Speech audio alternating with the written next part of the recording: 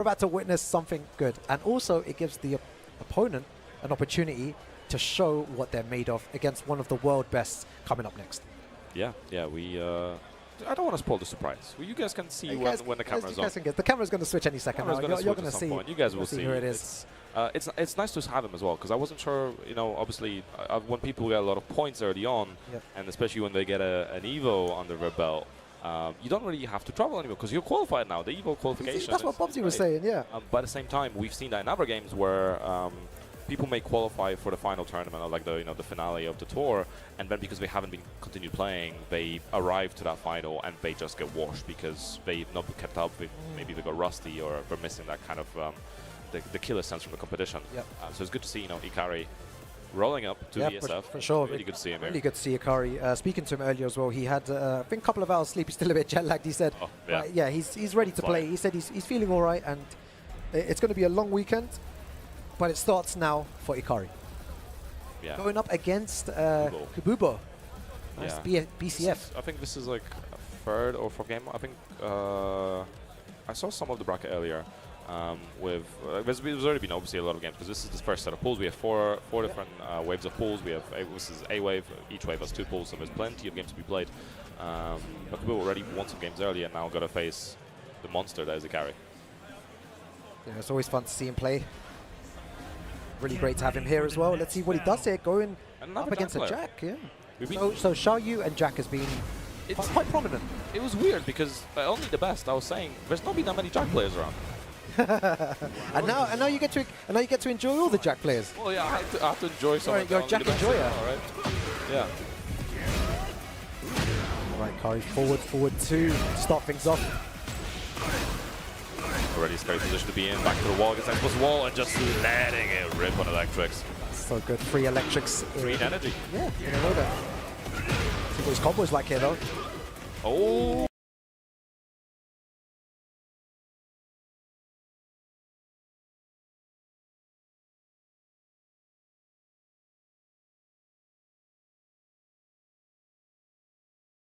The landing does not matter.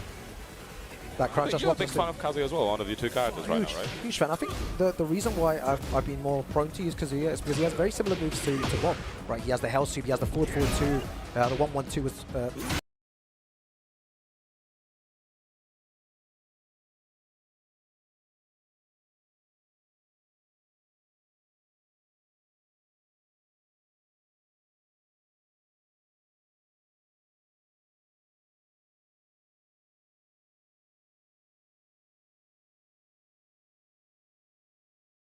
Kind of similar as well, so very similar kind of tool set, and a great character. I think once you start to get going with Kazuya, it's very difficult to stop.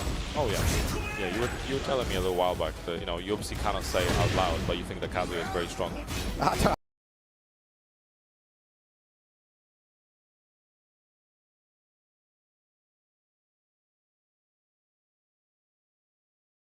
I do not remember that conversation. One time at a tournament. No, you're probably talking to someone else, man. All right, Ikari, 2 rounds on the board. I do not remember that conversation. One time at a tournament. No, you're probably talking to someone else, man. All right, Ikari, 2 rounds on the board. All the time, my lad. I do not remember that conversation. One time at a tournament. No, you're probably talking to someone else, man. All right, Ikari, 2 rounds on the board. All the time, my lad. I do not remember that conversation. One time at a tournament. No, you're probably talking to someone else, man. All right, Ikari, 2 rounds. Now, when's he going to go for that Hell Sweep? I like the down to interrupt trying to I do not remember that conversation. One time at a tournament. No, you're probably talking to someone else, man. All right, Ikari, 2 rounds straight there. What we expected from a player of his caliber here. And immediately getting the hydration going, keeping hydrated. It is fairly warm. It's like 26, 27 degrees, I think, today. Oh, look, he's... Sponsorship placement? Yeah. It's crazy, man. Is there even a shirt somewhere? Maybe it is. But yeah, keeping very dominant performance already from Ikari, and it's always difficult, like, really get to move around. So, you don't get to do the classic thing as you want to try to do against Kazuya. You can't do the decisive left duck too much. So I think we kind of need to... Whoa, nice! But you know, I was talking about going for a Hell Sweep, and he went for it there, and it was the wrong option. Was so ready for it, and he's going to eat at least half bar for that one mistake.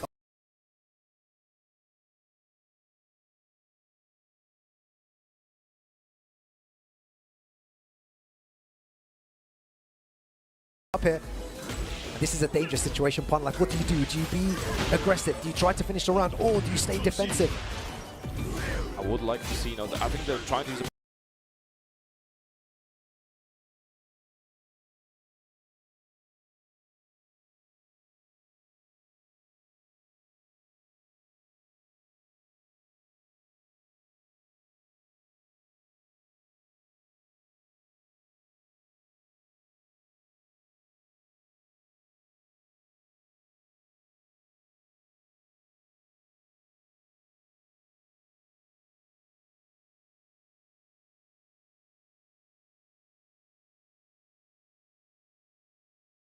I know that I was labbing that. I have a jack in my local area, so nice. You gotta love those things. Nice. Kububo has nothing. I know that I was labbing that. I have a jack in my local area, so you gotta love those things. Trying to go for more like knowledge and Kububo has setups. nothing. I know that I was labbing that. I have a jack in my local area, so you gotta love those things.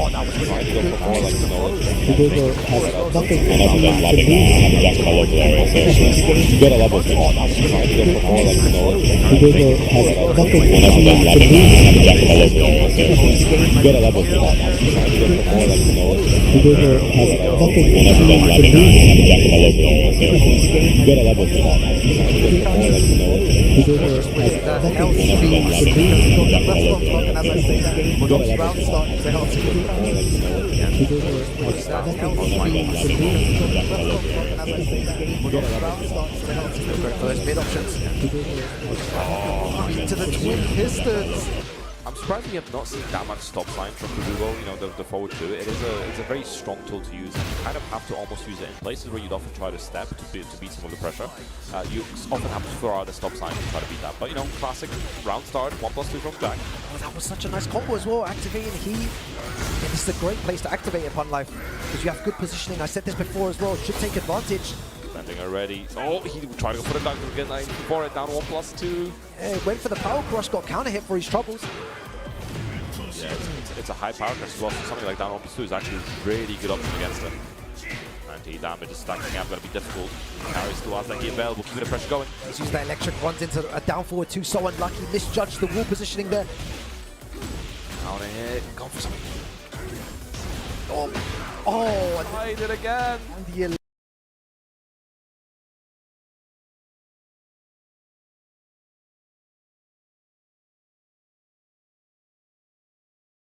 electric there. This won't be enough to Win kill, right? this. Still alive. One final mix here. Nice, down forward 4. It's a classic, right? Like, you always want to go for something that's not very committal against an opponent when you're ending the round. Like, lows ups you can get punished for, but something like a down forward 4, like a down forward 1, are such good options to just throw out. If they stay on the ground, then you probably haven't whiffed anything too big.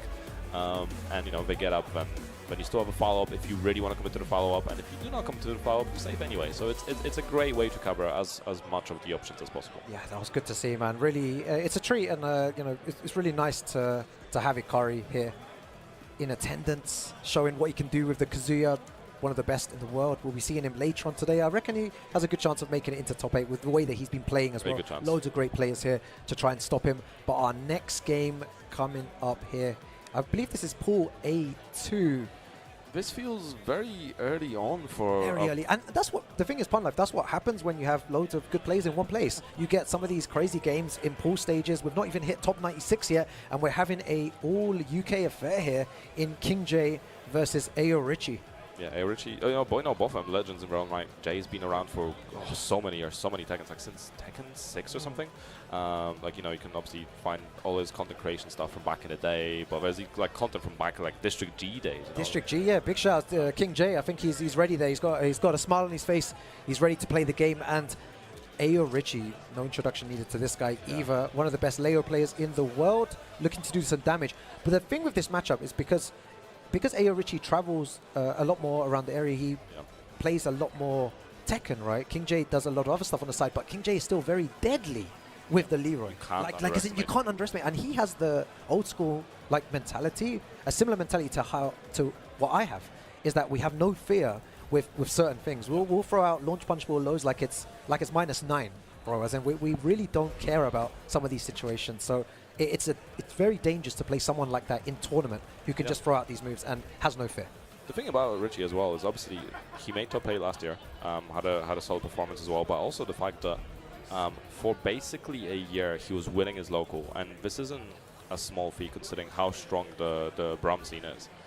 Shout out, Black Country Foundry. Oh, they had an event yesterday as well. Yeah. Yesterday, I think Kane and Trench won, if I'm not mistaken. I think it actually got second.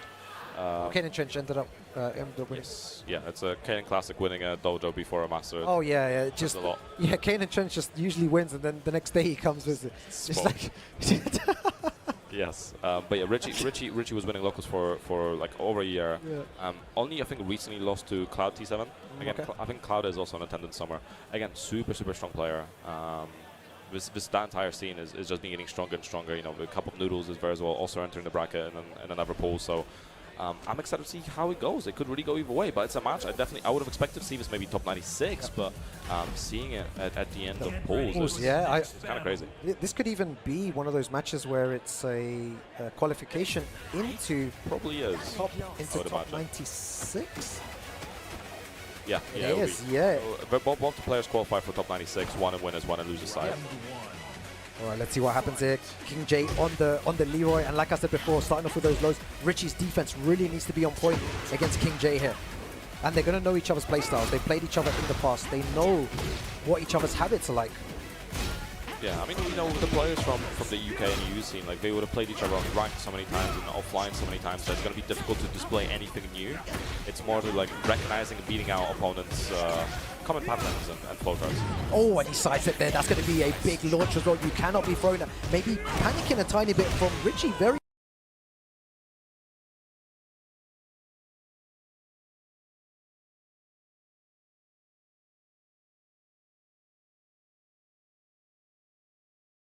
Early on there to just let the heat burst rip. Yeah, it's definitely going to cost him, but Jay making the most of the situation, but it's only one round. Nice punish, but 2-2. Immediately parries. Yeah, good parry there, Fun Life. That's the thing with Leroy, you got to be very careful of how you're trying to approach.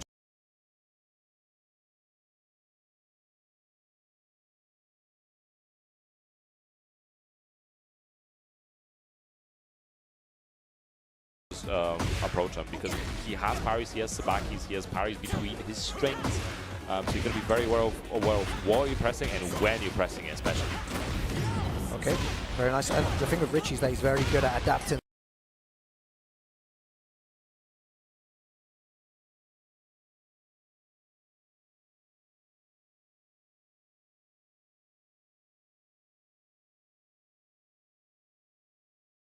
So, King J might have got that first round. We always talk about the second game Richie, right? Like, yeah, all the time, right? We haven't seen him lose the first game, but gets so much information and just blows it out very comfortably. The second game onwards, nice again, the back turn and the entry to back KK. Getting those plus frames as well. Richie just responded with a single jab. Nice slow parry. No parry, yeah. And that's so important as well, because that low is such a good situation for Leroy. Like, even when you block that low, there's still options you have to be considering. Kind of similar to like barring down back four situation. Back against the wall. Nice punish. He's going to use that final bit of heat. Really good stuff from him, knowing that his heat was about to run out as well. Oh, that's going to be a huge launcher as well. Okay, block two. Move the spike down. Yes, he can. Another round on the board. Just needs one more to take the first game. Guaranteed damage there from AO Richie. It's scary as well, because this stage still has a lot of breakable hazards that could potentially be coming into play. He's starting to fish for those lows. Uh-oh. Just that buckle and just faking it out now, trying to get Jay to press something. Yeah, Fun Life on 2 occasions there, he wants Jay to press. Jay is not biting right now, and that's a great use of the cane. I always feel like that combo drops, but it's obviously not a drop combo. At the wall as well. What's the open for Jay? What's he going to do? What's the follow-up? Going low side support. Yeah, Richie just staying on the ground. I don't know if that was the right option. We're going into a final round situation. Yeah, I think the press into the cane was very unfortunate for Richie, because didn't manage to interrupt it, but did get caught with the follow-up hits, and that really gave Jay the round. And now we just blanked for that final game. That's 3 lows in a row from Jay. This is what I was saying about the old school mentality, not being afraid there. Is he going to go for another one here? As well, trying to keep the advantage going after it. It's a very strong move. Richie's playing Tekken 7 at the moment. Oh! Hop kick, knowing that he was going to do a low. Nice Carry to the wall as well. Beautiful. Richie going for his execution. Right down. Nice big chunk of damage. He's still available. TWT, this is not the situation to be in. I don't think this is enough to kill, but yeah, one more hit. Down 4, sealing the deal. Goes for the low. There he gets that very close as well, and you would expect it from both these players. They know each other very well, Punlife. We did say this before. It was interesting as well, because every time one of them got the wall, they basically almost fully single-handedly finished the game. Finished the game, yeah, and that's how dangerous sequences really well. Right. A different stage, less hazards, less shenanigans. To be fair, we didn't even see the hazards really come into play that much. Not too much, no. Jay still being very adamant with that low, not being deterred from using it. Trying to go for the wall. I like the way he's moving away from the wall as well. Immediately trying to create some space to work around it. Richie playing defensive. What's he waiting for here? Nice big counter hit. That's what he was waiting for. We were talking about it before, waiting for those big opportunities and then taking straight to the wall. And usually they manage to take the round in this dangerous position. See if Jay can change that. Parry. Yeah, I like the confidence. Oh, I think he stopped. Yep. Nicely done. I like the confidence from Jay. Two things were stopping after the first low as well, not going into stance, and then also, yeah, immediately canceling stance, not always committing to an option. Make your opponent guess, and I think both those plays from Jay were actually super on point. Really good. Back against the wall. Mentioned before the way that Richie's trying to get out the wall. You know, he doesn't want any business with that wall. He's trying to get out and Jay just trying to lock him down. He's going to get the wall spat for that. Yeah, beautiful confirm from Richie in the back too. Big chunk of damage, flip over as well, and going for it again. Oh, the parry. He hasn't got any resources available, tries to slice them into buttons. He's going to get this in the back though. Plus frames. Has he available? No punish. Yeah, 20 seconds remaining. Time could be a factor. Going for the heat smash. Oh, down back 2 instead. And the full combo?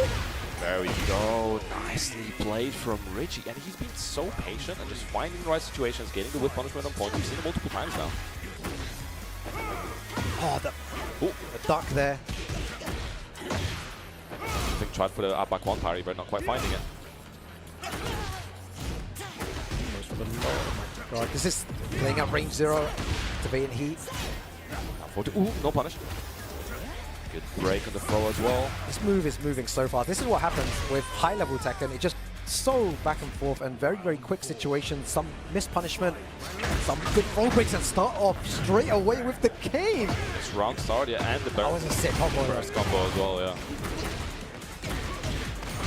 Nice, big chunk of damage against the Oki. Again for the free doesn't. Oh, wrong way. What? He didn't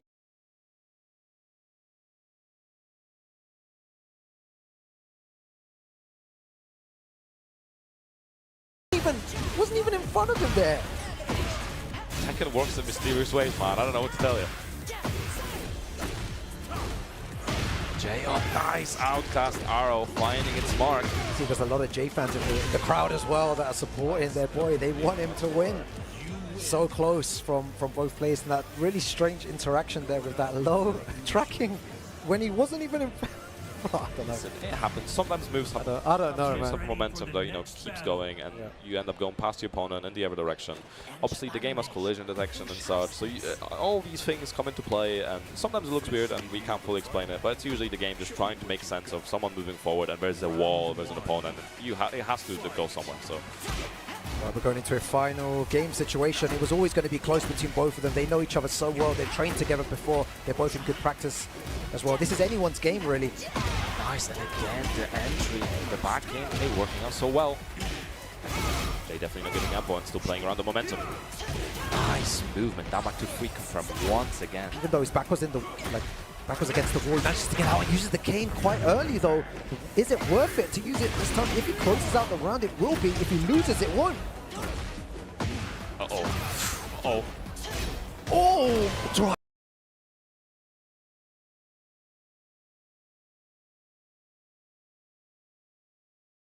to go for the cheeky low. After that, you could see what he was trying to do. King J, 2 more rounds and he moves forward. I think a regular follow-up would have not killed, so I respect the attempt to try to go for a greedy play to try to finish, but Jay made the most of it, as you said, you know. You've been seeing these things for years. Leo's been a guard since second 6, right? The thing is, Richie's not really one of those players that's super greedy. So for him to do that in that situation, I don't know if this is going to shift from King J's momentum. Big punish from Richie as well. He needed that. Gets the wall. The activation. Good damage. Big damage. Jay looking for the orbital. We see work out for a few times before, but forward too. What a classic. Trying to get away from the wall. Richie's been doing that so well. Whenever he's back's against the wall, he manages to find the way out. But King J trying to do the same thing didn't work out in his favor. He tried for the running free as well. Oh, that's a nice low parry as well. He needs to be careful with the low parry. He's been doing that a lot as well. Going for the shoulder. Toe kick as well, escaping that pressure. Jay used to get away from the wall. Looking for the Sabaki. It's a small punish. Oh, again, low parry. He's seeing these now. Low parry is a really good option against Leroy. 14. Oh, it's going to go for the damage. One pixel remaining again, goes for the mid option. Low parry is a really good option against advances here. Leroy, top 96 winner side. 14. Oh, it's going to go for the damage. One pixel remaining again, goes for the mid option. Low parry is a really good option against advances here. Leroy, the evasion of that move as well. 14. Oh, it's going to go for the damage. One pixel remaining again, goes for the mid option. Low parry is a really good option against advances here. Make the most of it, obviously. Jay spikes him down. Nice, I like the low. Gotta get away from this wall though. Creating a lot more space. Now we're back to neutral. Look at all the mids he's been doing as well. Just so many mids. Decides to break that from Richie. Working out, doesn't get much for it, but you know, it still leaves him in a much better situation. We're back to playing neutral. The thing with this pun life is though, Richie has got heat. He's going to want to utilize it. King J's going to want to look to punish that for sure. Nice little punish on that though.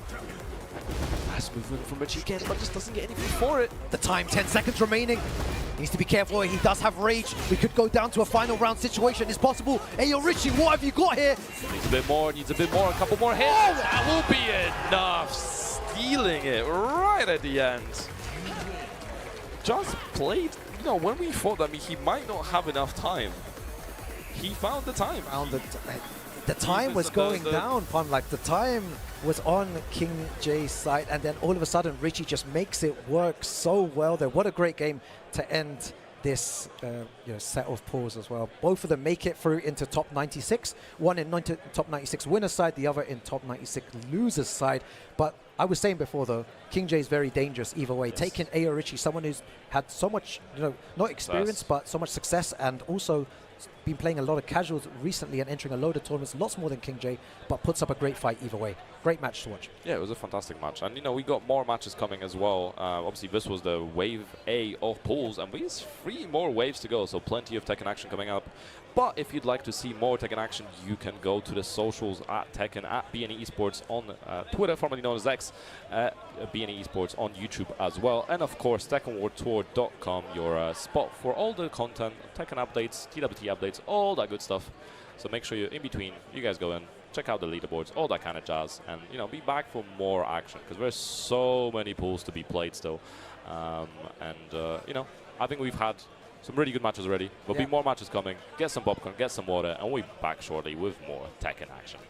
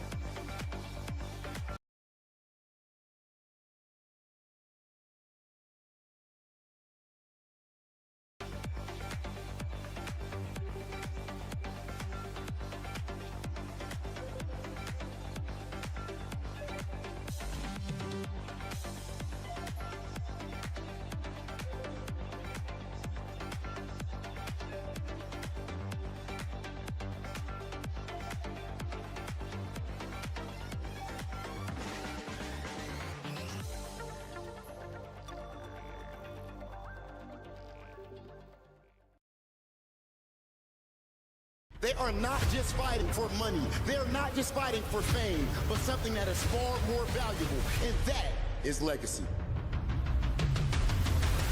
Oh my God, the pressure off the wall, though! Oh my God! How did he do it? That could cost him! No way! Oh my God! Absolutely no room for error. He's smashed! Ulsan is your back-to-back Esports World Cup champion for Tekken 8!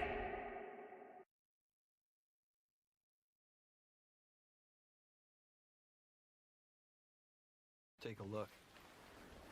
What a sight to behold. Whew, that's all over.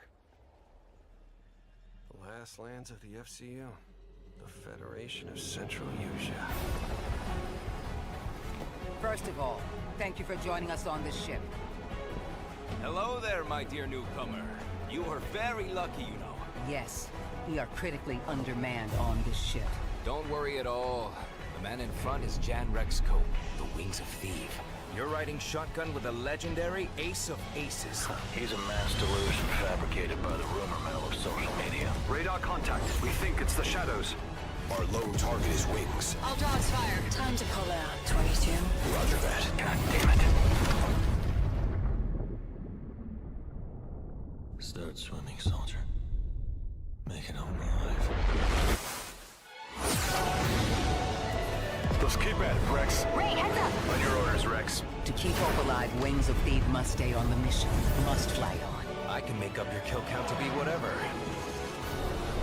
Right. From now on, you'll be the greatest ace pilot this war will ever know.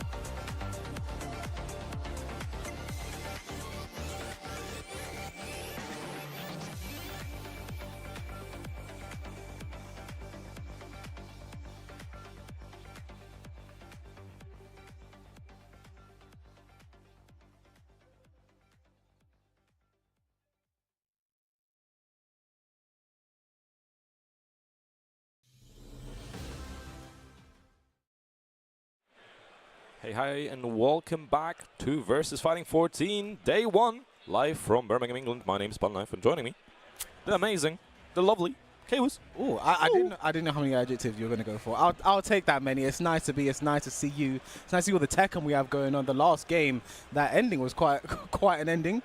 You know, I think that's what happens when you're like two friends, two long-standing training partners going at you. You really have those really fun endings. But now we're going to be here with a new set of pools, a new set of players and characters. Punlife, how are we feeling about that? I'm always excited. Like, I was talking to Rakang earlier about this.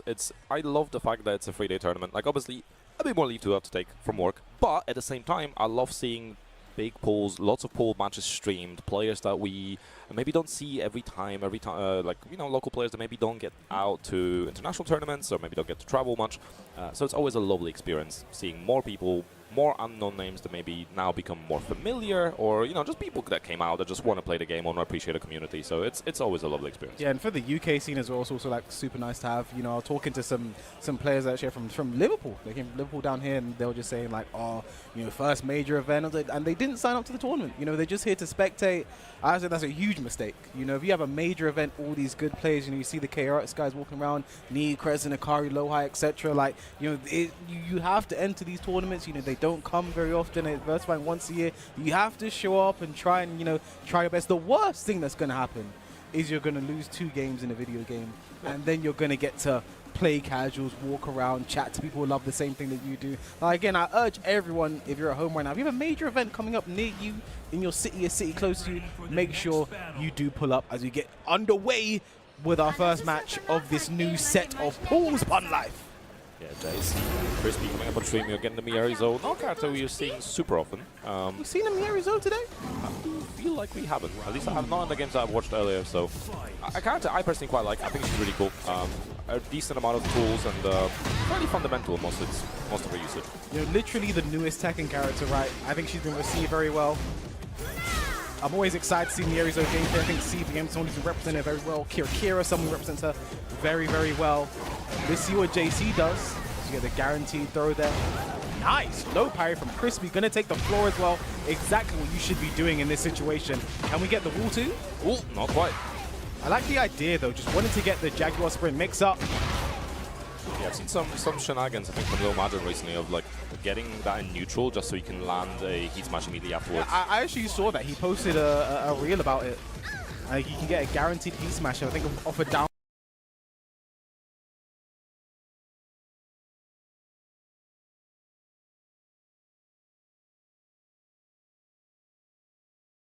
For 2 counter hit. Yeah. Yeah, I think King definitely needed that. That's something he... King needed is more Oki. Oh, yes, yeah. It's, you know, very weak Oki he's got. Nice step and punish there from JC. Good adjust on the combo as well. Oh, no, wanted the floor break, but up forward 1 doesn't hit unless it's like clean on.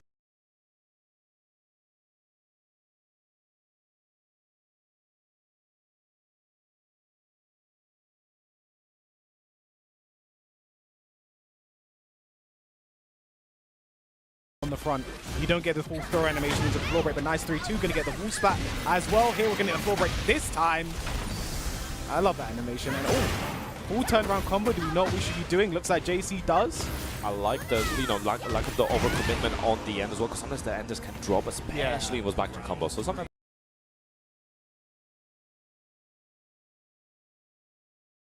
you know, get a little less damage, but make sure you get most of the Oki after. Down 4-2, floating out of the air there. Forward 4-2-2. Nice move there from Mierizo. When I first saw that, I thought it was going to be a heat engage. It looks very heat engaging. Yes. Down 4-2. Nice, gets the launch. Keeps the combo very simple. Might heat engage as well. It's a possibility. There it is. Sorry, heat burst. Maybe going for the damage. Looking for that down 2. Big whip. Nice punish with the down 1+2. Should be enough to kill, especially with the heat. Not even going to need it.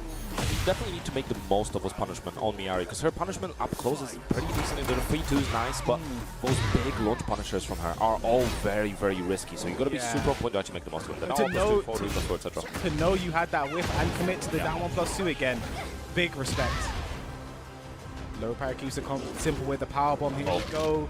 Here we go. And is this dead Punlife? Maybe. Oh, 100 damage, just not enough. Can we get the comeback? No, we can't. Also, you took too long to answer that.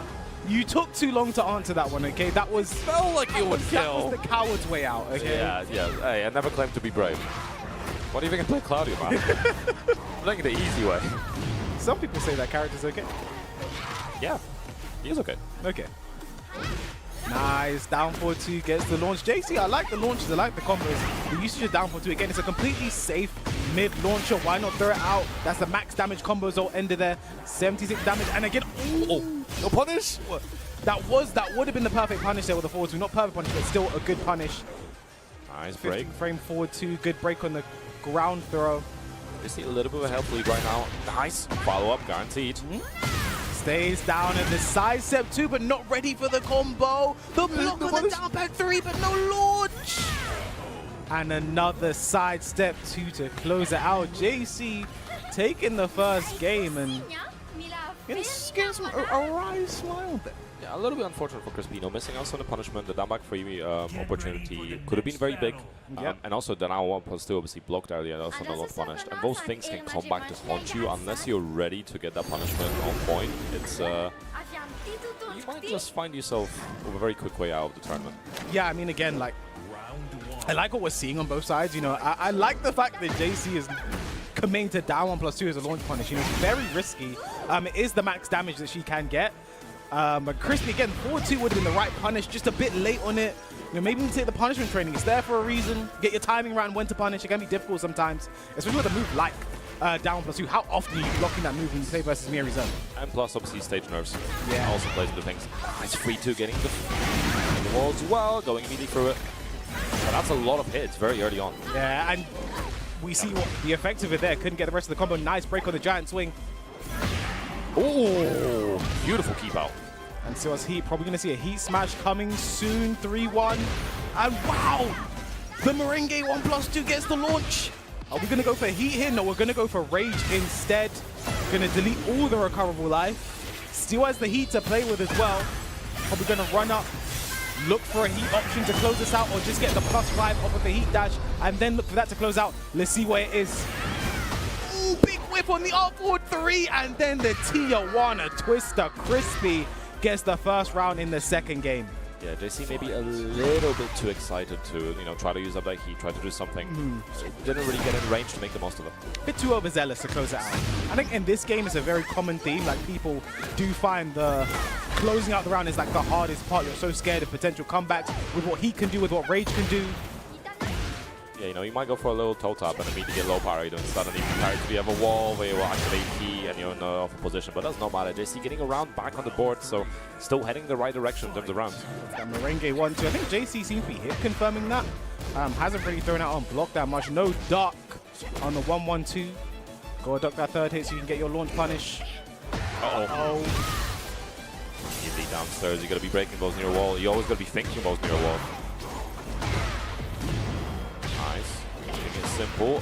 Where's the Oki? Do you think Lee is okay with him destroying his house like this? Honestly, he deserves it. Because after of how the crimes he's been committing in this season. Okay, yeah, I thought so. Yeah, I agree. You know, as I blow up the window, I'd be like, this is for 1+2. Oh, nice punish. Maybe a little bit more, but you know, it's something. Something is better than nothing, but while sending 1-4 could have been a hit to come there. 4-4-2, only -1 in heat. Nice use of the Jaguar slide. Is that dead? No. One more hit does it, stays down. It's an alley kick. Just like Crispy trying, looking for get that game on the board, get back into the set. But JC, nice. Strong start ready. Yeah, good. Perfect combo as well. Going to break the, blast the wall, in fact. Oh, I would have liked to see the up back wall. To get back to the back, yeah. Because that wall position is super important on the stage. But hey, still back to the next one anyway. Yeah, we're back at the other wall. All's well that ends well, you know.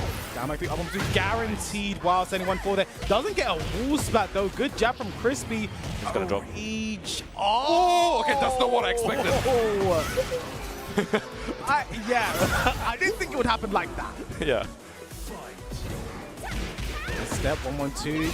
Nice punish. There it is. The bow bob 3. Nice low jab. Again, no throw broke and getting a chunk of damage off of that one. Are we going to see the Oki again? Yes, we are. No Jaguar sprint though. 2-1 the plus frames. Oh, goes in for the heat smash. Yeah, natural hit, but then she got caught ducking or moving. No punch, no break. Also, it's reached the wall. Gonna get a wall. I think it is. No, just shy. Lucky there for JC. So if you take the pickup potential, that's no matter. Sidestep to counter here again. I don't think this combo's enough to kill. It's going to be the following situation. A low parry again from Crispy. The powerbomb again, not enough to kill. Down 4, but it's a down.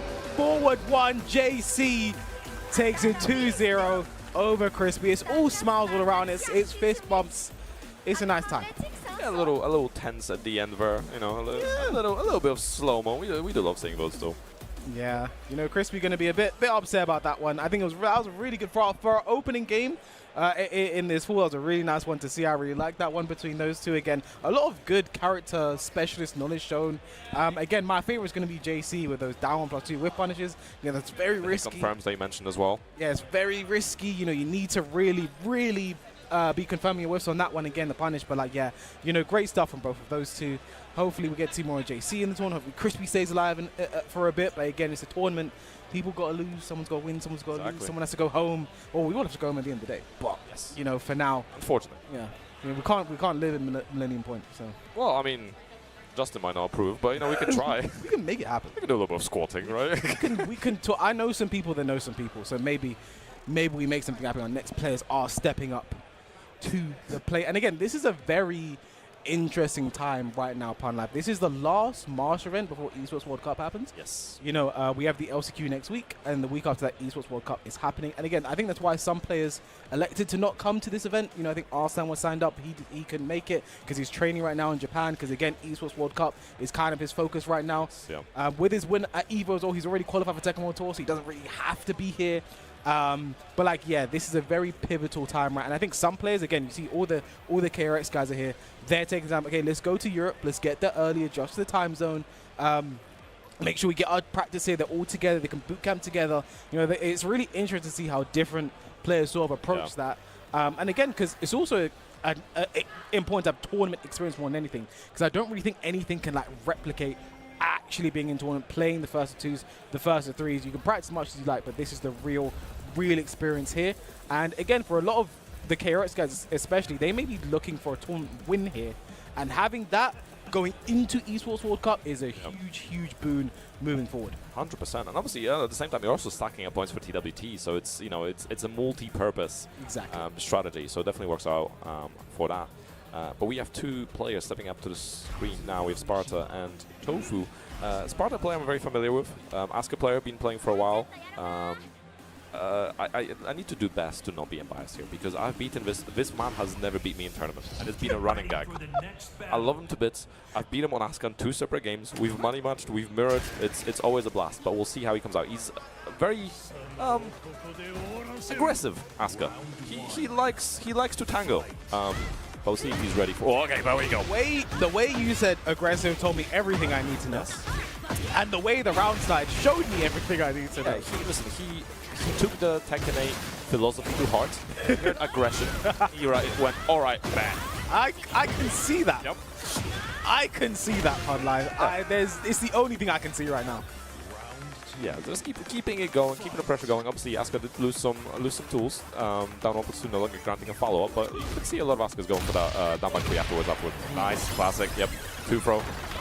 When the floor break is active, you see people just start to really zero in it. He gets the back 3. We might see another floor break here. Actually, all tried it, but doesn't get punished hard for it. With the one.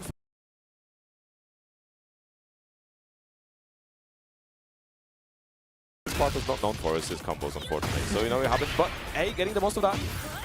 Another floor break. Almost a perfect adjustment there. But it was just a bit too close.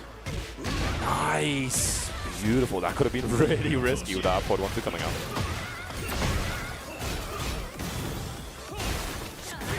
Ooh, going over.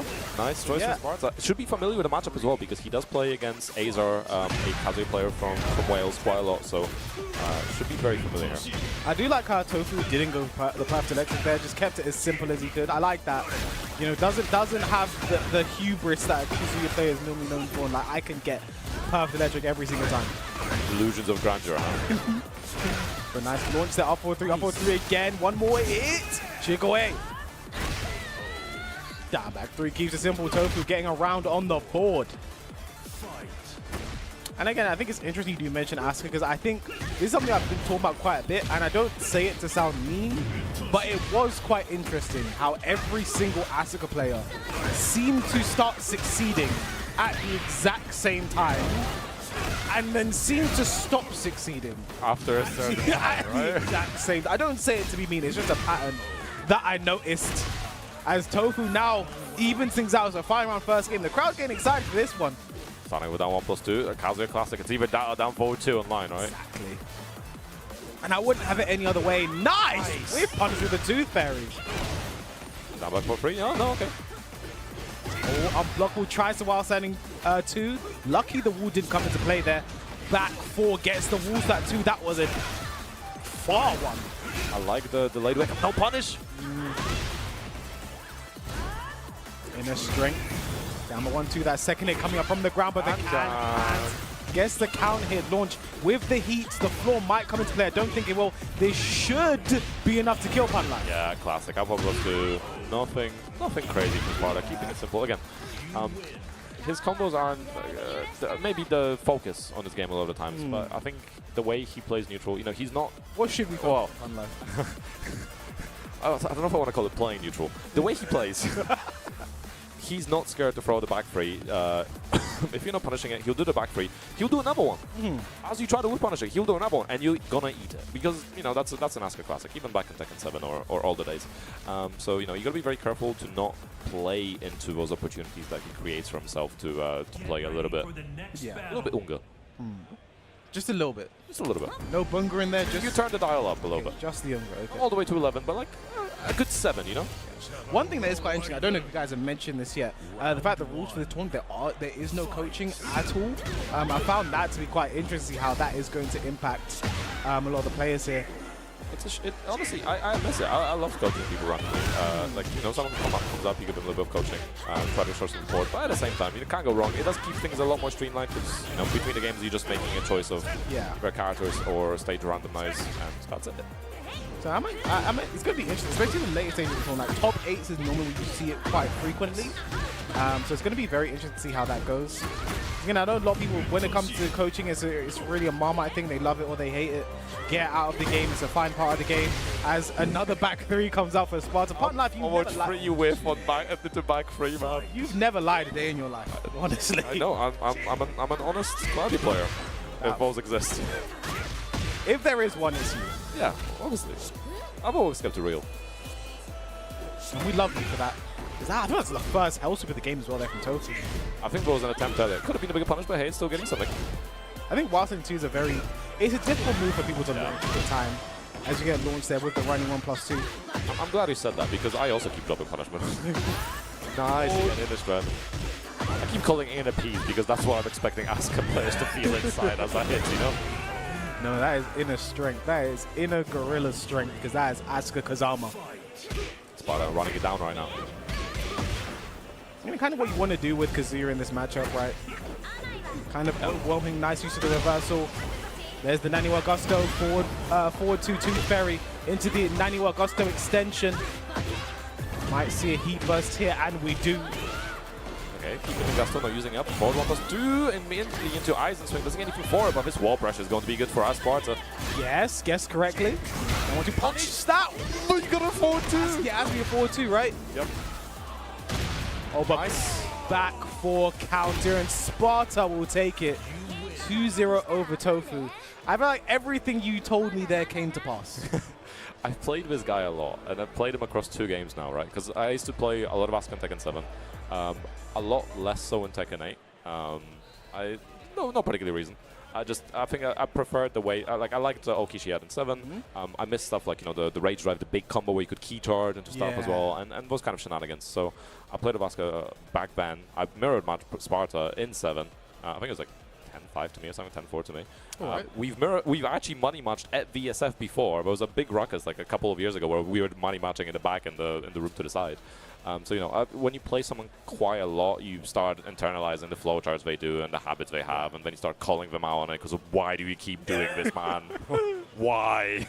No, I do love that. It's one of my favorite parts of commentary as well. When I do commentate a player, I've played a lot in tournament, gone to war with a lot of times. Like, you know, I see the things I'm normally, when I'm playing against him, what I used to see, and I love calling that out. I love having a corrector being like, hey, he's going to do this, and then he does do it. It's pure dopamine. I believe that was Pygmy Slanesh sitting up there as well. So versus Vampire Bat. I think Vampire Bat from Exeter of DC, if I'm not mistaken. Been playing around for a while as well. Been part of Southwest Tekken as well. I think joining some of our online locals before. I think making it to Bristol a few times as well. So okay. Nice all over the place. Yes. All over the place. I mean, Exeter is pretty far out, right? So it's you're not reaching probably too many locals unless you're going to Bristol, or maybe if you're really brave, Southampton. Brave. It's a journey, you know. It's a trek. I mean, I'm not saying it sound like it's a dangerous place. Oh, yeah, because I rock up every locals. Beware of the rogues of Southampton. Oh yeah, absolutely. But yeah, we'll see. Pygmy's been around for a while as well. Been playing the Kaz for a long time. Played a lot during the Elf days. Some all the time. The good old days. The good old days. But yeah, no, I'm expecting the Kaz. I don't think I've ever seen him play anyone else. So it does mean we are going to get back-to-back Kazuyas on the stream. It's kind of weird. The character representation so far has been something unexpected. Like the Kaz, fair enough. You know, like we've been seeing a lot of Kaz, popular character. But we've had a lot of Xiaoyus and we had a lot of Jack. I mean, it's kind of like it's the future, you know. Like back in the day, if the future's looking bleak, man. I mean, like back in the day, if you're looking at UK events, you're seeing Guarang and Steve and King, for the most part. But like, it's been a lot of changes, you know. Kazuya's coming out. It's funny. I just said a lot of Xiaoyus. There's another Xiaoyu. Yeah. Vampire Bat played Negan in 7 because obviously Lucille, the Vampire Bat. Oh, okay. You know what? I'm embarrassed how long it took me to get this, but when Negan says she is a vampire bat, vampires turn into bats. Yes. And it didn't click in my brain for a long time. I was thinking to myself like, oh, I guess you like blood, and it's a bat. No, vampires turn into bats, and that's why he said it's a bat, and it's a bat. It took me. I'm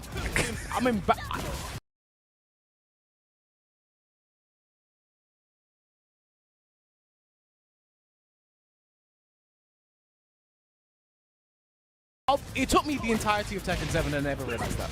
Listen, some people take extra time. It's fine. There's no shame in it. You sound like my teachers in school. I'm sorry. Getting to the similar age now, man. Oh, but nice. Use of the evasion there from Vampire Bat. And nice low parry as well. Should be able to carry to the wall. No, just shy. And now, good patience for not getting hit by the Shigure. Nice movement. Could be something bigger time. Slowly taking Vampire Bat in just ahead. Oh. One more hit does it. Down forward 4. Finishes ring another down forward 4. Vampire Bat. Sorry, Pygmy Slanesh taking the first round. Still rocking the elf tag, I just realized. Oh! Guy, I respect it. I still did the same thing, so it's good to see. Keeping traditions alive. Yes, sir. East London Fires, for those of you who don't know, turn around into some mid-trust. Again, I like the patience. Vampire Bat not committing. Oh, it was a nice dunk, but just not at quite the right time. There we go. Vampire Bat really scouting these lows right now. Seems to be a big part of their anti-Kazuya. No, only -11. Or you turn around and wait for the parry, and then you launch. Those are your options there on the Cali roll. Nice. Maybe pick me a little bit too healthy happy. The Kazuya we just had, we didn't really see many health sweeps. Now, Ping, we're seeing so many of them come out. Again, just the variance in gameplay we have with the character. I mean, we have like one of the best Kazuyas in the world in the building this week as well. Akari is here, so hopefully you can see him later on in the bracket as well. Nice whiff punish. Vampire Bat has been actually super on point with the whiff punishment. Just waiting for the right opportunities, trying to capitalize on them. Again, spiking on combo. No, actually didn't delay the last hit there to get the spike. Back turn, heat smash. Was the mix full on block? Pygmy just looking at, and a low parry again from Vampire Bat. Not going to be enough to kill, but the forward 4-3 does it again. Vampire Bat looking very impressive. Yeah, Pygmy gotta start firing up those mids or start delaying the lows more. It's just costing them. We're all coming at the same timing. Like, I do respect, you know, the fact, okay, I just got a health sweep blocked again, going for it straight away. Like, that was the good part, but you need to know when to pull back. It's really starting to cost Pygmy. There's the Cali roll. Going to be a lot of damage as well. Should be able to carry to all. No, just wants the unblockable setup. Pygmy stays down. I really like the way Vampire Bat's playing here. Just finding all the opportunities. Not overcommitted, but hey, getting hit by the last time to this time. Maybe one duck too many. Yeah, I mean, if they're ducking like hell sweeps, the mids have to work at some point. That's what Pygmy's thinking. Again, more mids. Again, more mids. Pygmy understands what the job should be now. Vampire Bat try to press on Wake Up, definitely getting called out for it. There's a patricide fist into down back 4. Pygmy looking really good again. More mids are coming out right now for Pygmy. Forward 2. 1+2 understands what the job should be. Nice punish.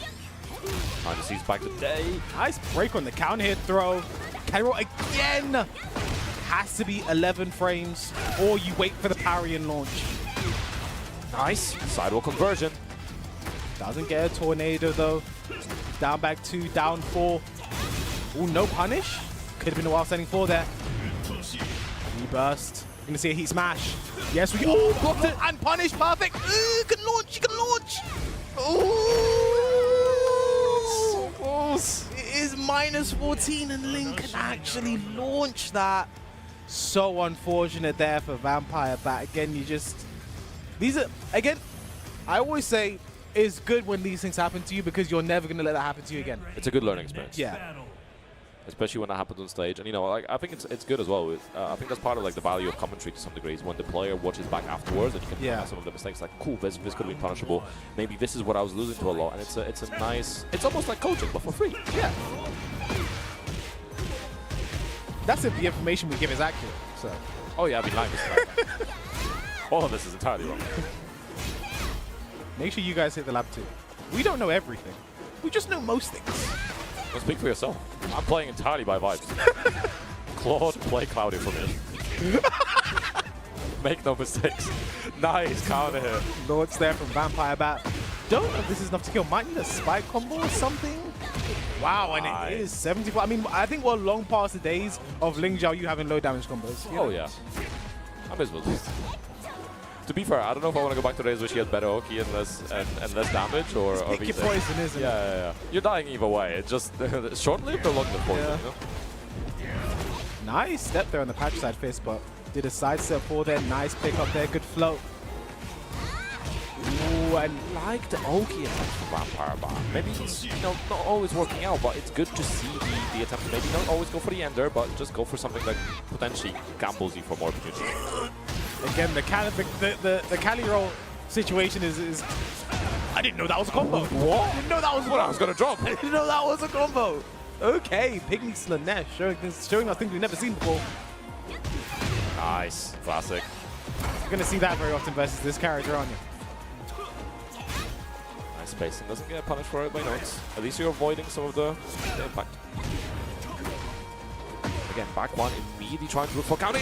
Just try to stop. Just raw. It's raw. Where is the love sauce? That one came from the soul. But now Pygmy is all mids right now. Really learned his lesson from that first game. Nice step on the down back 1-2. And like how Vampire Bat continued to walk after it whiffed as well, because the hitbox going, yep. the hitbox of the ground explosion can be a bit tricky to deal with. So I really like that from Vampire Bat. Nice. Oh, small punish. Could be a bit more. You know, there's something Vampire Bat's doing, Punlife. I want to talk to you about it after the game, because we mentioned this before, and I want to see your thoughts on it here. But we'll get to it later. And again, we saw it earlier happening once again. Oh, missing out on the flow. Honestly, I really like Vampire Bat's timing on like when to press, when to keep out, when to duck. It's worked in his favor so much. One more hit does it, and now we are tied up 1 game apiece.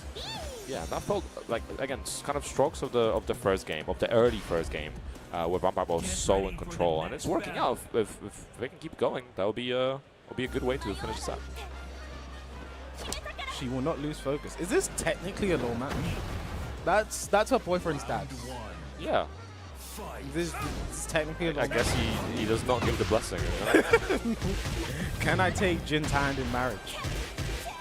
Well, I like how he said she's asking about the hand, not Jin. He's too shy. The guy started a war, but asking someone out? Nah, man. He would never ask, let's be honest. He would never ask. You have to do the battle prompt. Yeah. Press X to hand in marriage. And another carry roll there working out for Vampire Bat.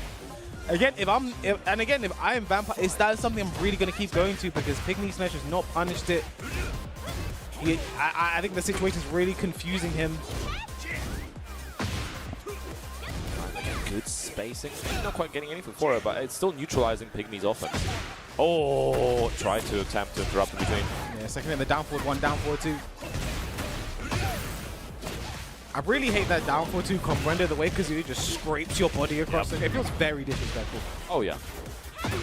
Not a fan of it. Don't do that to me. No! Oh, that's conditioning right there. The use of the unblockable, the cancel, the throw it out, that was really nice. The heat smash connects. Shouldn't be enough to kill, but the wall does the job. Just like that, set point Vampire Bat looking all in control right now, and all the conditions from across all the rounds really coming together right now. Love to see it. Only certain heat smashes get extra damage by touching the wall. And now, just finding perfect opportunity again. Transition from back turn into just normal front turn, I guess, and make the most of the space and create it. Nice down jab there from Pygmy. Just trying to alleviate some pressure, trying to get in right now. Can he waste the heat of Vampire Bat? That could have been a huge punish.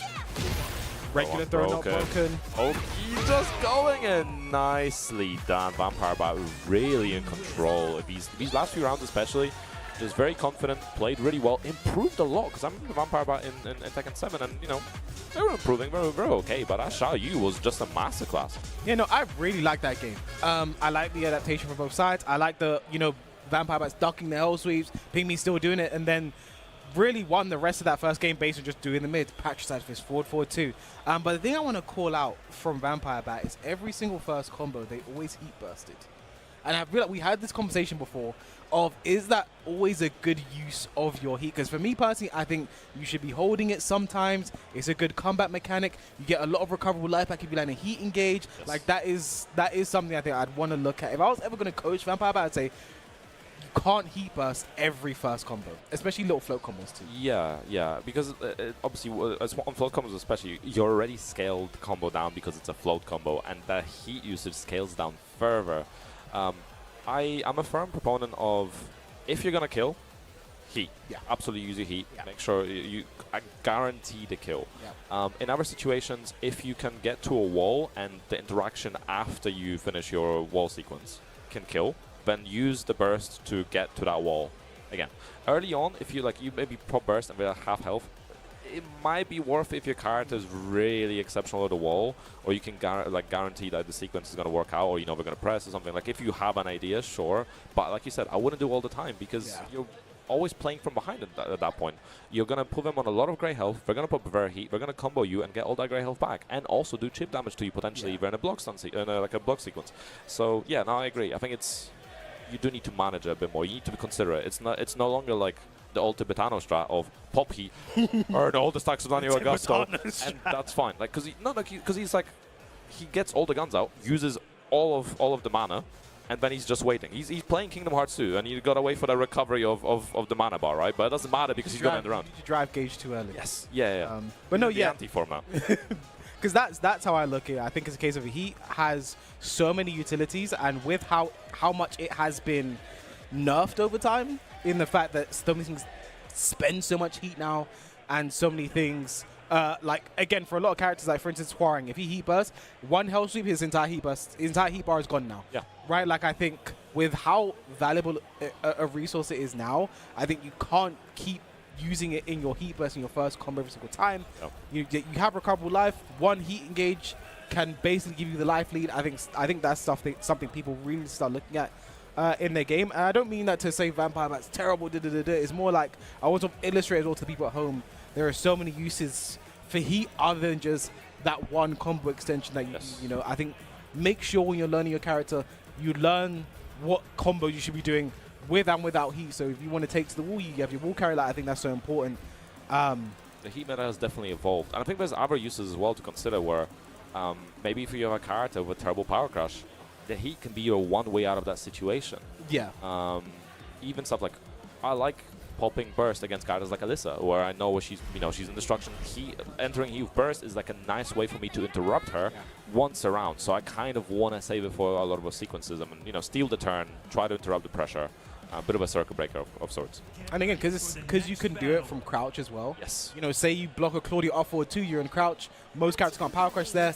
You can heat burst there. I think that's always something to keep in mind. And again, speaking of heat, we have 2 characters who use it quite effectively, in my opinion. It's Asuka and Lily. See, it's a law match. These 2, they're roommates. Oh yeah. It's interesting as well, actually, because I think Lily, maybe not taking quite as hard a hit as Asuka in the recent matches, but still very strong. And honestly, I think this matchup sucks for Asuka. Yeah, I can see that. I think Lily has really good keep out, really long range moves. So as Asuka, you have to be very careful of how you approach and what you do, which is interesting because Asuka usually had a bad approach in previous games. In this game, much better, but not good enough to contend with ability. So you got to find your timing for it. Yeah, I think you mentioned, like, again, the way the characters sit when it came to nerfs and balance. I think Lily is a character that's sitting at the top end of the totem pole right now. She looks like a top 10, top 15 character for the most part. I think she's been that way for most of the game's lifespan as well. I think Chikrin opened people's eyes at the first EVO Japan. And my eyes have been opened ever since. Oh, yeah. Yeah, I mean, I have to play Monster on Lily a lot, or used to. So my eyes have been open since release, man. Wide open. They're all fully red now. Especially when that back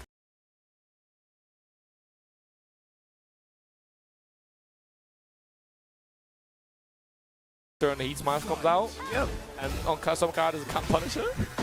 And again, Animax's eyes also been open. Starts off with 2 very fast runs. Again, for me, when it comes to the back turn heat smash, I feel like just making -14. Yeah, it would be nice. I think all low heat smashes right now are -14. I would love them to be more punishable. I can't make the decisions, but I think -14, the very least, every character should get.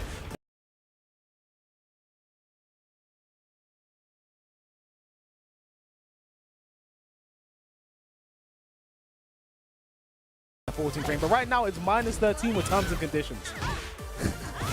That's how I look at it. Yeah, but -13 of asterisk. Oh, KS boss, that combo might have been enough to kill there. Nice use of up forward 3, duck while selling 3.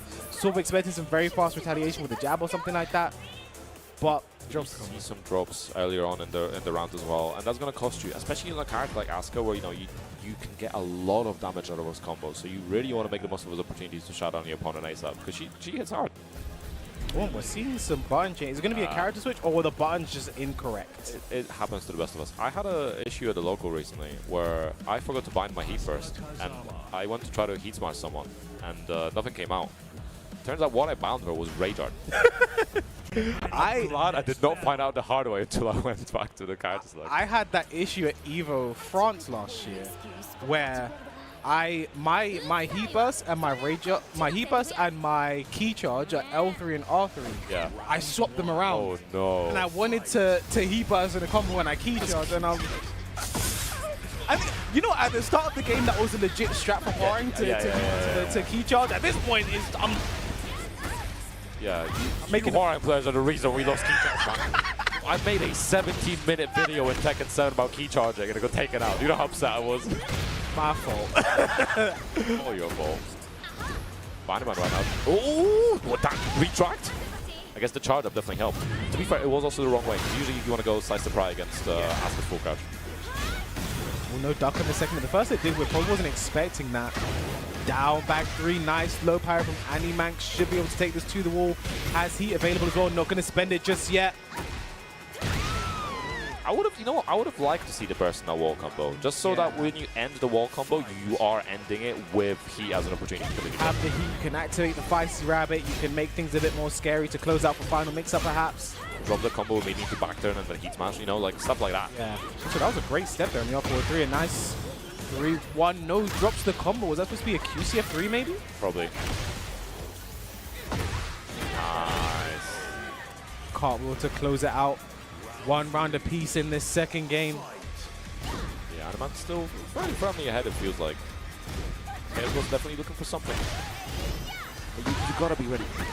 Missing on the punishment, but hey, it doesn't matter. It was a setup, Punline. Oh yeah. You lull them into a false sense of security. Yeah, that's why I say we're my punishment. Actually, really good conversion. 2-on-2 maybe, but it would be nicer. Tried to get a bit too fancy, I think. A nice punish there from Animanx. I think that's something that's always made Lily good. That's such strong minor punishment. You can't make many mistakes. Dark bomb. Nice up, forward, free, counter hit. Yeah, just get the rage out. Keep it simple. Make a push cutscene. It's the additional mental damage as well. When I'm in tournament and they're always about, I never feel any type of way, just always rage up. You never know what can happen. Honestly, it's not just a tournament thing for me. I want to make the opponent suffer. Okay. Well, I was coming at it from a it's mental warfare, man. Utility standpoint. Oh, it's good for the utility, but it's the additional bonus of making your opponent suffer. I think some rage outs in the game also pretty long as well. Like you make them sit there for a while. Make them watch a Kunimitsu rage out, an Armor King rage out. I missed the Negan rage out, man. Oh my goodness. Nice. Full crouch, make the most use of it. Oh, nice float out. Yeah, probably could have had a combo there, but wasn't sure, and I think didn't want to risk getting punished on something getting whipped there. Nice. The activation, getting the wall as well. Now back 2 would have been nice, right? It would have been nicely tornado, but Alpha 1 completely tracks to that side, which is why we saw that catching Lily there. Now 1 round apiece. Again, these games at this block right now are quite close, you know, Punman. We're seeing Animan go a lot to the left, which is kind of not what you would expect most of the time. I guess Lily players are kind of, you know, you have the freedom to go to either side, whichever you want. Wherever they feel like. And to be fair, going left is pretty decent for Lily as well, because we often see evasion being a bit better when going to the left. Like you end up crouching under moves a lot of the time. But you know, the side step right versus Asuka is a pretty good staple. We already started on some lows, nothing crazy, but a counter again. KS was finding that forward 2-on. Oh! Wow. Did not expect that to happen there. That one caught me off guard. I thought we were still watching Ling for a second. Looked like a Cali roll. Nice, big chunk of damage. I'm not trying to keep the pressure again. Bruno Beagle's been working out beautifully. Not quite enough to kill. Whoa, that was a while standing free. Just tried to make a while standing through. That did not work out. Animax strikes. Draws first blood in this final game. Nice. With punish there with a back 3. Combo drops again, a bit unfortunate, but that can cost you.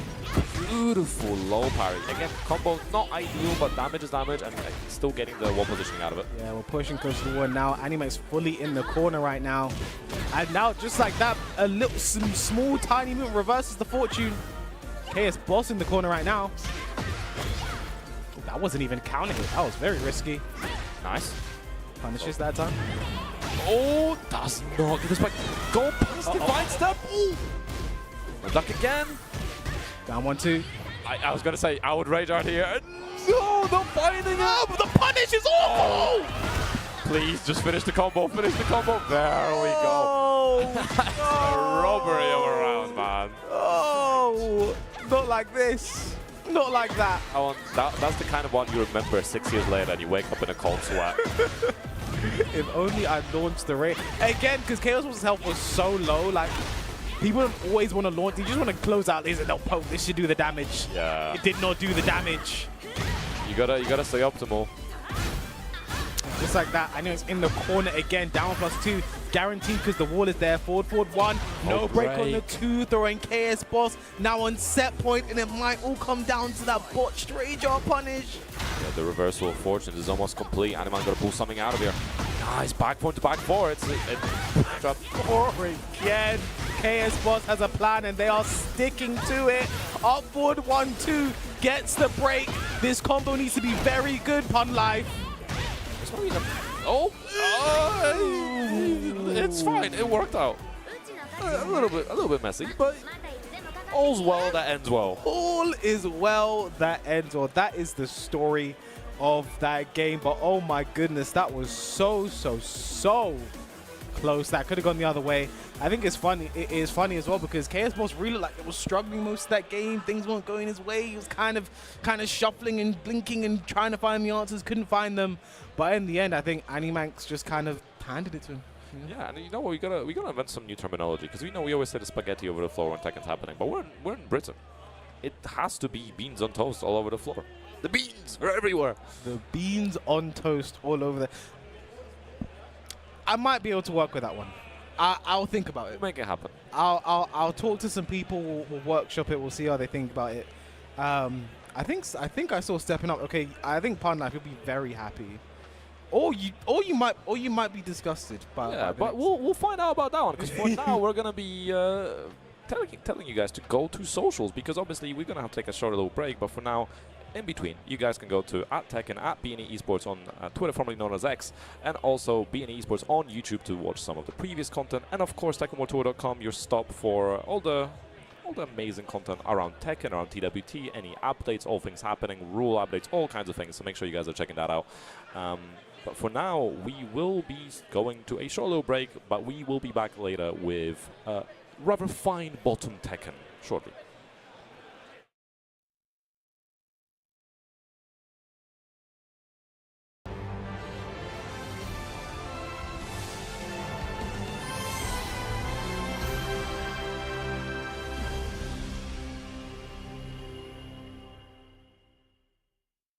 サッカーボールを友達に日本がワールドカップで優勝することを夢見る少年がいた。少年はサッカーを通じて多くの仲間やライバルに出会い、激闘の中で彼らとの友情や絆を育んでいっ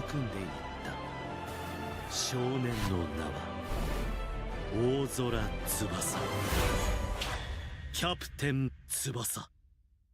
俺たちの世界一への道は今日から始まる。気合を入れていくぞ。行くぞ日本。そら俺たちのパワーサッカーを見せてやるぜ。押して押して押しまくるぞ。うわーぶっ潰してやる。サッカーもムエタイと同じく格闘技であることを体ごと教えてやるぜ。よし翼くん、読み通りだ。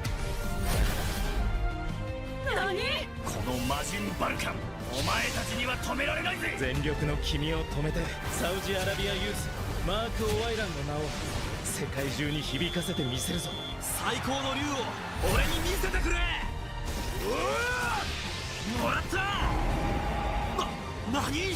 世界にはまだまだたくさんのライバルたちが待ち構えている。あれは俺はワールドユースチャンピオンシップ優勝を目指して戦い続けるんだ。サッカーボールは友達だと。ふざけるな。貧しさの中で必死にもがいてきた俺たちの方が強いってことを証明してやるんだ。今の俺の居場所はここだ。南米の黒豹の力を見ろ。このウルグアイの仲間と共に世界を取るんだ。何があろうと諦めはしない。日本代表の正ゴールキーパーになるために。大会に生き残りたいのなら戦え。闘志を失えばただ狩られるのみ。それがサッカーだ。僕はカレンとの約束を守るんだ。この試合レビン対策は俺に任せられてるんだ。なんて衝撃だが止めたぞ。相手を破壊することになっても僕はこのシュートを打ち続ける。お前を止めるのが俺の役目なんだ。あの連続ブロックをする勇気、君は立派な戦士だ。翼さん、こういう戦いを望んでたんだ。思い通りにはいかせないぜ翼。俺が世界一、俺が天才ファンティアスだ。若林、その右腕を砕いてゴールを奪わせてもらう。この腕が折れようともう手はやらん。俺はこの試合俺のサッカー人生の全てをぶつける。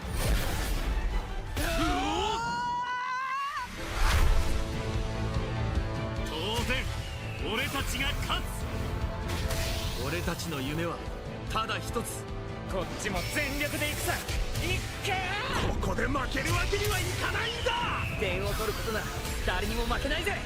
今日は勝負だ翼。日本が世界一を取れるなら死んでも構わない。今の俺は止められないぜ。スピードとテクニックだ。誰にも負けない。俺たちに期待してくれているみんなのため、そして世界一という大きな夢のためだ。俺もチームのみんなやブラジルを応援してくれる世界中の人たちの期待を背負っているんだ。サンターナこのボール、お前ならばナトゥレーザー。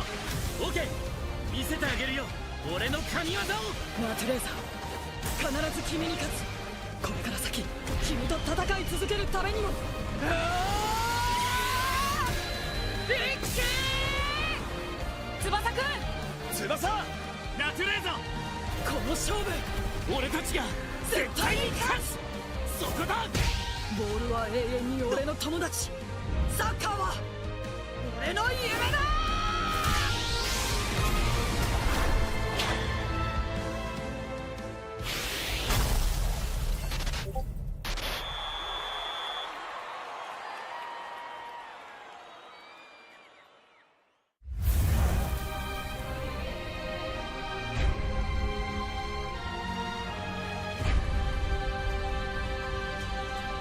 あの時の借りは必ず返す。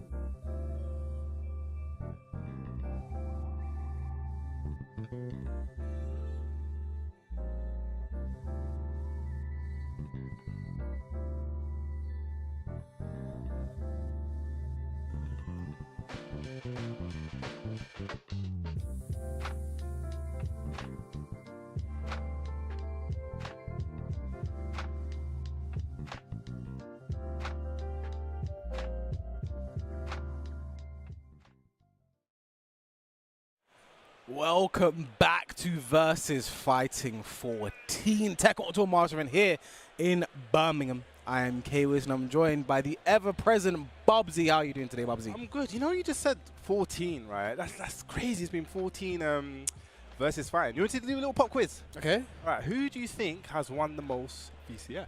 Isn't it tied? For Tekken. For Tekken. Isn't it tied between Ryan Hart and Real Menace? I actually just thought it was Real Menace. I think it's a tie. Oh, is it a tie? It's either Real Menace or it's a tie. I thought it was Real Menace won 3 back-to-back years. But who's been in the losing side the most? Who's gone to grand finals and lost the most? Is that Ryan Hart? Ru Kang. Oh! I don't know why I just decided to look that up, but it's a little fact for you guys at home. I'm gonna look that one up. Look that one up. Just don't actually, you know what? Just look it up before you come at me, guys. There's a lot of heritage in this tournament. Yes. I think Tekken has always been such a big event. Like, it's always the biggest event of VSFighting. I feel like there's so many people that come out for it. It's so cool to see. There are people. I was talking to Pan about it. Saw people that earlier who came from Liverpool. And they were like, yeah, like it's nice to be here. I'm not going to do an accent because I'm terrible at that accent. You know, that guy up there, and it kind of threw me because my missus' family, they're all from Liverpool. And when I heard that accent, I was just like, whoa. And then it started ringing in my head, I was like, whoa. But enough about Liverpool, because we got some Tekken going on right now. A lot of you guys at home might be familiar. You see that guy on the screen. That is Hasboys. Claudio Extraordinaire, been streaming a lot, making a lot of content. Always really good to see. One thing I'd like to see with Tekken is like so many new people and more people getting to making content, just the same names all the time. It's pretty cool, the variety. Going up against Glacial. Claudio and his Dragonov on the Glacial side. I mean, I like these picks for characters. Claudio's definitely one of those characters I really feel I like it because he just kind of, Claudio's one that just really streamlines the game for me. Like, I can come back after not playing Claudio for so long, and I just feel like, you know, I can get back into this character, but Claudio streamlines the game for all of the people that play the character. You know, he makes it really simple, really easy to play the game. 1-2, R4-2, sidestep lows, mix up with the mid, good to go. With how Claudio works, especially with how they've changed making easy running moves in Tekken, in Tekken 8, is Claudio kind of works in a way where you hop kick, but you do a lot of running too. You back them into the wall, and then you sidestep, and they guess for their life. I'm not going to lie. I'm one of those people that are running between hop kick. Just don't duck, innit? I need to make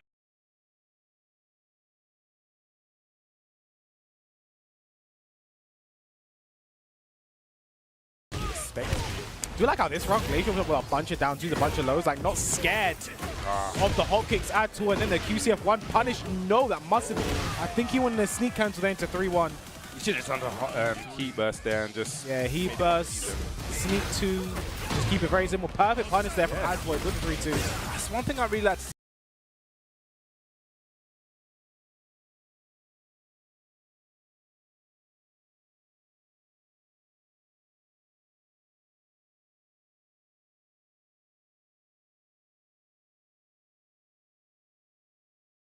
Now, this is not something that we saw back in the days, of people actually punishing 14 frames with 14. Like, they're getting the correct punishment now. I mean, back in the day, frame there wasn't in the game, so might not know. We didn't know. I was saying to Ru Kang before, we used to print out the paper and bring it to the arcade. Probably you guys don't even know where a printer is. I'm being real. I'm not that young. I mean, there's some guys that, you know, Kunans is here. He's been winning tournaments before some guys were born. Let's just say that. Yeah, wall splat. Okay, go some flip over. Yeah, I like that. I like the ender a lot. Forcing them to get some wake up. Back 4-3 Glacial. Glacial really impressive right now. I really like the way he's playing Dragonov. Great punishment, great timing. Yep, 124. I like it because then we try to catch him stepping. I really like the option, but he gets caught pressing between that string. Respect it, please. 4-2 plus frames running 2 now. Hasboy pushes him all the way to the wall here. I like that usage. Just get away from the wall. That face carry, no duck there. Gonna break the legs. Down to Okazemi. Goes to the low again. Unfortunate, nice power crush. Then goes for the side. Perfect block, perfect punish there from Hasboy. And the Rager just to guarantee the kill. I mean, I'm going to be real. going to show my age, but I'm never a fan of doing launch punishable lows at the end of a round, especially when Dragunov's got like a down 2. Like down 2, he's got down 4, he's got down 3, which should go into extensions as well. Yeah, just not the biggest fan of that. I mean, but I get it. Something, and I was talking about this earlier. Sometimes when you're on the stage, it's just instinct something, but it just takes over where you kind of become a little bit blinkered. I think it's something that you wouldn't really know unless you've kind of been in this kind of situation on the stage when people are watching. Yeah. Make some uncharacteristic decisions. Maybe you wouldn't have made that before, but either way, I'm a very big fan of what I'm seeing from Glacier, right? Like Hasboy's, you know, known him for quite some time now, been watching his game and playing against him. But Glacier, I think my first time actually seeing what he's bringing to it. I really like it. I like his combos. I think the way he's really pushing the issue with Dragunov as well. Really like what I'm seeing. I think it fixed the architect of the character as well. Like I genuinely believe that Dragunov is best played when he is being like doing the rush down and being aggressive. Talking about being aggressive, Hasboy's was a very Tekken 8 aggressive round, let's just say. And I mentioned this earlier to Fun Knife. Only some heat smashers get extra damage when they're back when you hit the wall. Audios is one of them, and it was just enough to guarantee the kill. Hasboy should be able to carry Glacial into the corner here. Okay, opts to go for the heat. Goes for the damage. That's 100. Up forward 2 gets his Spazor. Hasboy's now in full control. Really slowed down Glacial. Sidestep into the mid that time. Because even if he blocks that, that's going to be +5 over the heat dash. I think he could have actually killed even on the running 2 and countered it into the wall combo. Down forward 2, counter again. Hasboy's probably going to be looking to carry this into the wall, into the corner if he can. Seems to be the story of this match. Gets him in the corner. It seems that Glacial kind of struggles to escape, but yeah. Duck there on the back 4-3, 2-1-2. No punish there on the back 3-3 and the back 2 to get away. Hasboy takes the final game in dominant fashion. But that first game from Glacial, really, really, really impressive. I think, again, it came down to that launch punishable low. You really mentioned not liking that. And maybe that's what changed the tide of the game, Bubsy. I mean, I've said this for years, it's very momentum-based. Tekken is very, very momentum-based. And sometimes, and you've said this before, in Tekken 8, you need to have the memory of a goldfish. Like, you need to forget that. Yeah, that could have been your round. You made a very bad decision. It cost you the game. And it almost seemed like from that he wasn't able to get restarted again, like I said. Like, and then Hasboy has really just kind of turned up the aggression, got those rounds where he's literally just body and coursing him to the wall. Got a lot of counter hits down 4-2s as well, so probably that kind of messes your head. Just like, okay, even my timing's gone now. So I made this big mistake, and now my timing's off. I'm getting counter hit, and it kind of like you need to be able to overcome that. Be like, you know what, that happened that round. I made a mistake, and kind of like fine tune. Okay, he's looking to counter hit me. Okay, let me maybe play like a little bit more of just a jab poking game. Just use the ones. He was talking to Ulsan before, and he's saying like sometimes just single jabs, jab, sidestep, jab is the best way. And he's a Dragunov connoisseur, so. No, I've been saying for a long time. You just mentioned it. I think in this game you need to have a short memory. Yeah. You know, bad things are going to happen to you. You're going to get. Bad things are going to happen. You're going to make mistakes. You're going to be put in terrible situations. You're going to have to like guess for your life in so many situations. I think you have to have a short memory. Forget about that. Shake it off and move on. I think that's one of the strongest skills you can have as a second player. I think it's something Morgold does very well. Just to bring him up, he is someone who seems to like get put in a bad situation, forget about it, move on, keep pushing forward, keep the aggression going.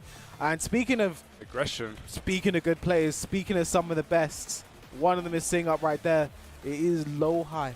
I mean, accolades as long as your arm, and he is our current Tekken World Tour champion. Our incumbent Tekken World Tour champion. He is the guy at the top of the. But we got the Magic Soup, and that is a gas name, you know, the Magic Soup. Wait, it's in it. I don't know. What do you think's in it? Just magic and powers. But it was I'm thinking he plays Steve Fox.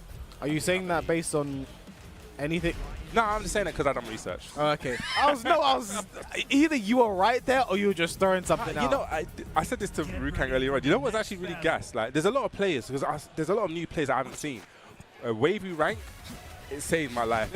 I'm not even gonna lie. I've never seen this. Okay, he's had like 10,000 games with Brian. Oh, I think he's a Brian main. If there's one thing about Bubsy when you come to this desk, if there's someone who's done his research, it is that guy. Yes. Getting into now, and Steve versus Brian, very, very, very classic matchup here. I mean, and it's one of a character that Low High is definitely known to have played in the past, so he's definitely going to be very familiar. He's just ducking, probably saying, "Are you going to back one here? I'm just showing you. Do not back one." Oh, I love that. He went for it. No, he went for it. I like the Magic Suit. All right, there we go.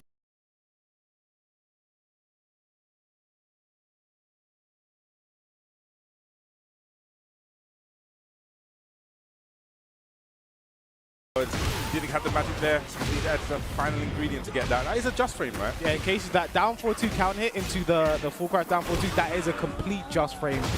You do get a full launch, it's very hard to do. And he went for it first time, didn't get it, but I have to respect the attempt. I love the confidence. It shows that he's coming into the match ready. He was able to read that counter hit. He's not phased by it being low high. He's like, I'm going to still do it. I'm going to go for it. If there's any time to go for it, it's right now. And here we go. This is where Brian gets a bit stinky. What's the taunt of that? Oh, yeah, very, very stinky. If there's one player's taunt, if there's a couple players' taunts you should never test. This is one of them right here. Yes, you don't want to do it. Needs to get away from that wall. I love it. There's no how just ducking in his face. It's really kind of like putting him off of his options, like saying, you know, Steve's really known for those counter hit highs. Oh, he tried to duck and launch. Yeah, that could have been a Sonic Fang. Should have gone into heat as well from that. The unfortunate hatchet kick down 4-2. One more hit does it now. Okay, can he get something started? Wake up, power crush, low high, 2 rounds to the good in this first game. Yeah, he had tons of health to kind of tank something. He knew he needed to make something happen, so it was a good option. Ooh, that's a bit unfortunate. Could have got in the back there, light kick, UCF1. Kick punch. Big low parry. Okay, yeah, definitely going to carry to the wall here.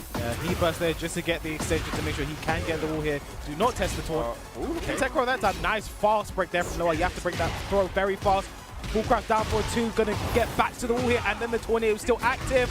And there's a taunt incinerator. 3 rounds straight.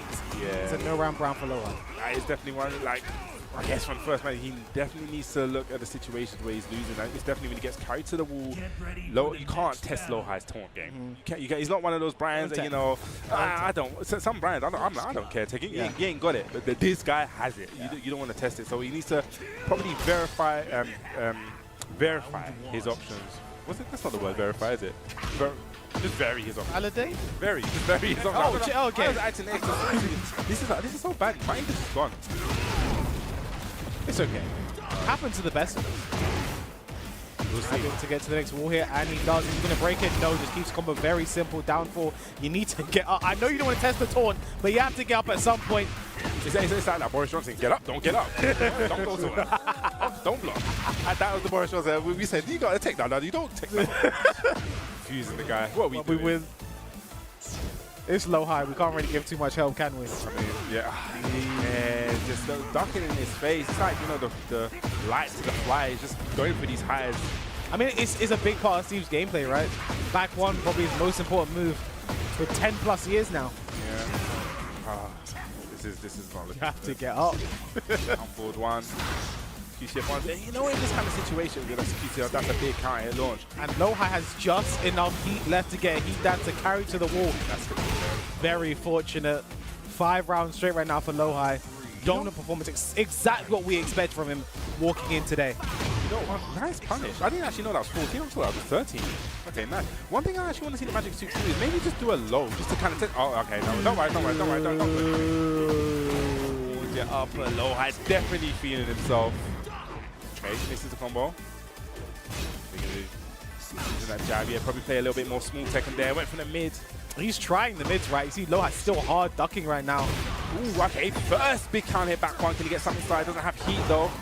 Yeah, but the combo keeps it simple. Spikes down one, something down back 3-2. Go for those lows. He haven't really tested his feet. Oh, that could have been the round bomb Z. Oh, that could have been the round bomb Z. He dropped the shit. Okay, one more hit. Nice. And that's what I'm saying. Even though he's hard, you know, sometimes players hard duck, but they're not actually ducking the mid. You know what I'm saying? Ducking the low. Yeah. They're actually baiting you for the mid. I don't think Low High's going to take too kindly to that one. Just soccer kick. He's like, this one should have been over. TF1 dashing in his face, being aggressive with that movement. Sending 2-2. I like it now. Just playing a little bit more of that compact second. Okay, that's it. Attacking them legs. Exactly. But don't want to do it too much though, because the Low High will catch one. Okay, again, just ducking his face. And a lot of time in forward 3. This is not looking good now. If there's one thing Low High is great as finding the timing on those forward 3 counter hits. Super hat gem and a down 2 to follow up. Low High is going to take it. But props to the Magic Suit. For a moment, he made us all believe. Yeah, no, I definitely, you can see, even though he lost, right, you can still see in his game that he is a strong player. It's not someone that we've been kind of like, I've never really seen him play, but it's something that I'm really impressed with. And I've said it before and I said it again. When you're actually on this stage and you come against these kind of top guys like Lohai, it is always a learning curve. It was something I want you to go back, watch this match, and see what you could have done different. Yeah. At the end of the day, they are human. You know, like you can. I think that is the biggest hurdle for a lot of people playing against a lot of these players for the first time. Is they kind of look at them like they're too good. They're gonna block everything. I don't, you know, like that is such. I myself had that, especially when I was first seeing you play against your first top international player. They've been all over the place. They're gonna know exactly what I'm gonna do. You just play your game. That's one thing that Rukang actually says, and I really agree with it. It's just that just throw it out and see, because you need to actually test them. Like, don't live off their name. You can't believe their hype. Okay, I'm playing against the best player in the world. Do you know this? The game is very bloated. It's got a lot of moves, and even I've been playing this game for so long. There's even stuff where I'm just like, even in that match, I didn't know that was -14. Yeah. I thought it was -13. I didn't know. So if I was in that match, I wouldn't have got that punish. You got to test people out. Yeah, I think that was the worst thing that happen. You're gonna lose in a video game. You know, I always say it to people all the time. Just try your best. Do what you always do. If it works, it works. If it doesn't, you respawn, basically. You know, right? Yeah, you get to respawn. You know, it's not. We're not playing Tekken 8 with our lives on the line. You know. Thank God. Imagine it with some people be playing. I wouldn't want to do that. You know. I mean, some people do play like it is. You know. Oh no. There's people. I'm just like, dude, like it's fine. Calm down, please. We're talking about calm down. We're not gonna calm down, because this next match is one I'm definitely excited to see. It's gonna be Saint versus Zaza. I mean, Saint has been a champion here at VSF. I think it was definitely Tekken 7. I want to say 2017. It was against Lohai, I think it was. Or I want to say it was an early one. Let me tell you, you can hold it for a bit. He's gonna find the information. I'll find the information. He's gonna find the information. So there, it was actually against Kokoma in 2018. Oh, I was off by a year. So 2017, was that the JDCR Saint Grand That was Finals? JDCR Saint, yeah. And so JDCR won that, and then the next year, okay, I'm learning. He came back, yeah. So he's a former VSF champion. He has taken the gold here. But this is going to be an interesting one. We've seen, I'm guessing Zaza's going to be going with the Kazuya. Yeah, I'm expecting Kazuya versus Jack here, between these two. Zaza, again, a very well-known Kazuya player within the region from Austria. Someone that, I think Kazuya's not been a character where we've had, that one in Europe for a long time. We've just had multiple very strong ones, but never one that really established himself to the forefront. Like, for instance, go same with Law. We haven't really had that for Kazuya. We've had Zaza, you've been Fake Potter, Harry Potter, and we've had people that played the character, but not that one that's really stepped out as the #1 Kazuya. But he is someone who's definitely up there. I mean, Kazuya is definitely one that's, I guess, risen to the top. And it's actually been very, very interesting, because I kind of had a realization, right? So like I said, before when I come to tournaments, I get into tournament mode. I start playing the game really, really strong. I said to Rukang, I was like, hey, let's play a set. I was like, I haven't really played against Kazuya in such a long time. I went to the mindset that I played against Kazuya so long, it shouldn't be a problem. But this character has definitely changed a lot. And I think the whole, before it used to be a thing, because he didn't really have as many strong mids. He's got strong mids that they're slow, but especially on the Okazemi, when you start timing it with the way coming to QCF 1+2s, it really does lock you down. I definitely think this is the best iteration of Kazuya we have seen, I think, period. I mean, you say the character Kazuya's changed a lot. The character standing across from his changed. Oh, no, it's the same. He still gets counted here. He's the same. He leaps and bounds. I mean, that's the only thing. Yeah, he does deep now, but it's nothing like a lovely QCF1. Zaza starting off really strong. I think exactly what you want to do versus Jack in this game. Yep. Yeah, I like it. Spencer Heat now, final chance. Lovely sidestep, and that's one of Jack's kind of weaknesses. He doesn't really have that many get-off-me tools. And I was actually speaking about his old fan. He feels like Jack kind of excels once he knows how to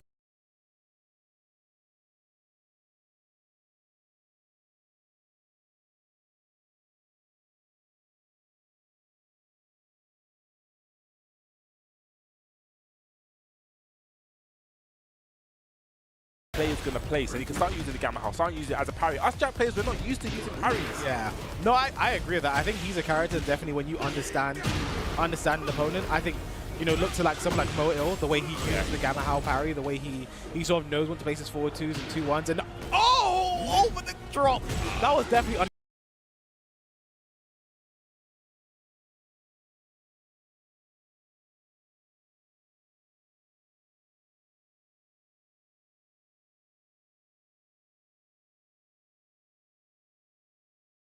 intentional. That was, if that was on purpose, he would have had the combo. I mean, it's going to stay in the Jack's head because, you know, it's like, do I want to down back one after that? This guy's just, he doesn't want to eat one. He's just trying to hop kick me, and he doesn't even have a hop kick. Yeah, but big life lead right now for Saints. Got one launch, one big poke. Yeah, spend the heat. Like that. We're down forward, right? Nice block. And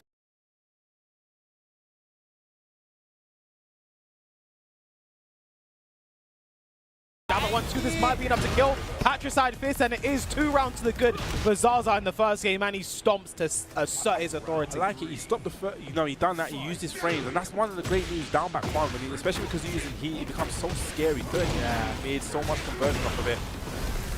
Okay, going to the sky. Yeah. All right, here we go. Not where you want to be against Jack. Big step. Yeah, ready for the punish. Too far away. He could have got forward 3. Just that would, I think, surely always hit.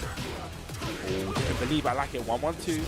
Hell sweep as a bit obvious there. Is that the first hell sweep of the game? Yeah, but I think there's just the position and the wall was like, he was probably going to go for this. Yeah. And I think one thing when it comes to mainly Kazoo is that first hell sweep getting blocked is way bigger than the first hell sweep connecting. Yeah. That might start to put some doubt in his mind. You see Zaza be a bit more cautious with his mix-up options here, taking his time. More mids now coming out too. I mean, why not? I think Kazoo's got a strong bunch of mids. I like it. There you go. He's now being engaged. Both sides pushes it back to the wall. Lovely hell sweep. Okay, don't deter from make huge CF1 now. This is going to be huge. What's your combo like? Going to get on the wall again? I like that. Keeps it simple. Forward 4. Patricide Fist plus frames. Oh, just jabbing him down. Patricide Fist again. Jabs again. Just I love it. Just using those jabs. Using that really, really small Tekken. Flexing. I mean, why not? Is that insane? Whoa, that's kind of, I've never really seen it. It seems kind of like, I always look at like how body language is and how you're feeling. Is it really a telltale sign? It looks like he's kind of a bit nervous. He looks like he's very uncomfortable in this match. I mean, it's Tekken and Kazuya. I think that's very much to be expected. Yeah. You know what I'm saying? Like I think Zaza's playing the match perfectly. Up in his I agree. And especially the way to close out that round there, I think we talk about very often, is he kept it as safe as you could. Yeah. Patricide Fist for plus frames, jab, jab, jab. Patricide like as safe as you could, forcing Saint to have to do something to make the comeback. I mean, he did that. Exactly what he should have done there. Okay, 1-1 now. Can you get something started? Yeah, I don't think he can punish here. That's like really, really tip range. Might be the closest thing he has to a consistent punish there, the 4-4-2. Yeah. Probably has to be perfect. I think just that range, I think he just pushed him back way too far. Is -19 for those at home. Could probably electric it. Ooh, blue stuff. This is definitely dead, 100%. Gonna keep the combo nice and simple. Didn't even go for the. Didn't need the heat at all. Here we go. Always forget this phase transitions when you act break. Yeah. Nice electric, but no drops the second one. Okay, gonna get the punish. 1-1, lovely. Nice jab. Okay, down jab. Forward. No, off to go for the stop. You know, I've seen a lot.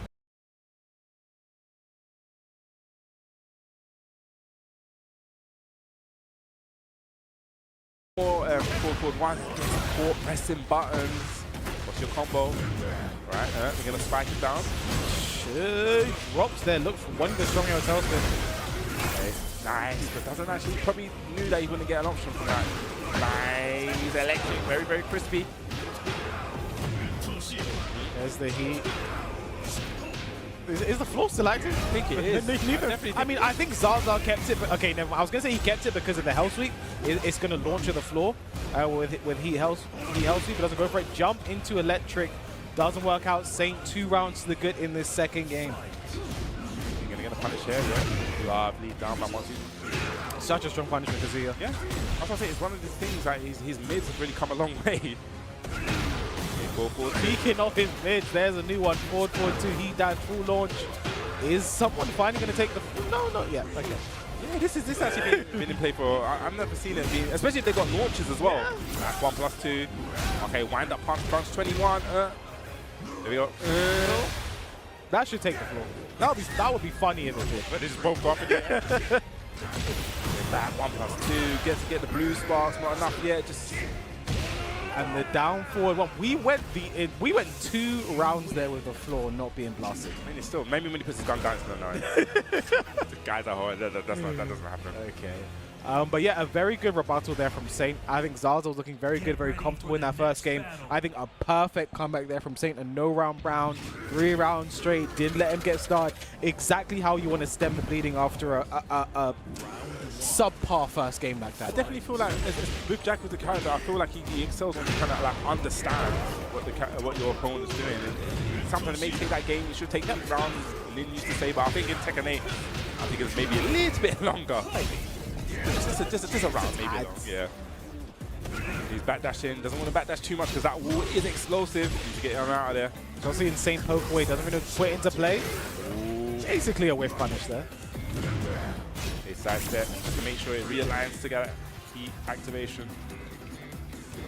Very, very patiently, but does have heat on his side, but he is whittling down. Wind Godfist there, and also a counter hit. Gonna give Zaza the first round in this final game. I mean, I'm sure he'll definitely take that. I'm sure that's not what he wanted, but I'll take it. Nice windy Godfist, you know. Sometimes if it hits, and I'm happy. Yeah, sometimes you need a little bit of wind. It's been hot in the UK for a bit. Hot in it. Here we go. Electric. Don't think he'll be able to get the blast. I think he tried. I think he's gonna try. No, doesn't get it down for 2 scuba floor patch side fist. Complete frame trap there. I like it. Whoa, I thought he was going to get the wall again. I think it was close. Yeah. Nice, down 4-2. Probably went for an electric punish there. Lovely step. What's next? That's his stature kick. Such a great low. Great sidewalk there on the jackhammer, and Zaza now on set point to send Satan to lose bracket. Kind of early for him, you'd say. Very early. Is he going to get a conversion off this? Down back 4? No. Okay, went for the forward 4. That is beautiful. That's one of the Jack does have a power crushes high. You can duck it after that. This is not looking good right now for Saint. Zaza firmly in the driver's seat. That could have been the round, but the down by 1-2 should do it. And Zaza will send Saint to the losers bracket 2-1. And again, when I looked through the bracket, Bobsy, this is a game that stood out to me. I think this is a bit early. This could be an early upset. He's talking to someone, he's pointing to the crowd. He was getting excited. A big win. I think that those that don't know, like we've known about Zaza for a while. So yeah, it's like when I saw it in the bracket as well, I was like, this could actually be, if people don't know, especially guys at home that may not be as familiar with the European scene, he's always been like a very, very strong Kazuya player. Yeah. So it was one that I saw, I was like, okay, this could actually go either way. People don't like, let's say I'm not surprised by that. Yeah, I'm definitely not surprised. It could have gone, but I think he just played the match very, very well. He stayed in Jack's face, and like I said, just playing that small tech and that jab, that sidestep, that jab, and then a lot of parasite fist. And the thing is, what you don't know about, what people may not know about Jack is he's a big body character. It is so hard for him to step. And when you start locking him down, and +5s, the electric, and you pushing him against the wall, and he can't step even more, it puts Jack in a very uncomfortable situation where he has to make that bet. He has to fall to. You saw it, he even stepped the fall to. Yeah. So he played that match, I think, impeccably, perfectly, very well played. Yeah, I think as you mentioned it, I think for me personally, I would say that matchup probably leans in Kazuya. I think it's kind of always been a bit in Kazuya's favor. I think in this game, I think you'd say more than it ever has been, because you mentioned stuff like patricide fist, forward 4-2, hard for Jack to move around these very strong mids. Forward 4-2 being a heat engager and a launcher when he's in heat, it can be a struggle for Jack to get around these moves. And then if you're really good, you know, you can launch Jack's down 4-2 with an electric if you're really good.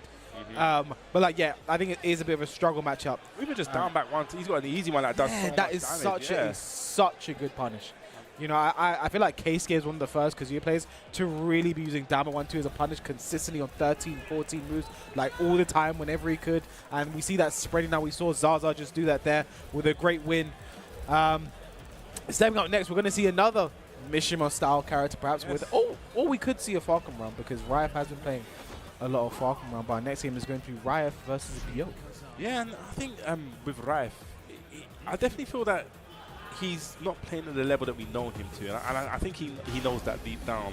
And I was kind of trying to like wonder why. Do you think it's maybe a thing where adaptation to like a new season, season 3, and the change that may have like an implication to how he's playing and how he's, because we've seen he's been a multiple World Tour finals, but it seems like now like he hasn't really been picking up how he should be, like how we know him to be. Yeah, I would say he's definitely struggled a bit more this season, and I think it's hard to say. I think this is Jin has kind of recovered this season. I think last season, especially towards the middle and end of the season, Jin players started just dropping him on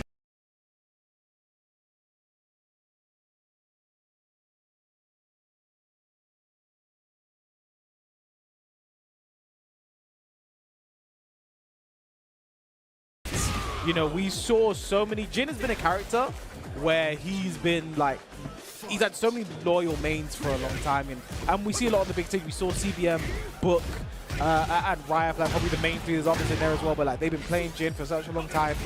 But you know, we start to see Book go away from Jin quite often.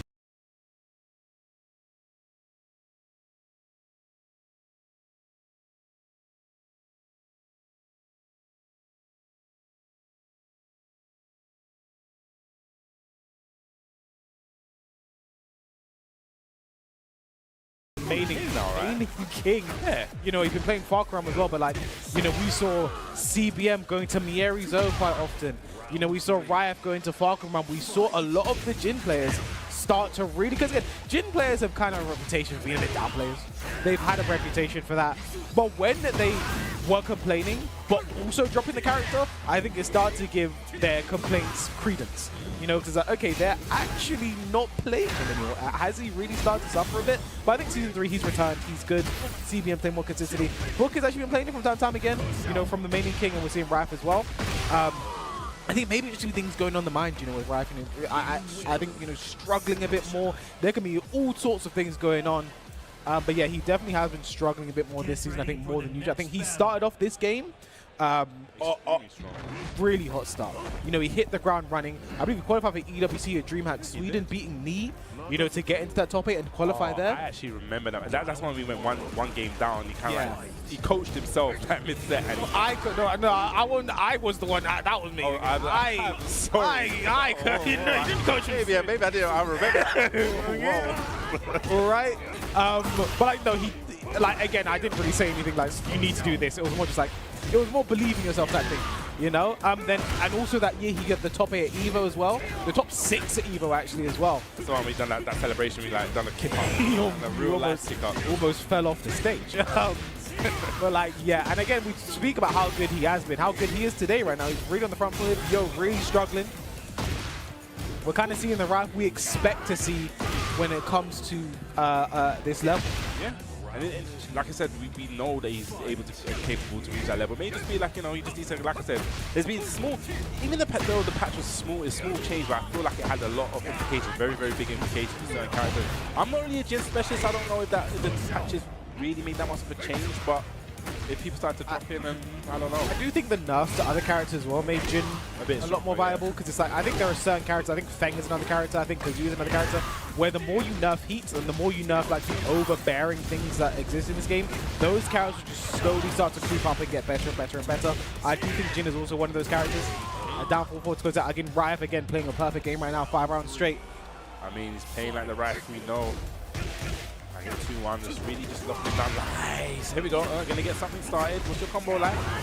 Here we go. Gonna get that nice full start. Okay, also go for the heat. I'm not really a big fan of people using heat on their first combo. Me and Partner have had a big conversation about that earlier. Like, I completely agree. Now he's got no heat. He has no heat. And Riot has got that life to come and get back and has heat as well. So I think it just kind of limits you. I do think people still kind of playing with that Season 1 mindset where heat could last forever. People have recoverable heat as well. But like, yeah, me and Partner have had a big conversation about that earlier. It is certainly a faux pas in my opinion. I do think we need to start saving heat. That one big heat engage can basically give you a life lead, and I think there's so much more you can do with it than just that first combo extender. Yeah, no, I've always been an advocate for, like you said, it was day one meta. Everyone wanted them fancy combos, the extended combos, but it's just like, okay, now we've kind of like played this game for a long time. You know, like there's aggression, so it's like, okay, we don't have this. That's an extra defensive option with the armor you're kind of throwing away. You know, and like if you come up against a character who has lots of chip damage, you may well, let me save it for this heat engager, so you know I can take this chip damage, but I know that I had the opportunity to get that back threefold in one opportunity. But so I just feel like when you go for a combo just like that, unless your combo's super and you got some next kind of Oki and the Oki's gonna kill, I get it. But when it's just like that, you see Rife had like 3/4 of his life, and at the end, it doesn't always have to be the first combo. And now stepping up, so we're getting to the stage now where a lot of these matches now are top 96 qualifiers. This next game is, well, both of these players are qualified already in top 96. It will just be winners or losers side. And there's someone I'm very excited to see. Yes. Up on the stage. I'll let you take this away. Is Go Sane going up against Vitality's own Nea. So Mirage versus Vitality here. This should be an interesting one. Nea is someone who has sort of risen up the ranks, shot up, become a superstar in her own right over the past year or so. Very young, coming out of France, had a great performance at UFA. You know, has big wins over players like Tibetano, did great Euro France last year. You know, the accolades keep going and going and going. And doing a lot with that, with the Lily, going up against some guy called Gosei. I'm talking about accolades. He is, you know, last year's VSF13 champ, you know. Is the incumbent versus fighting champion. You know, and you got to retain that title. Yeah. It's going to be a bit harder this year. Yeah, 100%. Just a bit harder. There are some good players in there. Very good players. Some decent players, you know. I saw a guy named Nee running about. Oh, I haven't actually seen him today. Really? No, to be fair, I've just kind of like being sorry. I've been saying hi to everyone. Everyone's not like, been paying attention. No, it's just, you know, so many people. I've been talking about that guy that I recognize. I don't know his name. I've seen him for so many years. Well, yeah, no surprise in our character picks here is going to be the Lily. It's going to be the Law. Gosei versus they are both already in top 96. We're going to find out if it's winners or losers side here. No punch on the DSS forward one. That wasn't blue spark. It is unsafe. Yeah, how do you actually do the blue spark? Is it like I think it's a timing thing. It's not like you have to do it as fast as possible. It's just like I have to time it. I think it's the same as like his blue spark legend kick and his blue spark dragon cannon. I think it's just a timing. To be honest, I just get it by luck. I'm like, I done it this time. Noob. Nice, I love this pressure in the corner. This is not where you want to be. Slides on out there. I like that slide. I like that option, but I, you know, gonna net him some damage. I like that punish as well. Good use of the heat. Okay. Very good use. Backs against the wall though, has a lot. This is where we're talking about heat engages. It could be very important to have one, but whilst I don't want to, lucky nunchucks. First for Gosei. Here we go. I knew he was gonna do back forward. It was a good option, but nice. Holding it again. You're not stepping.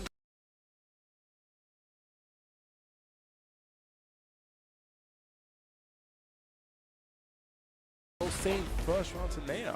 Love it. That was a very good round. You can see very good decision. You see, this is one of those Tekken matches where you're going to see the levels actually building up. There's definitely layers here. So you go for the low parry as well. There's that heat burst we've been talking about. There you go, voila. No Feisty Rabbit on wake up there. Nice back one. It's a guarantee. Do glide 2-2. No, wasn't sure what to pick up with it because the wall was a bit awkward. I do actually respect that. You know, just don't overextend yourself in that kind of situation. Okay, legend kick. Plus frames, poison arrow plus frames, DSS 3, back 1-2-1 again. That's a Gosei special right there. Guarantee 4-4-3. Side 3, nice block from Nea and the down 3, 2 rounds to the good in this first game. Great defense at the end there. Very good. Opposite go for the low again, back 4. Nice. Yeah, okay. Gonna get a punish 174. This time it's the blue stuff. Gonna get punished. I think 4-2 could hit that. Yeah. From that far, I assume so. Poke it away. The statement actually at range 0. Interesting. This little micro side step that goes in. Nice blocking the down back 3. Very good read on when Gosei wants to go low. 4-2 is only a float combo there. Yeah. Gosei not prepared to pick up. Plus frames. Nice throw attempt. A nice break. Down jab. Guaranteed nunchucks. There's the heat burst for Gosei. Nice block on the slide. Went for wild in 1-2 because he was scared of the Axis, I think. Or it could have been a bit more safer from that far away. Okay, jab goes underneath the jab. This is a very scary situation to be in. Goes to the mid plus frames. Nice stop from Gosei, but no, the wrong punish. Nea staying alive by the skin of her teeth takes the first game. Definitely came prepared for this match. You're seeing it. It seems like it's blocking on the lows. You've seen a couple low parries. It seems like, you know, this is one thing I love when people do their homework. Maybe this is something that you kind of like study for. Saw that Gosei, most likely going to run into Gosei in the path, and it definitely shows that she has become ready and come prepared. I know the guys in front are going crazy right now. Kayane. I love that kind of relationship. I love seeing it, man. It's beautiful. Ale. Yenjue Cornea. You make me laugh. What? We just have like these sentences. I'm a bit of a scholar. I'm a learned man. Nice, counting it back 1-2-1 there from Gosei, but doesn't heat dash there. He smash. What's the mix? Is he gonna slide? Is he gonna go mid? He is going to flip. Let them kicks. I like it. First round on the board for Gosei. That is a big round there. Needed to kind of stop the bleeding. Made a statement as well. Nice punish that time. And the hot kick for Gosei. No respect. Nea has been going a lot to that back turn. Down 2, I believe it is. I think -12. Low, good tracking. Very nice back turn option. Yeah, he's been a bit more proactive in his defense. You know, defense is not all about being proactive. Yeah, she repaid that flip kick in kind. I mean, that was a Lily flip kick of her own. A feisty rabbit stuff. Wow, that was just the tip range there, Bubsy. I love that challenge with the jabs. They all counter hit. Yeah. Dashing up. Want to make sure they get to realign. No break on the launch from that. I don't think this is going to be it, is it? Unless he can get a splat here. No, it is. He just needs a 4-3 legend kick, classic ender. I like how we don't trust that Gosain's combos are going to kill. Oh, yeah. You know, that kind of went out of my mind. Yes, I thought. Now you just reminded me. Oh, nice. Last time forward. Big counter. I wonder what he tried to place after that. Yeah, Gosain caught mashing there, but doesn't get caught too badly for it. Big sweep there. Yeah, free. Nice hard duck there from Gosain on the running 1+2. What's he going to do with this combo? Case spins it. Just wants to get as close to the wall as he can, and he's able to get there too. Great use of the heat. Poison arrow plus frame. Poison arrow again. Watch out for the divine step. Then now Nea gets Gosain's back to the wall, and then the back one finishes the string. Has heat and rage available. Is she going to heat burst here? I think she might. Yes, she does. Might set up for a feisty rabbit here. This isn't looking good for Gosain. Oh, heat to deal with. Goes to the low. That big duck. Whilst anyone, back one, not counting it, down 4-3, one more hit, doesn't for Gosain. Their heat smash whiffs, and Gosain still ready to go for the perfect optimal punish there with the junkyard in the back. One game apiece. I'm actually scared to press buttons in those kind of situations. You know, he sidestepped a little bit macro. Is he smiling? He's happy. He's a happy lad. Leave him. He's a very, very happy man. It's serious time. I mean, yeah, it's serious. Talking about serious. Oh, Dudley. Shout out to Dudley. I ain't seen a Dudley cosplay ever. that's the first one. They're going to get punched on Hopkins. That's one thing I love about Gosain. He gets those big punishes on Hopkins. Doesn't do the little jabs, gets them knocked down. Does not let them slide. Nice sidewalk there from Nea, and that's not normally guaranteed in the back. You have to hold forward to block that. Now this should be the round. Oh, now want to guarantee it there with the Root of Evil. First round in the final game going to Nea. I mean, that was definitely an evil mix there. I would have thought by that. I wouldn't have expected it. That is why it's called the Root of Evil. It's where it all began, with that love. Forward 4, not money anymore. 4-4-4 is the Root of Evil. Step on them preps. Nice counter hit conversion. In back one too is just the Gosain button. All the law players, he is the one that definitely uses it the most. Big life lead now. They're always ready to. Oh, step there. I didn't know you could do that. Oh, now we know. Even accidental. No respect. No faith. There's no way he knows. No, you know what? Sometimes Gosain comes up with these little tidbits of knowledge where I'm just like, yeah, he knows. You're going to get the wolf here. Dog into Dragon Cannon. Going to be huge damage right now for Gosain. Going to be the jab string there, 90 damage. A plus range. That's one. 11 more plus range. Lovely. Nice. Again, Lily's movement, some of the best in the game. They're really making use of that, but drops the combo. Gosain drops his punish though. Nice step there on the nunchucks. Yeah, a lot of stepping. Probably a little bit more back fours. Playing that range game now, down back 3. Regular throw broken. That could have been the round as well. That connected, but a counter from there. The wall might screw. That's not gonna hit. Oh, it's the wrong option. A double flips and Gosain, but he's still alive. And the down 3 from Nea now on set points. I mean, I respect that set for the double flips, but I love the patience they from. Yeah.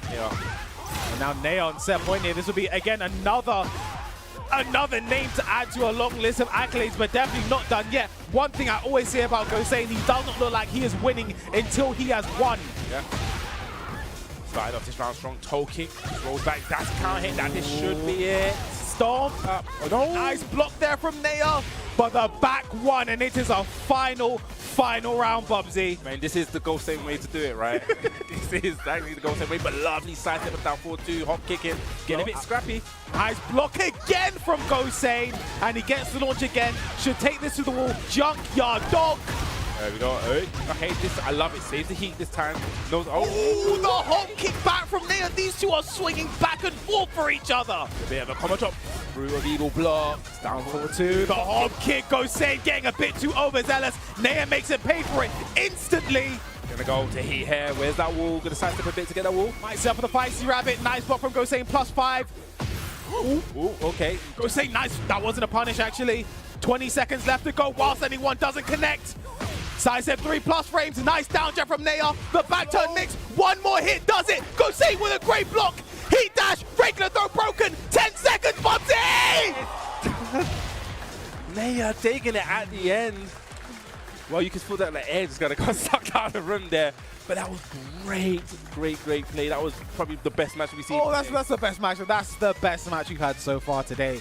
And it absolutely had to be those two. Keeping it close as you like it. Exactly what you want to see. It's the Lily, it's the Law. I mean, those are two, I think, players of the characters you always want to see go at it. I think Naya's really made a name for herself as one of the best Lilies to look for in Europe. And Gosain's been around for a long time, one of the best Law players in Europe. So really going out, we really see what that clash of styles brings. I kind of liked how they were both prepared to make that dirty and ugly. I mean, yeah, towards it was like, you thought it was like slice, they look cute. That last round was like, we need a hop kick right here. We need to do a couple hop kicks. Yeah, I like they're also going for tit for tat. Like, go back to that second game. Gosain open up with a flip kick. The next round, Naya does her own Lily flip kick as well. You know, Gosain connects the hop kick. Naya comes out with the hop kick as well. I think that was really good, the way they were sort of matching each other's energy there. A really exciting game. And excited to see a lot more of Naya in this tournament.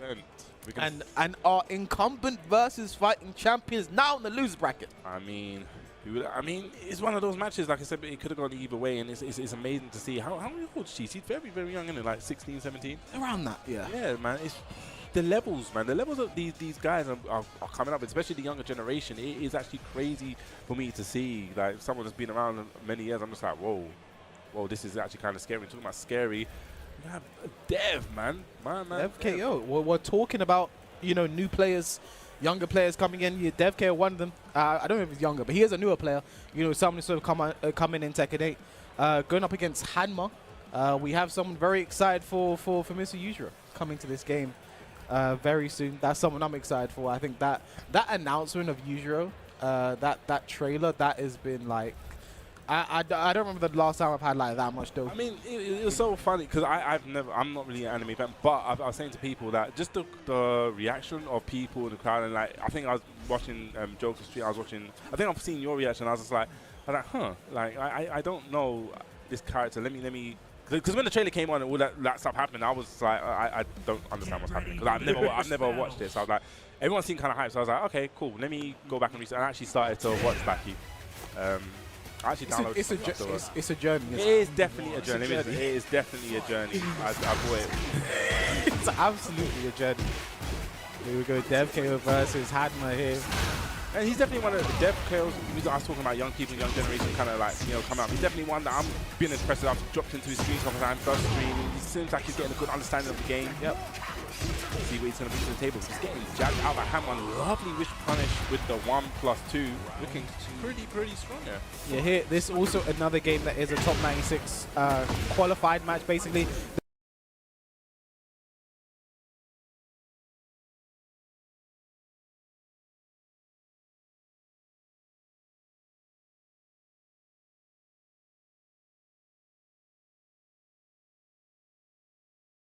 Both are in top 96, we're just going to decide if it is losers or winners moving forward.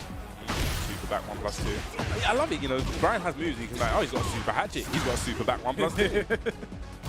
you like back one before? Hey, have this super one, mate, and super forward 1+2. He's a good character.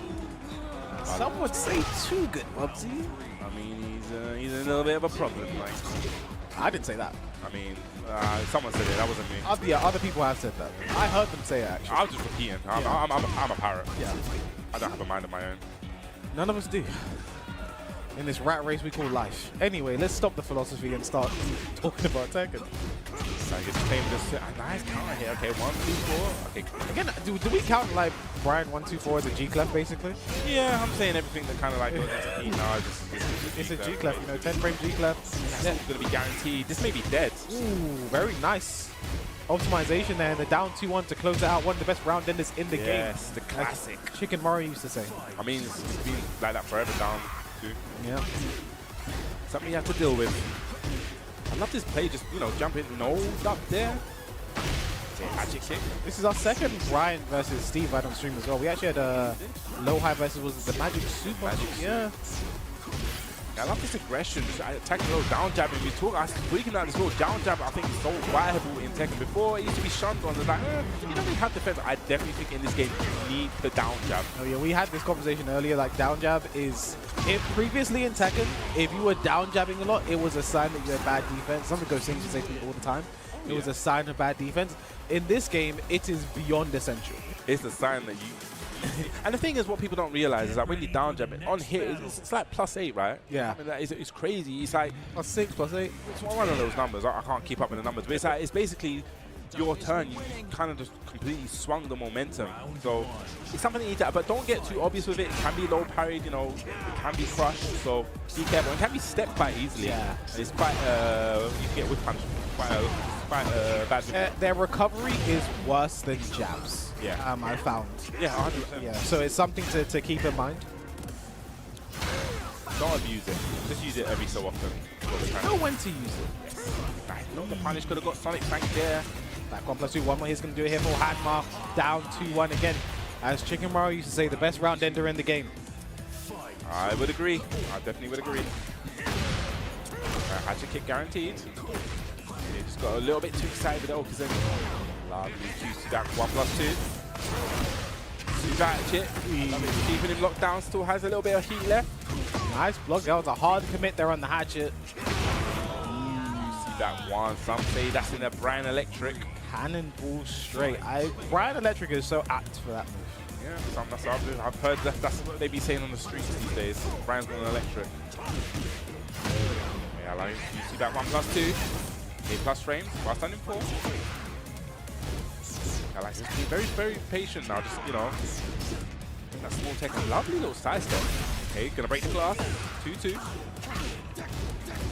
for 1. You're gonna okay, commits. Very brave. Okay, that's not really that bad against Steve. Steve can't launch the last hit. It's only -15, so I say it's not that bad, but you don't really want him to go into heat 1+2. Just go and weigh up your options. And just wow, 4-2 or up 2. I think that is. Sure, you can. It's still a shock to me that Steve has that outside of EQ now. Yes, do it. Why not? Masaji drops it, but down to how we try this round ender down 2. Best round ender in the game. It's so nice. You have to do it twice, thrice. I don't know what you say before. Yeah, I don't know how many times it's been yet. Yeah. Down jab with a punish. Strong bang. Didn't take his plus range from the down jab. I like the down 4-2 there. You see Dev KO doing that consistently after while sending 2-2 into line out, especially when he's because Steve does have a parry, but it will not parry the elbow. Nice duck. Okay, nice. Just a throw off the armor. Okay, Spence gonna push the forward wall. Huge F1. This is gonna be huge, but side wall that way. What combo have you got? That's big with punish. Doesn't have the heat though. Yeah. That's a bit unfortunate. 1-2-1, down for 1-2. Is it going to be a down 2-1 to end it again? And it is. Called it. You definitely called it. Every single round, that game was won with a down 2-1 for Hanma. It's just one of those things where, even though it's like the no mix-up, you know, but obviously he's got the down forward 1 to kind of end it. So it's just like, you know, at the end of the day, it's one of those things, no mix-up. What is it? What is it going to be? What is it going to be? It's going to be the same thing every single time. I think it's something. I think the biggest thing for Dev is he didn't discourage it. You know what I'm saying? There weren't as many low parries, as many low blocks. He didn't try and low crush. He didn't really discourage. There was no reason for him not to end with down 2-1. If you're not going to low parry it, again, you know, it's essentially a safe low because of the mid follow-up. You can't punish the first hit. So you know what? Now you said that, I didn't see like. Maybe even just try to attempt orbital at the end of the round. I've seen so many Brian players just do it. Like, you know, if you're going to go out with a bang at least. It's like orbital hook. Yeah, I think that's what he should have done. And what you guys at home should do is also take a look at all of our socials. We're here at Tekken World Tour. You see on X at Tekken and at BNE Esports, on YouTube BNE Esports as well. You will stay up to date on everything Tekken and Tekken World Tour because there's so much to come. You know, we have our finals thing with the Evo Singapore as well. There's so much to come with Tekken. You don't want to miss any of it, right? No, you definitely don't. You also don't want to miss any more versus fighting action. So just with that in mind, we'll be taking a short break. Do not go anywhere. Get some snacks, and we'll catch you guys back here in a little bit.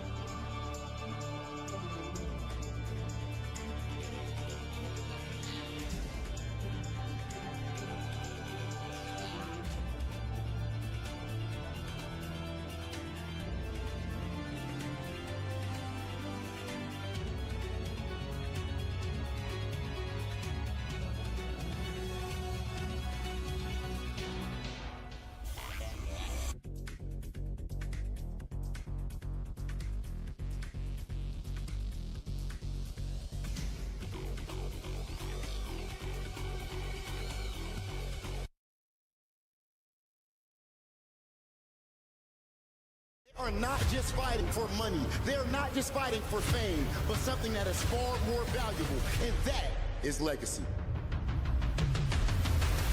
Oh my god, the pressure off the wall though! Oh my God. How does he do it? That could cost him! No way! Oh my God. Absolutely no room for error. The E-Smash! Ulsan is your back-to-back Esports World Cup champion for Tekken 8!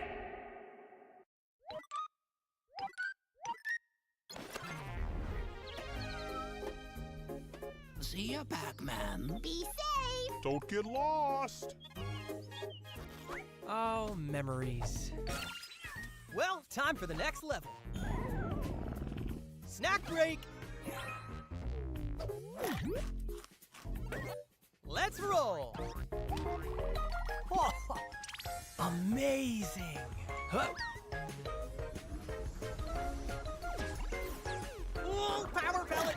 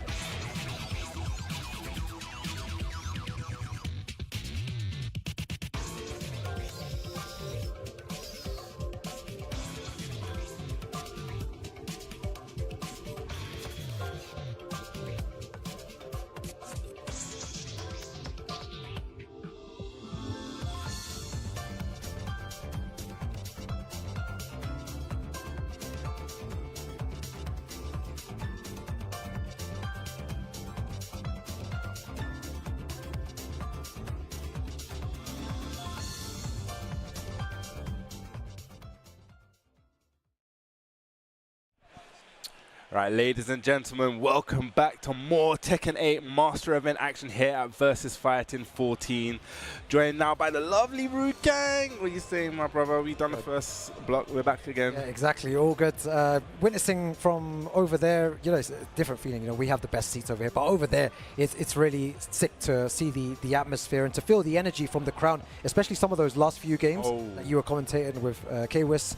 They were really, really fun to watch. I mean, we've seen some big ones. We saw Zaza taking it over Sane. Zaza, yeah. And the Nea versus Gosane, that was... yeah, that was a top 96 qualifiers match as well, right? So one went into winners, Nea went into winners, and Gosane goes into losers. I mean, but it's just the level of these matches now. I think we're getting to that point now where these games are going to be spicy. Yeah.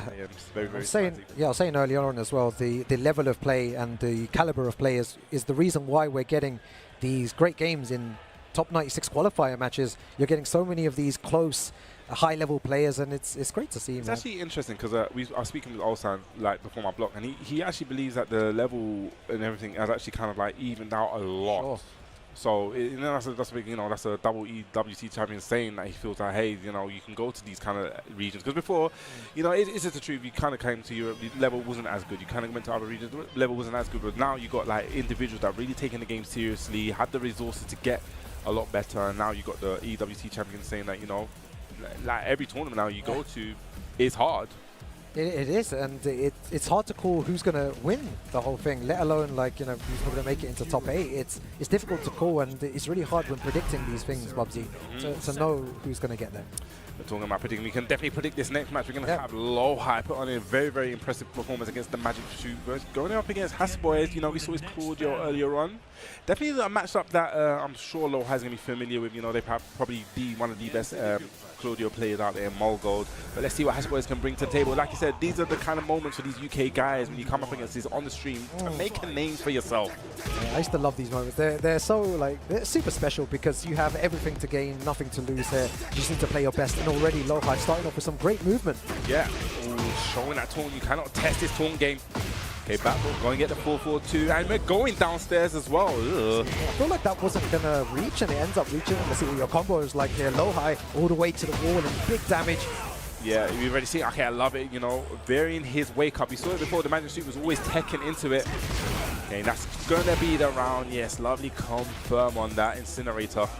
Yeah, Incinerator move that's been nerfed quite a few times. Still very viable though. Yeah, I love it. See, now he saw before, he's learned, like, okay, you cannot test this taunt game, but, you know, you cannot stay down all the time. Brian does have options for that. It's all about differing.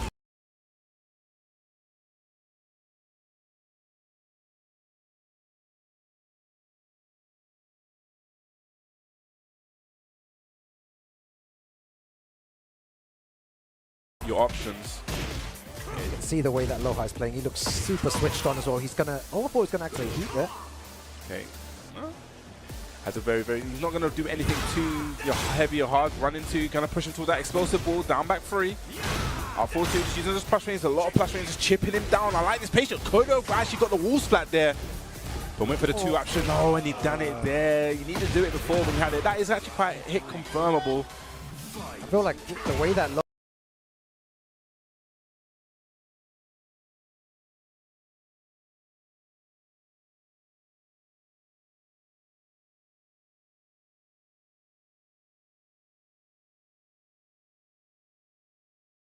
I was playing there as well, super defensive, not pressing into any of Hasboys' buttons. But now presses into a big counter hit. Yeah, he gets a down 4-2 counter hit, gonna spike him down. Hey, what's the combo? Okay, good old key, Starburst. This is not where you want to be. And what a block on that, and a wall standing punish from Lowhigh. Yeah, I remember I was playing Dinosaur a while back, and he was saying that that's kind of really, really seeable. So I expect Lowhigh now he's used it once or twice to kind of like put that in his memory bank. Okay, this is one of the options, but pushing him back towards the wall, back 4-2. He's gonna have good wall positioning as well. I like it. Re-expose.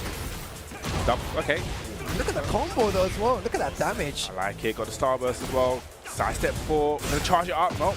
Oh, no, misses the forward 4-2 there. A little bit unfortunate, but Hasboys gets on the board. That was so unlucky from him. Let's see what he does here. He's starting to move a bit more now. You can see Hasboys using that lateral movement to try and escape Lowhigh's boost and pushes him back against the wall, and that's where you want to be. He's in a very good position. He can control the game from here, Bubsy. And I like it. He's just, you know, fishing with that down forward 3, but talking about fishing, reaching, teaching, forward 3 counter hits. Definitely going to get to that wall. What's the Okazemi situation going to be now? Goes for the damage. Down 4 2 lows in a row, 3 lows in a row. I mean, you like, innit? I love doing that. Whenever I see those lows, the risk. Again, I was talking about movement. It's going to get a wall splat. Yeah, this could be the round. This should be the round. I love the turnaround there. And I love his lateral movement. He's back against the wall, just, you know, moving around, just repositioning himself. Very, very important. Going to get the punish on the down 4 too. Very nice punish.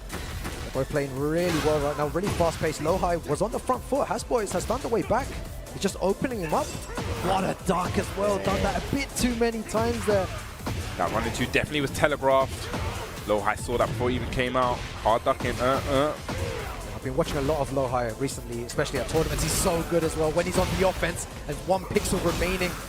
What's the mix out? You can see a down 4. Yeah, I had a feeling that a down 4 was. You called that out just before he was. I had a feeling.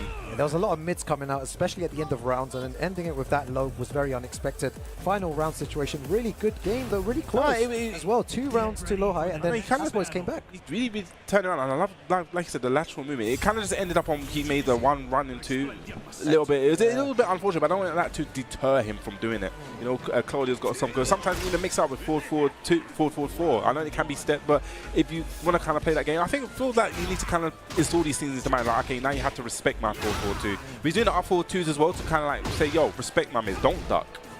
And that's what he's doing here. It's really interesting. He's going to get a nice wall splat there. Going to go straight through. I think he's going for a combo video right now. Are we going to go downstairs again? I think we may be going downstairs. No, he keeps it on the wall. I like that, actually. You know, goes to Okazemi. Could have let it rip there. Should be the round. This is what I really like about certain players as well, knowing that if you break the wall, you're not going to have as much advantage as keeping the wall there. He kept the wall, and then he managed to end the round because of that wall splat. The Oki situation. But yeah, you know what? I was getting a bit gas. I want to see a gas combo. You'll see wall combo. You'll see what combo video. Yeah, we'll go all the way to the next wall. I want to see it go all the way. Up 4-2. I like it. Let's it fully charge. Yes, is it going to get a wall splat from a heat? Oh my God, from there. I just tried to get a little bit too excited on the combo. 2-1, up 4-2, got the heat still to kind of play with. Lovely step, up 4-2, plus frames, down 4. I love the way he's just taking the reins now. You know, he's playing that aggressive. He is taking control of this game. That's what you like to see as well. Look at that chunk of damage. Look at the chip damage as well. He's already taken half bar, only 5 seconds gone here. Love it, pushed against the wall. Lovely step, that's all going to be guaranteed in the back. Starburst is in. Okay, went for the mid this time. Oh, you went for a hoppy kick. You can see the back one's coming out. He's going to. Oh, I was about to say the guaranteed damage afterwards. So unlucky. The thing is, Lowhigh still has access to heat here. He gets a huge counter hit knee, and this is going to be a really bad situation, Bubsy. Yes. What is he going to do on Okazemi? He's definitely going to keep him there. What's the mix-up? He's going to down 4? Yeah, thought so. Okay, spends the heat. What's the mix-up? Goes for the throw. No throw broken knees. That was a critical one. Probably wasn't thinking that, but that's the first throw we've seen that match. Yeah, really good to point out there as well. Lowhigh not opting for many throws, and right at the end using it at the right time. No throw break from Hasboys. I love it. Up 4-2. I love this relentless pressure. Forward 4. What's your combo like? Got that. Gets the walk. Nice. Shoulder. We know the amount of options. Goes for the spring kick. Really unsafe, but unexpected. Yeah, side step forward. Back 3. Just fishing around with them back 3s. I love these mid options now. Yeah, all the mid options coming out. He's not going for any lows here. Should he go for the low, Bubsy? 1. Just keep it mid. I will keep it mid now. Oh my God, it's so close. Lovely bases. They get the counter hit with a cannonball straight, but you know the wall combo messes up, but goes to the heat, gets a hit as well. Lovely backdash, gonna get punished. No punish. My God, goes for the throw again. He didn't break it. Crucial. Something that Lowhigh is definitely gonna pick up on. That's the second throw that's not broken. Big duck on the side step 4.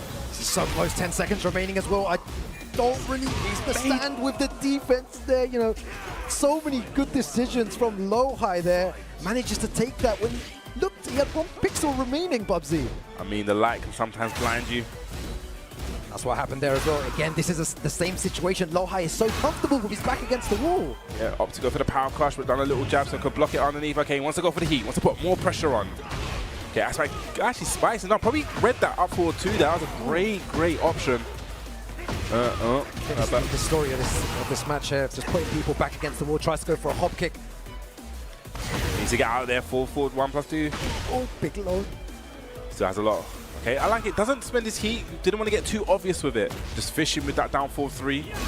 I don't know how Lowhigh is playing with his back against the wall. Anyone else would panic right now. He just seems to be making all the right decisions when his back is against the wall. There we go. We come from that one.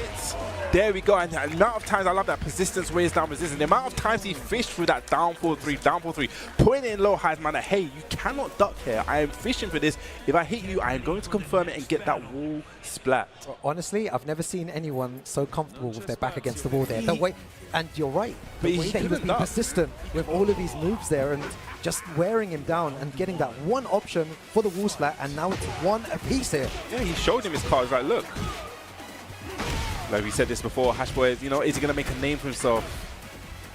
Okay, forward. Okay, running two, pushing, and again, fishing with that down. And now these are when the lows come into play. This looks like the, exactly the same as last round there. Back against the wall, Lowhigh needs to get out. Okay, lovely. That's a good use of the heat. Is that going to get the wall splat? No, and now he gets the counter, so he's going to launch. Maybe a weird wall combo opt for the heat smash. Okay, what is the mix up now? Up 4-2. And goes to 1 down 3, or was it 1-3? You know, sneaky. Sometimes I forget Claudio has that. Okay. That's it's good that he didn't use that once before, and then just at the end there, he manages to do that, and it worked out in his favor. Up 4-2. This one hits. He is now engaged. Lovely duck there. Done that once before. The wall standing punish. Huge damage as well. Gonna go to the wall now. What's the Okazemi gonna be like? Opts to go for the damage. 105, down 4. That's gonna get forward. Did he think another down 4 was coming there? Down 4. Okay, nice punish. Okay, breaks the glass. Oh, this is such a close game. So high. Oh, and he takes a big risk at the end there. Well, I respect it. He tried something different. I mean, there's the high option. He's probably thought, I've done a high option many times. Are you going to duck here? So I respect it. It's a little bit of a Hail Mary. There's a lot of layers to this game right now. This is very, very high level Tekken. Okay, down 4. Hatchet kick. Just attacking the legs now. Okay, plus frames. And he's going to get a 4-4-2. Back 1, plus frames. Okay, down back 3. Lowhigh just sidestepping outside the wall. Okay, uses the heat. Wants to kind of get away from that wall. No duck on the 3-2. And that's going to be the round. Yes, definitely going to confirm that down forward 1-1-2, just like that low height on set point. But this is no way near over yet. Yeah, this is definitely one of my favorite sets of today. Just the mind games that's going on and the way that they both play in huge counter hit knee. Lowhigh on the front foot, looking to move forward in this winner's side. Okay, going to down back 3 this time. Nice, gets the punish on the while standing 3. Very brave. Oh, and that's the low you were talking about, Bubsy. You mentioned it specifically before that he was reacting to it, and he could take it if he gets the right combo here. Lowhigh moves forward in this winner's bracket at VSFighting 2026. I really love. Shout out to Ashford. That was a really great wave. So good. He played very good. Versus Lowhigh. But I think, like you said, I think you mentioned it before when you pointed it out. It's just his defense against the wall. Yeah, he may have got hit by the mid, sure. down for 3-1 time, but the amount of times he had his back against the wall and did not panic. Man, it was like so good to see. I can't, express how insane that was to watch, because so many players, including myself as well, when my back's against the wall, after a couple of seconds, maybe 5 seconds, I just want to panic. Yeah, wait, no, 5 seconds. I don't give one. No. I give 1 or 2 seconds, and then hop kick, and then I die. Right. So for him to be able to sustain that pressure for about 10 to 15 seconds, even longer sometimes. It was long. And for Hasboys to just stay in the right mental there as well, none of his mids were hitting. No. And he just kept being persistent, like you said, and it was really beautiful to watch. I mean, that the amount of times he was just really threatening with the down 4-3, so a lot of plus frames are up 4-2, just really locking him down. And even when Aloha was trying to step, he would like realign step. Okay, so I'm not going to let you walk out the wall here. I'm going to step with you. I'm going to throw out this down 4-3. Now you have to think about this again. Then he threw in a couple side step 4s. It was really good, but like you said, the way I think we always talk about Tekken 8 having, it is an aggressive game, but like you said, right there, I genuinely believe, even though it's not as prominent, but there's definitely a place for defense in this game. And that was it right there, not panicking, showing why he is the current TWT 2025 champion. Yeah, it just showed that was a great game to witness. I'm sure everyone at home really enjoyed that, everyone here at the venue as well. That was definitely a lot of fun to watch. And now moving on to our next game here, we got Golden Boy versus Jacob Cass. Jakob, I think they call it. Jacob Cass. Jacob Cass, man. You know. I'll say it properly in there. Jacob. Yeah. So I'm guessing we're gonna see the Clive. I mean, if you gotta we bring the Clive t-shirt like that, you gotta be rocking the Clive. But Jacob Cass, I wonder who he's gonna go for. Is he gonna go for the Raven? I believe I've seen him a couple of times in the Raven. I think it's very tricky. 7 Dragon Ball. Raven's a character you don't really see. It's kind of interesting. You don't really see him as much. He's even when I think about it.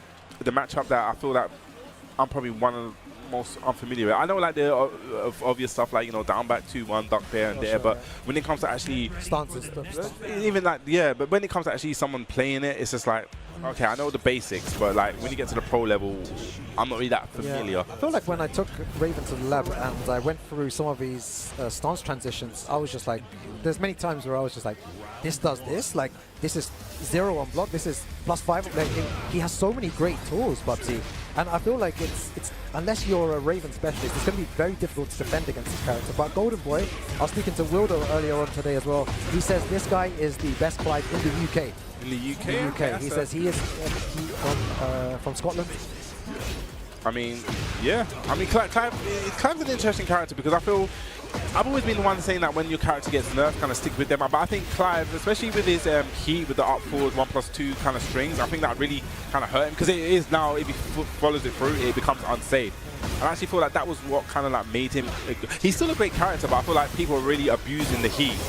Oh, that was super nice mix up there. Oh, goes for.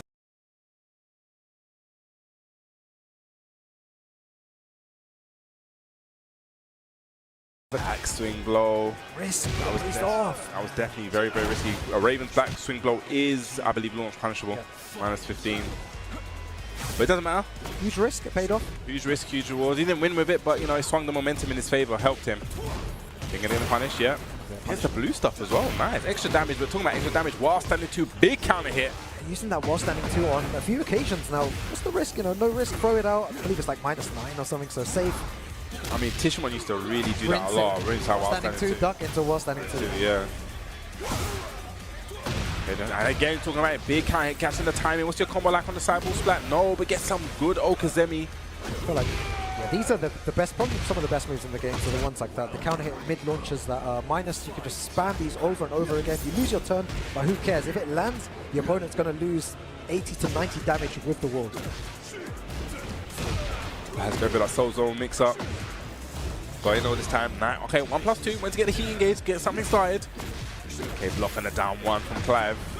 And just like that. And it looks like maybe a little bit unfamiliarity with the Raven, but it's like I said before, you don't really have that many Raven players. We don't. Oh no, we don't. See a lot of these kind of like situations when it goes into the Soul Zone stance. It's just like, okay, what are my options? I think I did lab it once, but my memory's like a goldfish. I was like, I believe that he's got. I think maybe down jab beats stuff, but then he's got stuff to kind of like beat it. So he's kind of like playing that kind of rock paper scissors game. But he has one like move from Soul Zone that is 0 on block and is homing and is high and it reaches from like range 4. He goes like this. Oh, using the combos, right? Yeah, yeah. I think I know what you're talking about. And the range is so deceptive. When I was using it, it was hitting from like range 4.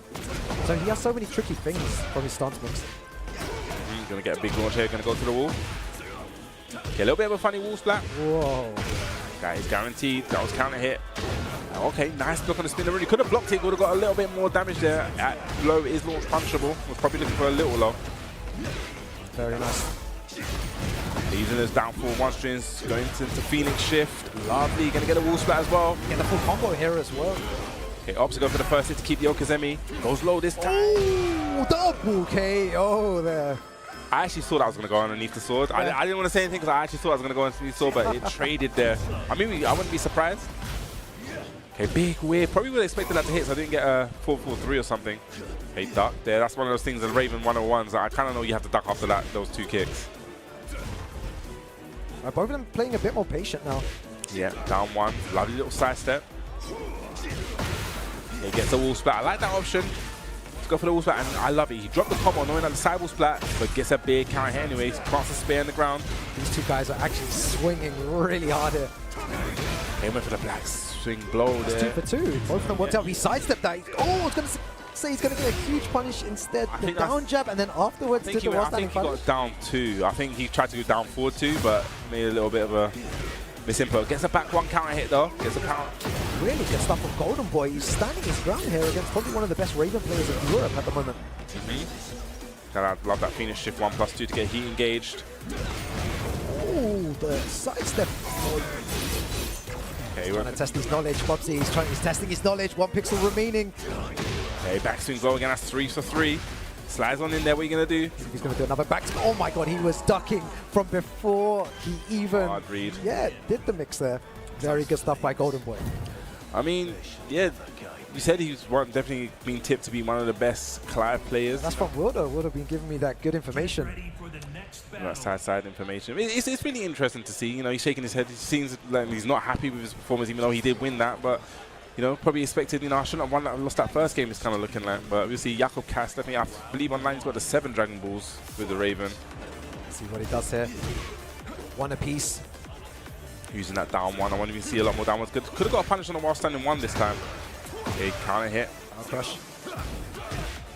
Now back 2. Just playing in that back turn stance. Okay, nice punish. 1+2. Alright, shows he has the knowledge, but while standing, 1 punish. Can't help sweep there from the Phoenix shift. Yeah, Bubsy, he took big risk there. Going to lose a lot of damage because of that. Okay, yes. I went for the parry. Interesting. But, you know, went for the 3+4, which is a very slower move. So, beat out those active frames. Is heat gone as well? Is he going to backswing blow again, though, here? Big punish. Is we gonna? Yeah, I think it's gonna. Yeah, this is gonna go down. I was a bit unfortunate. I was wondering if he's gonna go off. It looked like the wall. The floor was a bit awkward there. That was a good. That was very good calculation. Jakob Cass, knowing his positioning on the stage, very important. Under talked about, I think, actually knowing about the position of your stage. Of the stage, it's kind of go for. Really important. Talking about position, one is positioned over that explodable floor. Needs to be very careful. Yeah, it's right there as well. One of them's going to be looking for it. Nice sidestep into launcher. You're going to get to the wall. This combo is sick. Yeah. We're going to go for the G clef. Okay, no. Go to the mix up. Fast frames. Also, yes, and goes for the Killer Bee. I believe that's called Killer Bee. That's a nice name, isn't it? Something like that, Killer Bee, or I was thinking something. All right, 1 round away from moving forward here. Golden Boy needs to wake up, and you were talking about stage awareness, knowing where you are on the stage, and he's going to get a huge amount of damage because he knew that the explodable floor was with him. What's the mix-up? Flips him over. I like that option. Plus frames. Goes to the spinneroo now. What's the option? Okay. Starting to take a lot more risks now. Jakob Cass is really feeding himself. Golden Boy needs to find a way out. Beautiful throw break. Nice punish on that. Yes. Went for the Phoenix shift. 1+2. Goes low this time. Oh, and the power crush. Yeah, nice. You know, he had a lot of life to tank anything like this. That was good option there. Jakob Cass, you know, stopped the bleeding, took the momentum straight back there, and that's what the mark of a winner. Definitely a big mark of a winner. Yeah, that was really good play by him.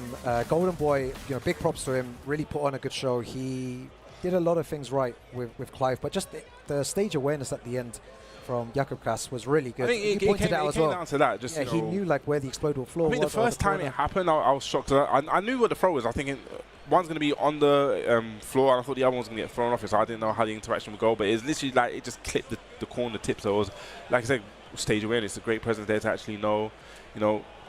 Golden Boy did kind of nearly bring it back. He took that, and he saw him. He shook his head. He was like, I did win this second game, but I'm kind of like not happy with my performance. But Jakob Cass able to just kind of compose himself and take that out towards the end. It was really good, man. The Tekken action has been crazy today, especially that low-high match as well. And guys, if you want some more Tekken merch, I know everyone is always after the good Tekken merchandise, and we're lucky enough to have M.Rage sponsoring and making these amazing t-shirts. You have a King Arena and a Ling Xiao Yuan. Beautiful designs for Tekken 8. Big shouts to M.Rage. They were the people who also designed the Tekken World Tour Finals jackets too. So yeah, stay tuned for more information. It will be available and will be coming soon. Yes, guys. So I know you've been enjoying this Tekken 8 action, but we need to take a little bit of a longer break here. So definitely go get yourself refreshed. But before we even go to the break, we're going to go to the social. You know, follow TekkenWorldTour.com for the latest and greatest action and news from the Tekken World Tour. Also follow the socials on @Tekken, @BNE Esports, and BNE Sports Esports on the YouTube. You want to replay these things? You know, some of you guys may have been in the tournament, want to replay your matches and, you know, see where you went wrong, see where you went right. There's where you get it. Yeah, that's where you get all the information. But Bubsy, man, we definitely need a break after all of that. It's going to be a slightly longer break, so we'll be back very shortly. You have some time, guys. Go and grab a drink, grab some snacks. There'll be more pool action at Versus Fighting straight after this break.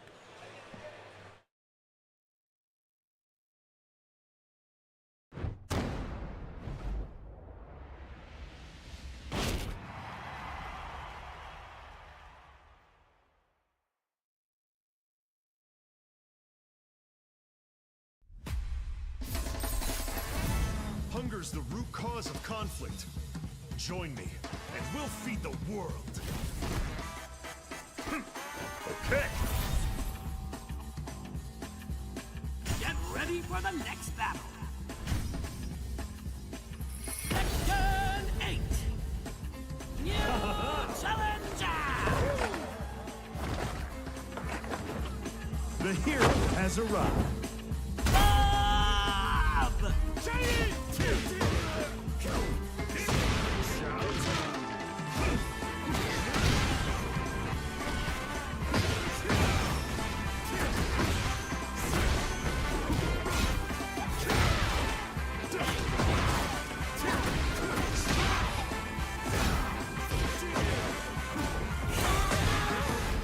Cheap shots just don't work on my perfect body. Impact! No flavor?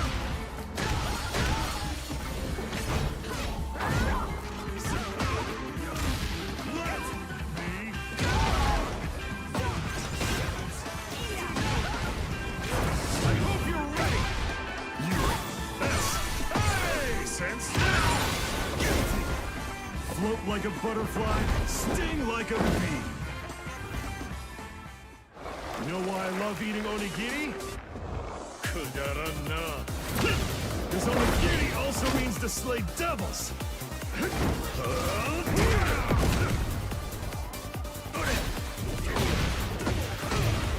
Let's go. Big speed. Flat.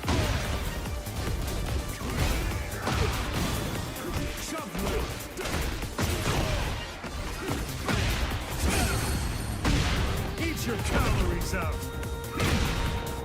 Burn my fat. Roar my fists. Feel the power! You'll need to spend the rest of your life paying for all your sins.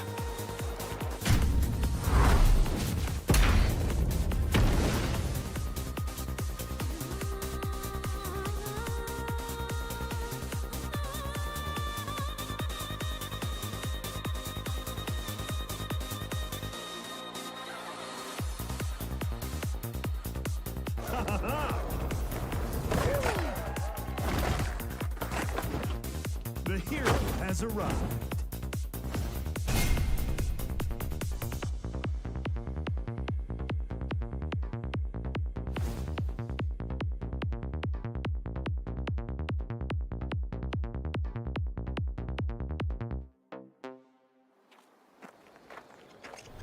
What? No, sugar.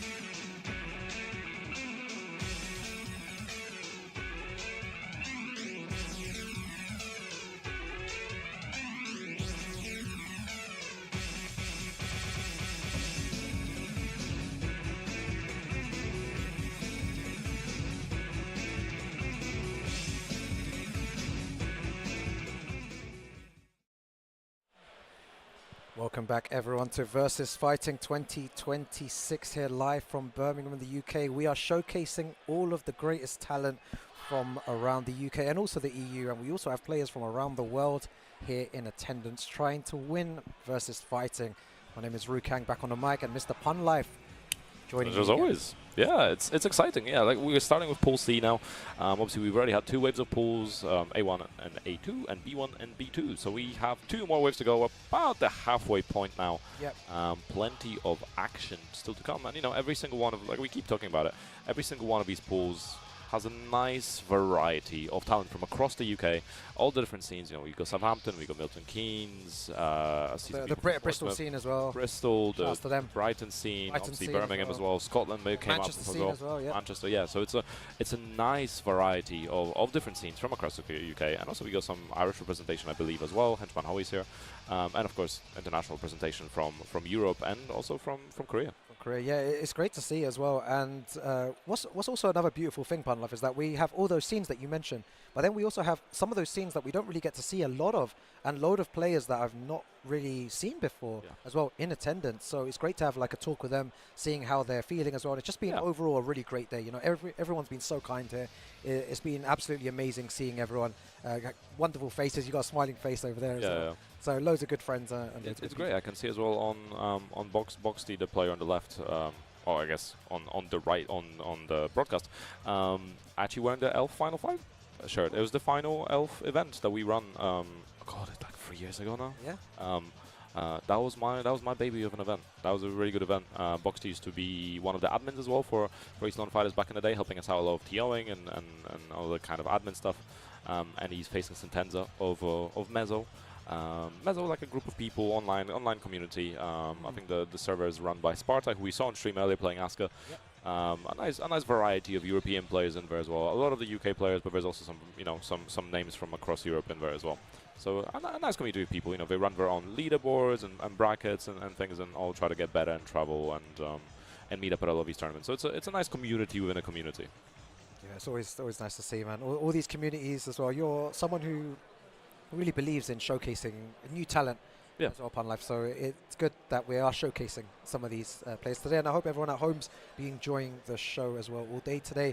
You know, don't be too harsh on us, guys. You know, watching on the stream chat. I know you guys love to give your opinions on our players here. You know, speak kindly of us, guys. Speak kindly, and you know, we're trying to improve. Be kindly about the players. Be mean about Rukang. Be mean about Bob and Rod. No, I don't. But yeah, just guys, try and enjoy it, and just know that all of us had to start somewhere, Pun Life. Oh yeah. We all started off. I went to a round robin tournament 6 times in a row in London, and each one I went 0 and 3 because there was groups of 4.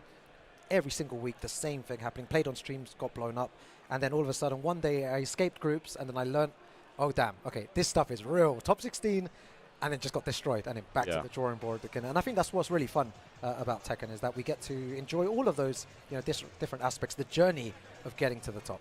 Yeah, and that's what makes it worth it, right? The struggle is the reason why the success eventually and the scene is so sweet and so rewarding. So yeah, it's definitely a big thing, and you just have to have enough persistence to actually stick through that struggle, because it's especially obviously when I started in Tekken 7, so for me starting in the London scene, which was already so stacked with talent, it was really difficult to get into. Like trying to clear pools in London as a new player, I think now as well it's the same thing. Trying to get into the scene right now, there's a lot of strong players already, but this is great because you get to practice along these good players, and you have so much experience against different characters that you can take to other events as well. And it's really good to see the community just grow as a whole.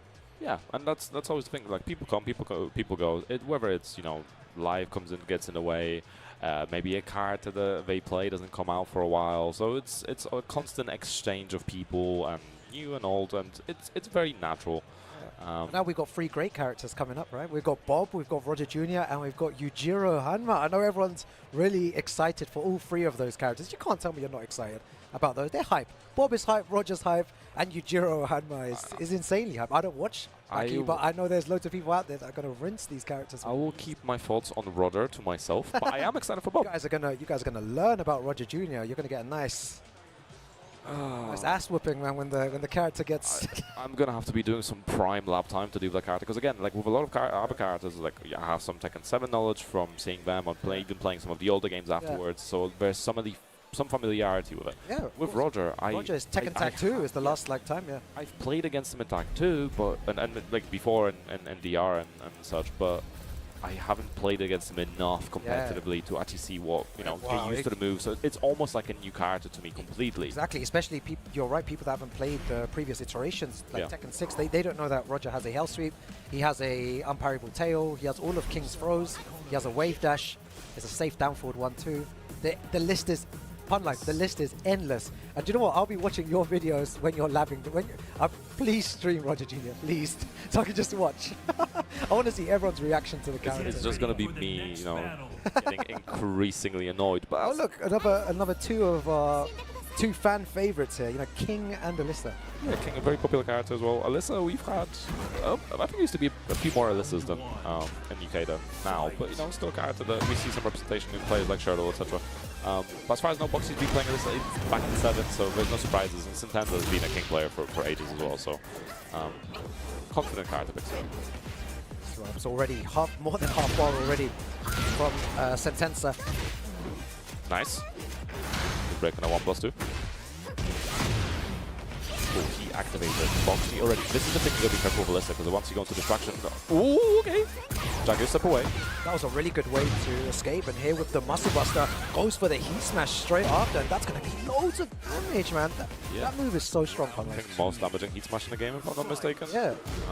It's tough, and it's really difficult to step, so it is steppable, but at certain ranges, you have to be really on time to actually deal with it, so that's the key. It's a risk. Alright, that's what people don't realize.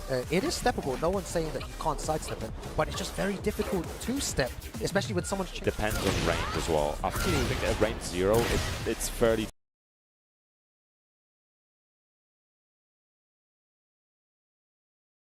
doable. At range 1, it feels really, really difficult. If maybe impossible. Maybe I'm just bad at the game.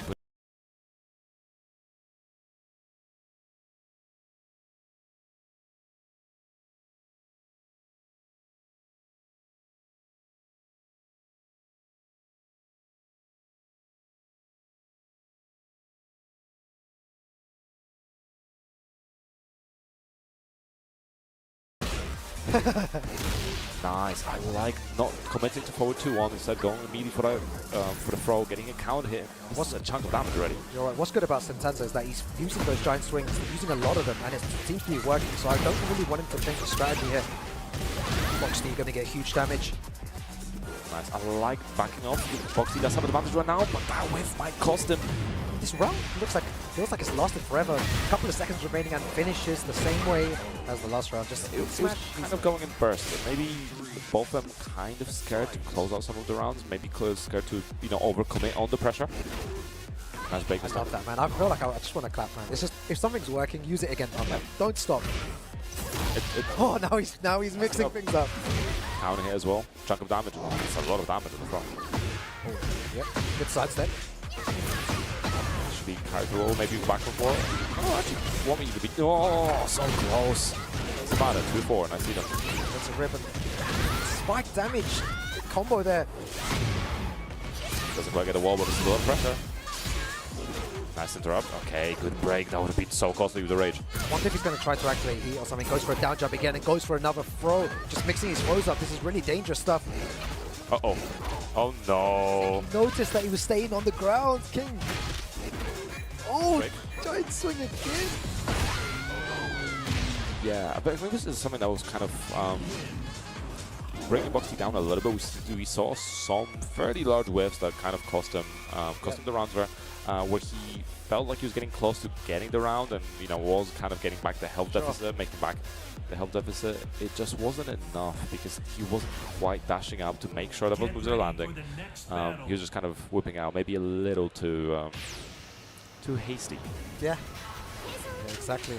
And we got a few King players in the crowd there as well. You got like someone there who's big advocate of King. He says like he says that maybe he says that like he's fine and no changes need to happen. I completely disagree. Oh yeah, there's a lot of things that King has King excels at. There's so many great tools that he has, especially the homing throws as well. Just the thing Boxty needs to notice as well, because Sentenza's kind of using a lot of down jab right now, so we're seeing a lot of interrupts from him, and Boxty has managed to step a couple of times, but needs to call it out a bit more. God, oh my God, because he just goes into it. That's one of the best heat smashes in the game for sure. Oh, 100%, 100%. Damage and utility at the same time, it's super good, and obviously going through the floor. A 60 damage combo starter on a floor break stage. That's the guaranteed forward 2-1. Yeah, you're right, Sensa going for the down jab a lot, going for all the multiple throws. Boxty is doing so good in breaking them, but in the end, 70 damage for that. Staying in the ground, nice delay. Oh, again! Able to react. It is reactable, but it is difficult, and it can recover a little bit faster as well when you're trying to punish it. 2 throw this time, so then you're just mixing up the throws, and when you have a full mix like this, you have to be using it, like you said. Exactly. Sentenza is using the mix up, and the thing is, Boxty is just refusing to duck. He just prefers to try and break the throw. He's just cutting him down, the down forward ones while standing fours. Oh, that just about reached as well. I wonder if he's going to duck the next one. Oh my God, he does. Very nice. Big damage here. He's going to go for the 3-2-2 as well. Yes, he is. Yep, heat smash. Oh my God, the damage. King. Sentenza moves forward here. That's a really scary thing against King and Heat, right? Because you don't want to stay on the floor because the threat of that heat smash and potential ground throws. But if you get up immediately, then there's obviously some other OP options that he can throw out. So you are in a very bad position. You probably want to get up ideally as quick as possible and then break the throw or do whatever he's doing. But it's a rough situation to deal with. And I think for Boxty as well, the other thing I noticed is he would backdash a little bit, right? But he would on running to from a certain distance, which just made it predictable. And we saw Sentenza duck and punish it, and it's a lot of damage with the moment he duck and punish it. A lot of damage. It's a big wall standing punish. And this is what you have to be very careful about. If you're always going to use this button at a certain range, you're giving your opponent almost like a visual cue of like, cool, you see me at this range, you now expect this move because I keep doing this. So it's a pattern that you're falling into. So that's something. That's why obviously in previous entries, but even in this entry still, instant wall running is a very important tool to use because you want to be harnessing those moves from as close as possible. So they're never telegraphed like in that way. But also the other thing I would say, I think that matchup, like obviously Alyssa, very good backdash. So I would have liked to see Boxty maybe, instead of trying to interrupt, more backdash. More backdash to escape that kind of range of King's throws and stuff, wasn't doing it at the time. Maybe pressure. Backdash down forward to backdash into like back 4-4 as well can be really good. Maybe back 4 by itself, the knee, right? So I think it's important though that it was on stream so you could watch his games back. You can check out what he did differently and then maybe change his games. Right now, you guys can't see it at home, but there's a lot of people around the setups. The pool is actually going on right now. I believe it's C1 and C2 happening at the moment. The C-Wave pool. After that, we'll have D1 and D2 as well, all the way up to top 96, which will be tomorrow. And then we'll narrow it down to top 8, and then we will go into our top 8 finals on Sunday. So still pool action. We've had a lot of great games. More to come as well. And next we have a local legend. Local guy, yes, Tenfubis, I think. Tenfu Ibis. Ibis. You need to get it right, man. Sorry, sometimes I get it wrong. Yeah, Tenfu Ibis. Yeah, he's been around for a long time. Plays King. Was an important part of the East London fighter scene as well. You know, we saw him every Friday, always making sure that he's very getting better. He's come a long way with King as well. Got a lot of coaching from different people. Improved a lot.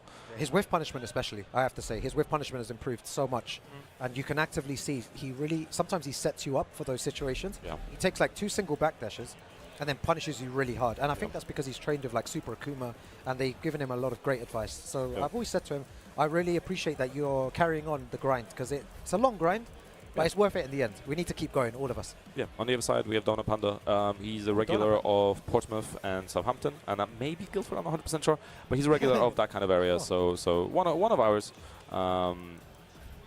Again, a player that's been getting steadily stronger. I think overall that the sort of the Portsmouth, Southampton, Guildford scene are all fairly young still, as seen. So there's a... Who's the one like spearheading their scene? Well, in terms of the strongest player? Yeah. Me. Oh no, who else as well? Because I know you're active. And stuff, so Chunko Funk was a player that's been around since I think like Tag 1 days. So he always comes with his wife and kids. So very really nice bio as well.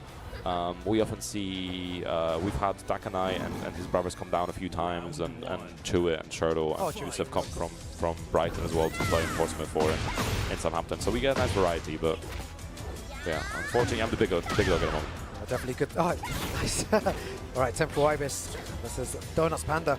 Looks like Donuts Panda just started really well, and Temple Ibis is someone that loves to spam that back three. Oh yeah. He was really ready to use that. Only at -10, like who cares? Yeah, exactly. As if it gets blocked.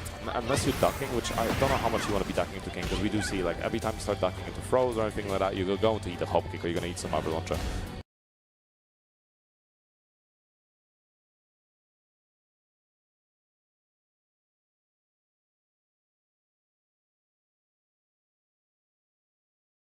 So you gotta be very careful. No duck. Oh, immediate duck to what's too. Yeah. Classic. Doesn't get the best combo there. Okay. Oh, is that gonna... Temple Ibis, really good stuff there. Yeah, the base damage of the tail isn't super high, so it is unfortunate. Dona Panda falling victim to the Rage Art. Yeah, when doing like a list of stuff that I would maybe change from King, Temple Ibis is really adamant to keep like the homing throws, the back three.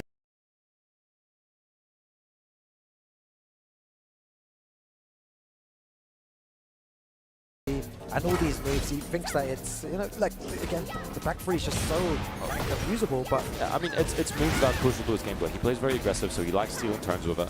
And obviously, homing throw is also a very good way to track the opponent very quickly. And it's a big reward, but a fairly small punish. Again, he really understands that, look, sometimes his opponent is not even punishing the back three, so he knows it's a safe move, and that's really good to see from Temple Ibis there. Oh, follow-up, nice. Do-do-do. Could have been a big punish. Just a little jab, could have been a bit more. Again, go for his lows. Temple Ibis, yeah, being really cautious as well. I feel like Donuts Panda is really hesitating a little bit. At the beginning, he was playing really aggressive, and now he's kind of relaxed. He's like, okay, I'm not going to press buttons, and it's allowed Temple Ibis to play his game. Oh, nice. That was actually the right punish. In between his, I think it's -13 on the second hit, so could have got something more out of it. Nice break 1+2 this time. Okay, gets the wall. Again, Dona Panda some drops. To be fair, usually I see Dona Panda playing, well, Panda. So this is a little bit different. I wonder if it's a new pick. Well, maybe he's trying to counter pick. Maybe he knows something that we don't. Temple Ibis maybe doesn't know the matchup. Right? Maybe he doesn't know the matchup as well. Try and swing. Good break.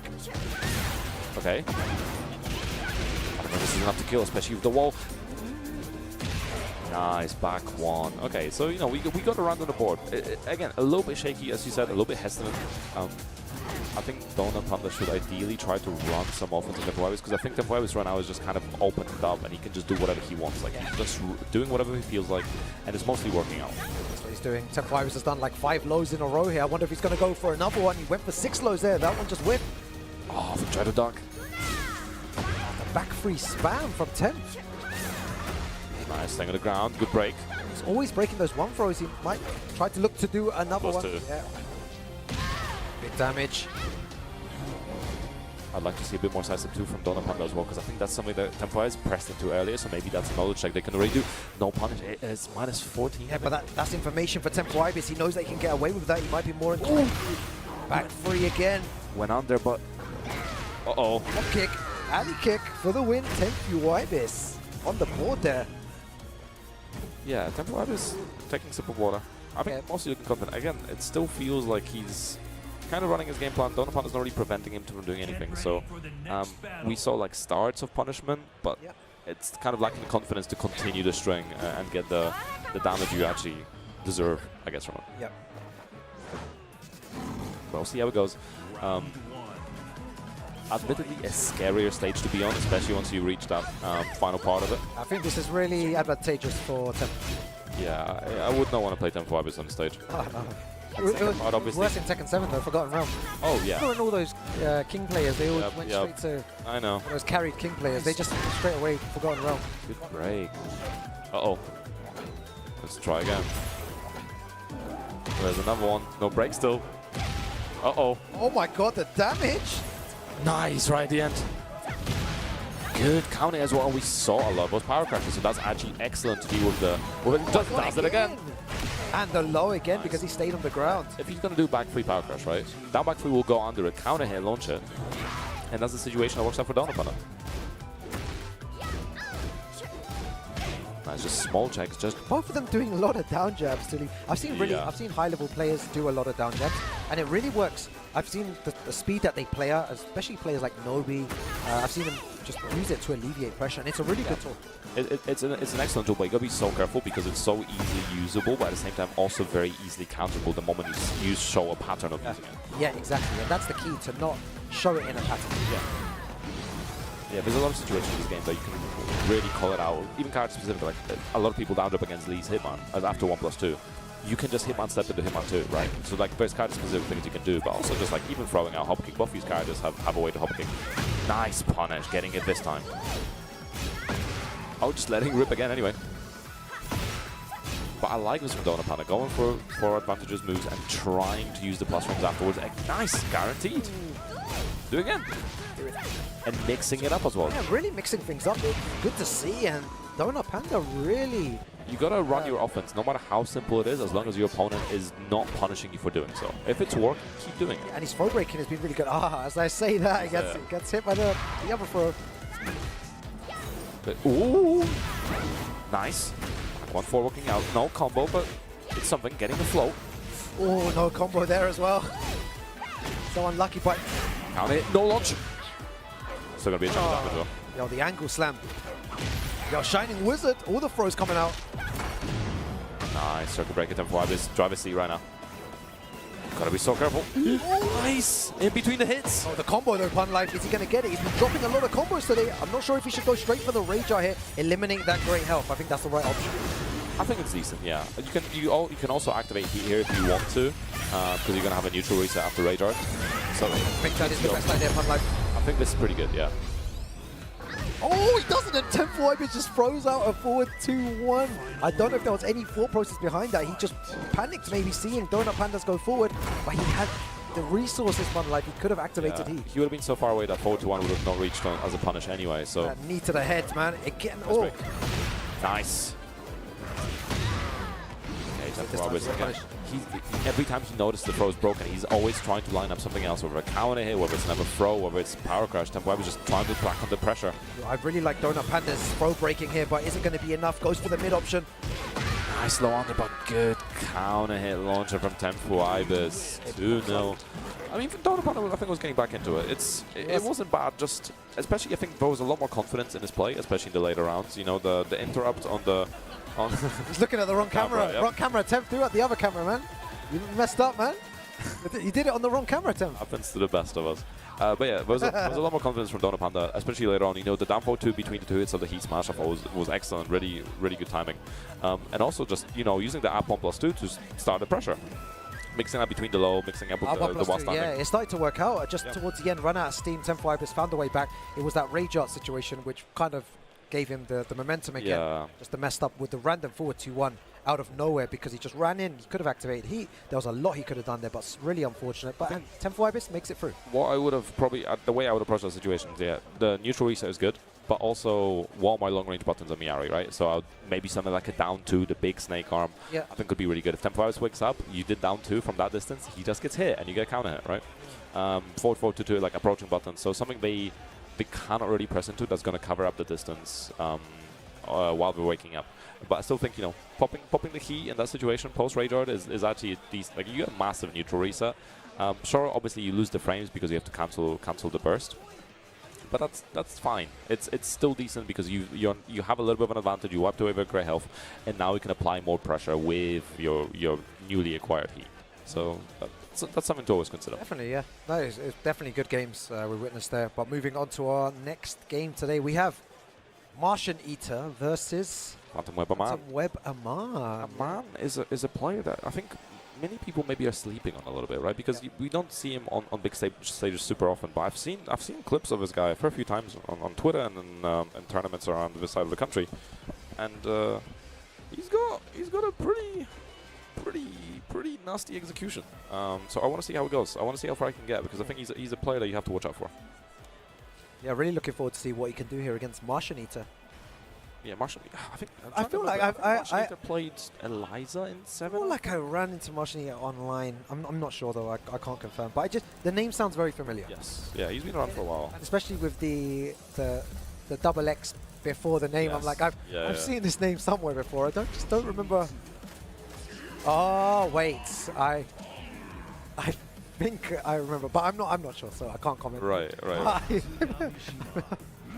Okay, Aman on the Kaz, I'm not surprised. He is a Kaz player, so that's why I was talking about the execution earlier, right? Because I've seen him lots of pretty nasty stuff, and he goes to a lot of the locals, you know, with Richie, Cloud, etc. A lot of the strong players. So he would have had a lot of experience against players of the really, really high caliber.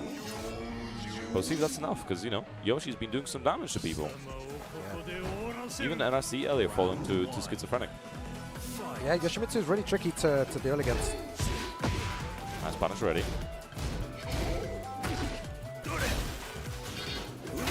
Oh, almost getting the punish. Oh, that was really nice. Yeah, Sysons goes for the twin pistons there. Opposite keep the wall. I think that was a great option there because if he managed to get some sort of hell sweep here, but Martianita just... Ooh, down forward 2. Well, from punishment, nice. Getting the flow. Ready for it. I mean, already, Aman showing good reactions, good awareness of the matchup. Nice. Going to get good Oki from that as well. I'll try to move. Gets caught by the second hit. No, it's unfortunate. Oh, trying to run in. I think messed up the full crouch sweeper. Oh, nice. What a block on that low.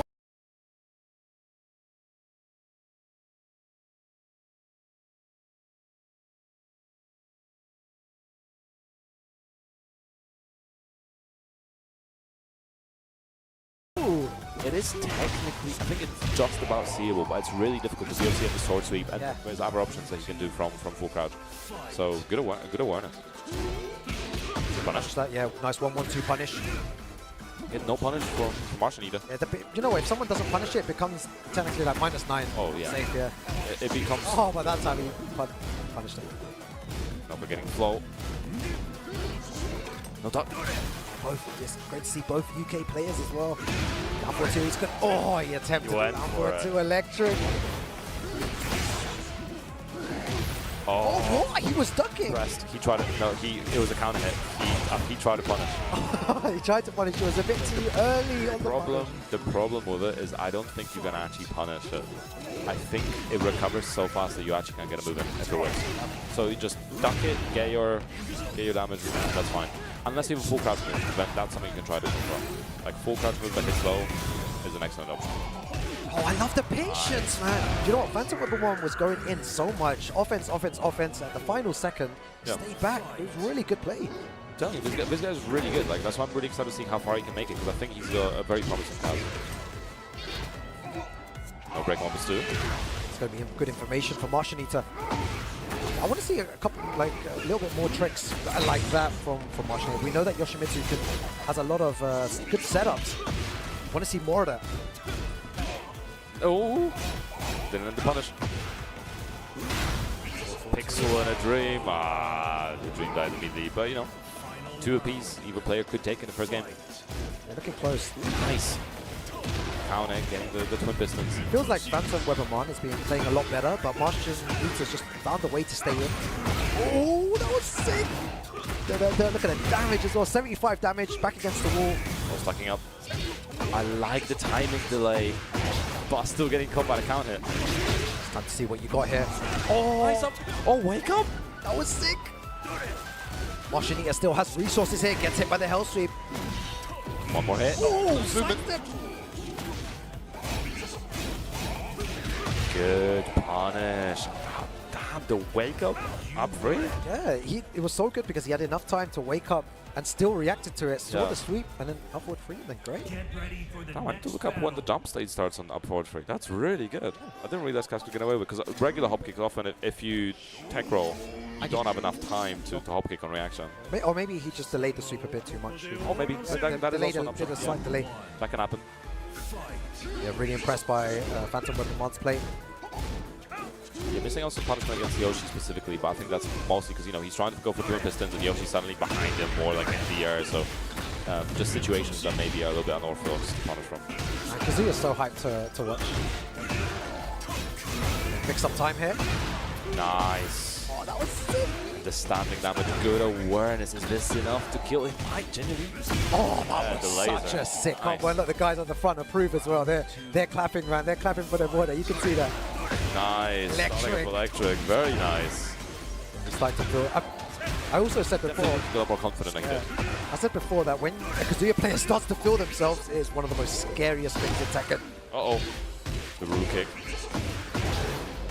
Again, what's the ulti for Martian Eater? Because we've seen the Yoshis earlier going for some crazy stuff.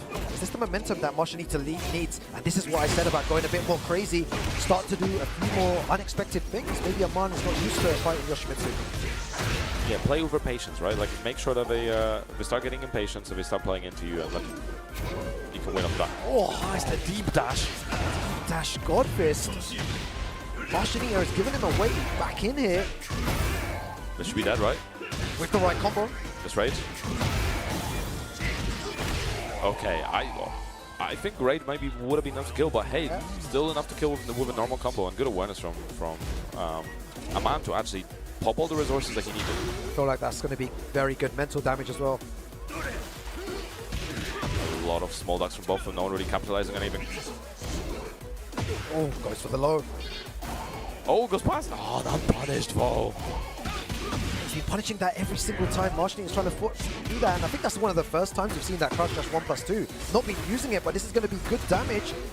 Yeah, big confirm. Are we going downstairs? Is he keeping it in play? Nice. Keeps it in play. Midi Fushigway. Do it again. Oh, no! Oh, right, yeah, the crowd loved that pun. Like, that was so good. He did not need to do that at the end, but he wanted to show the crowd his execution and show the world what he can do. No need for that pun life, but pulls it off either way. I'm telling you, this guy's good. I have to clap for that as well. That was it was great stuff. To do it right at the end is such a flex, man. Too much of a flex, man. Wow. Phantom Web Aman to do that at the end. And it brought everyone to life as well. This is what I feel like is so beautiful about Tekken, is that the fact that you can do something like that, like a taunt jet upper or a down forward to electric, and everyone just goes wild. Everyone knows what time it is. When you hit that, you know you've broken your opponent. You've completely dominated him. There's nothing he can do, and just ends the game like that. Just so beautiful to see the UK talent on show today. It's always cool, like when you have these recognizable sequences or execution tidbits that you know, everyone sees it and everyone can recognize it. Yeah. But I think there's so many little things in the game as well that, you know, people might not recognize because it's like so very niche or very specific to a character. So, you know, it would be nice if we keep all learning about all the different execution bits across the characters. That just make the things a lot more interesting. Like, what was a Claudio combo in Season 1 where off of forward 3+4 was like a very tight dash up and you could do standing free to pick up and do like a non-starburst combo. Well, keep starburst for later in the combo, which was something that you just required a lot of execution. No one really did it. But if you did see someone do it, it's like, whoa, that's crazy. Yeah. That's what I'm saying, man. I've tried that stuff, and it was rough. The micro dash was super tight. Yeah, stuff like that is just like, it's so good. So good. Oh yeah, I love it on any character, right? Like any character. Whether it's Steve, like counter hit down forward 2 into full crouch, down forward 2, like that stuff is super hype. Like trying to learn that on the pad is insane. But I've seen people on, I think I've seen someone on arcade stick hit it once, which is crazy to me. Yeah, so good, man. I honestly, I love Tekken. And you have Zaza over there as well, who beat Sane earlier on today as well. That was really good. We've seen him. He's another great, Mishima player in general. So yeah, big shouts to him. We'll be seeing him tomorrow in top 96 as well. So yeah, loads of great players. Tomorrow's going to be, I feel like, absolutely off the charts, man. With some of these games, the UK guys, the Europe guys are trying to hold their ground here on home turf. And then you have all these people from other countries, the big players from Korea as well coming down. Man, I'm excited. It's great to see, the old and the new players, the veterans and the new school, and also just, again, like you said, the internationals. It's such a nice mix of players to have around the venue. But speaking of players that have been around for a while, Bearmain, the classic Neon Rape. Yeah, Neon Rape versus Missile Days, yeah. Yeah, we've seen a lot of Leo today already. Actually, a lot. A decent amount. More than we usually see. Oh yeah, and especially Leo and Xiao Yu. We've been seeing, and Jack. We've been seeing a lot. And Kaz, yeah.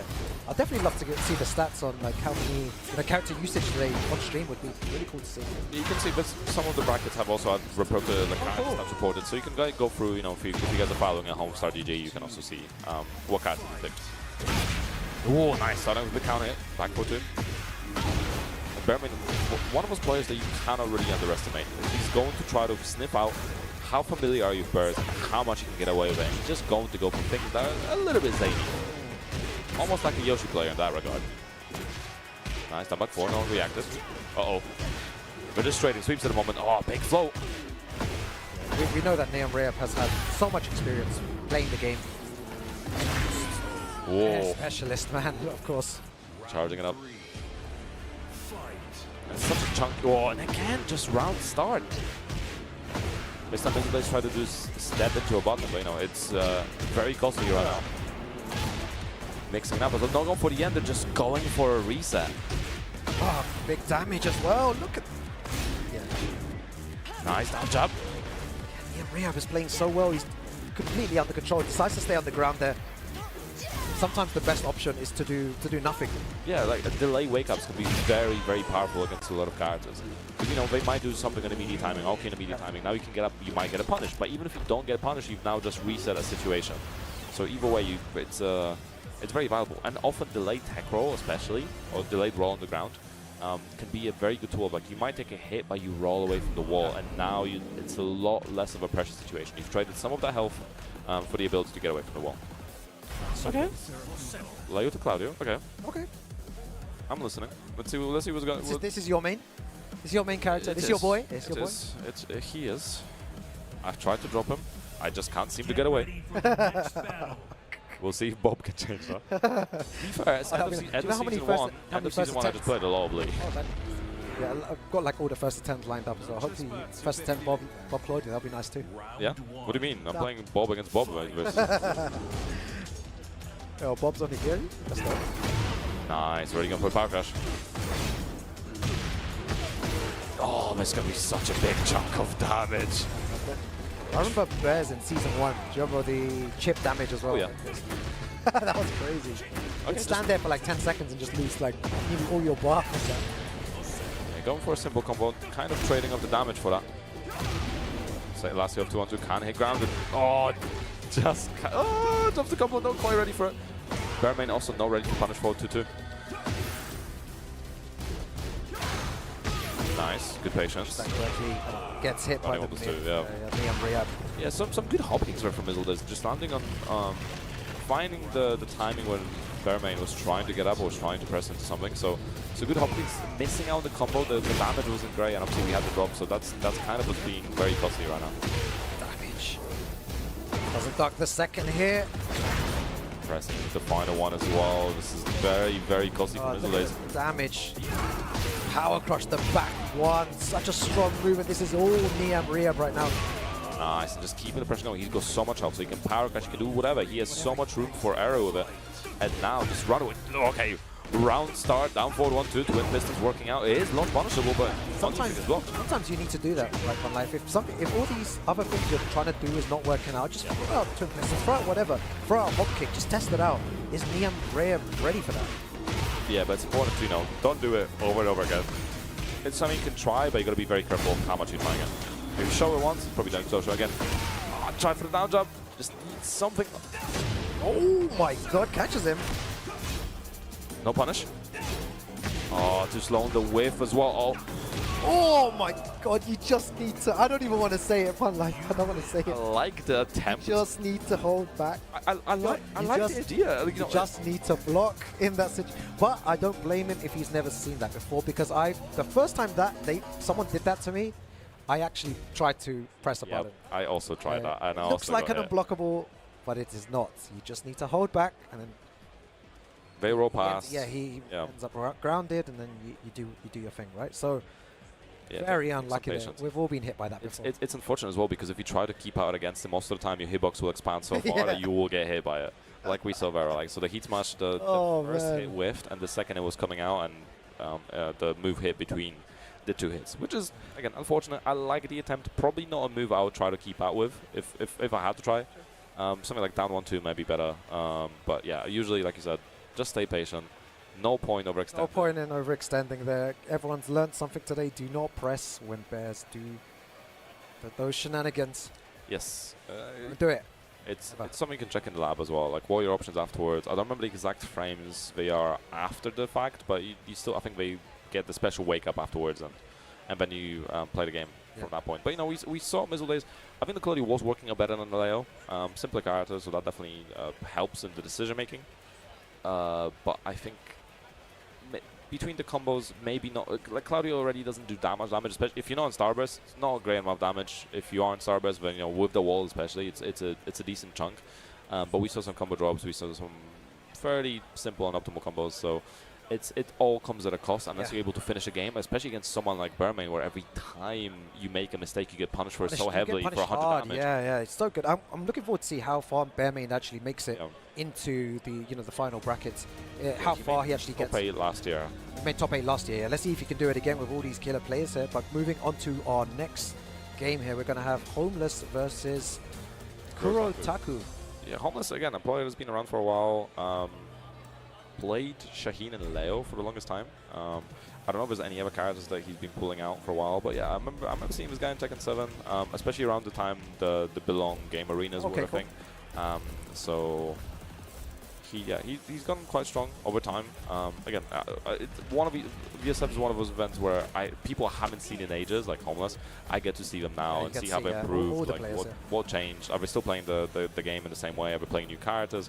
Is there any difference in playstyle? So it'll be a discovery in the same way that it might be for you, right?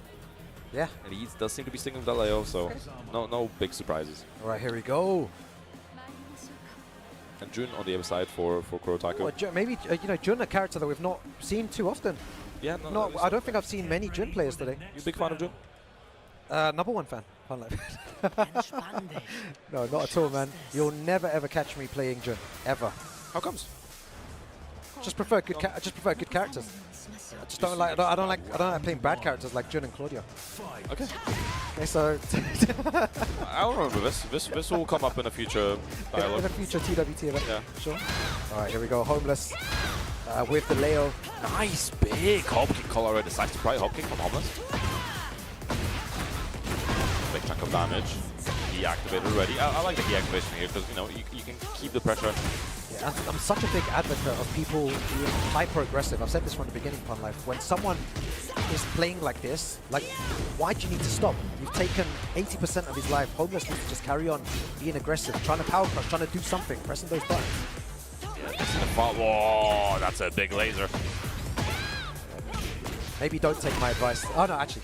Yeah, using the knee as well to beat out the parry. Good way of dealing with that. Again, the backhand entry. We saw that a lot from Richie earlier and worked out really well. We're spacing out really well. Nice technique connecting. Homeless right now. It's all working out. Uses the toe kick to escape. Huge counter here. Is he going to get the big damage and the spike here as well?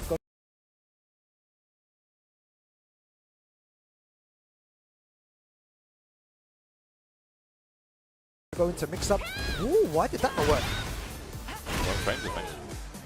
Wow. The Homeless right now. Everything working out. I like the decision as well to not take the wall, the wall blast. Just keeping it in play, making sure that he can use it later. Especially like if the wall combo didn't kill that round, but you can try to go for again. How are you working with this time for Kurotaku? I want a list of all the Leo players today in attendance. I used to think Richie was the only Leo player around, but now I'm seeing so many good Leo players here in attendance. Yeah, but an explosion of Leos in UK, I think, in the recent years. Good damage as well, being so confident. Homeless, just so dominant. Yeah, very good. I like the way of the backhand K usage for creating space. He's unafraid to go into a stance and then apply the pressure. The block low is very, very irritating, and so if you can harness it to just annoy your opponent and then just make a press into something like block 2, you're gaining a lot of damage out of that. So it's something I very much respect here. I want to see exactly the same strategy from Homeless. So let's see what he does. Kurotaku needs to find a way back. Oh, the upper 3 almost landed. Trying to go for the backswing blow. Nice, and again, that's the part working out very well for Homeless. Oh my god, I thought that was like one of those, those stylish combos. Yeah. And the wall splat from there. Damn.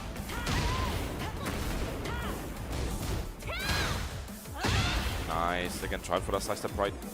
Fuzzy duck. Oh, held it down forward too. Yeah, it's huge launcher. Let's see what his combo is like. He's not had the opportunity to get many combos in this set. I need to stack up that meter as well, but we go. He smash pops. Oh my god, the whiff punish. So good there. Just being a bit more patient in those situations is what worked out for him. Yeah, almost being stacked in the stance as well does not help to be doing that. He's trying to apply a lot more pressure. No throw break. Nice counting as well, so both is guaranteed. Not committing to the full sweep. I saw Homeless try to go for a hop kick there.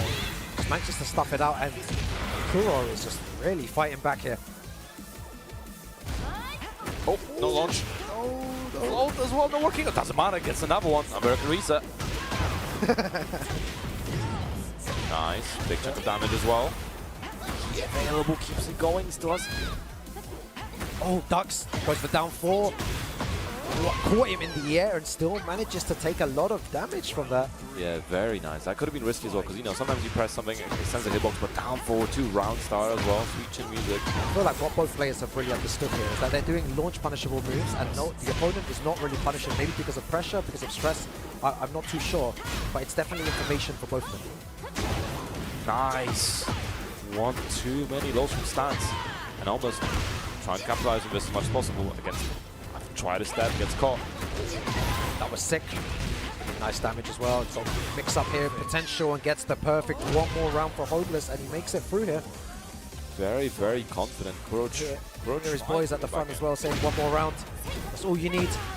Yeah, Kuro immediately trying to be a bit more aggressive, but Homeless just playing into his hands the hop kick.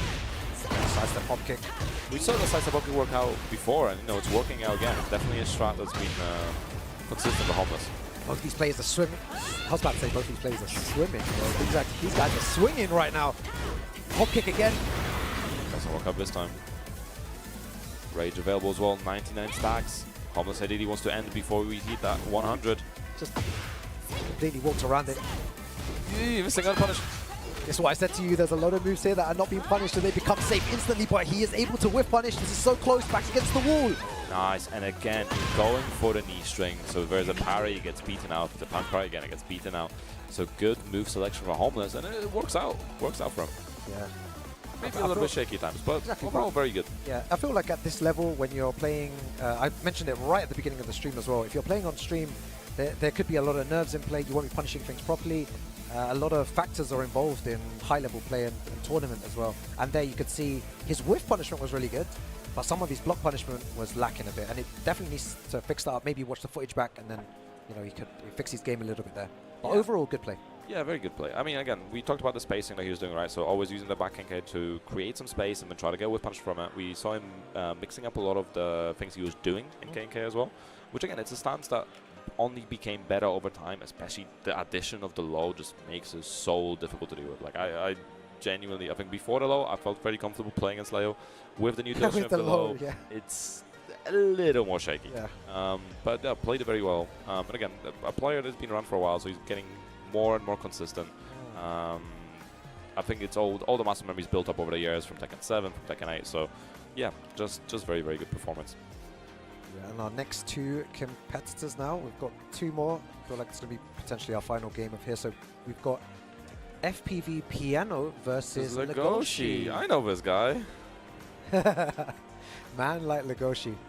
The worst thing is he can hear me, so I have to be careful what I say. Yeah. No, Legoshi, again, a Chloe player's been around for a while, been around the block. Very consistent. Played a few other characters as well, you know, in his time. So plays with a lot of strong players. Frequent Twitch chat, so he you know lives and breathes Tekken in many ways. I feel like Legoshi's very consistent and always plays at a good level. Like very good. And once he gets started, he's one of those guys that is difficult to stop. He can play some rounds with perfect punishment, perfect spacing. I've played him many times in tournament before as well, and I've lost to him a couple of times too. He's really, really strong, and it's going to be good to see how he's going to do against Piano. Yeah, it's I've played against Legoshi for a few times. I think I got a positive record against him. I think the last time we played in Tekken 7, he beat me, but in Tekken 8, because we played last year. Oh, okay. There's a picture of me popping off after beating him. Why did you pop off? I pop off after every game, man. I treat my games like life and death. I pop off after every single one. I feel like I could be playing a toddler or Arslan Ash. I don't care. I'm popping off. I feel like against Legoshi, there was there's been many situations where it's gone down to like, especially in Tekken 7, like final round. You cannot underestimate him, but was nice. Already starting off back 3-3, slight delay in the second hit. Into the... This guy, man. 100 miles per hour, just starting off very, very fast. Guard break in neutral? Goes for the Beyblade. Yeah, landing immediately. Okay, good. There could have been a couple more damage in there. I'm judging with it. Nice. And that move, I think, is genuinely one of the keys to this matchup. Because the thing with Steve is that he's got a lot of really strong high moves and a lot of strings with highs in them. Down back on +2 is an excellent way to go under them. And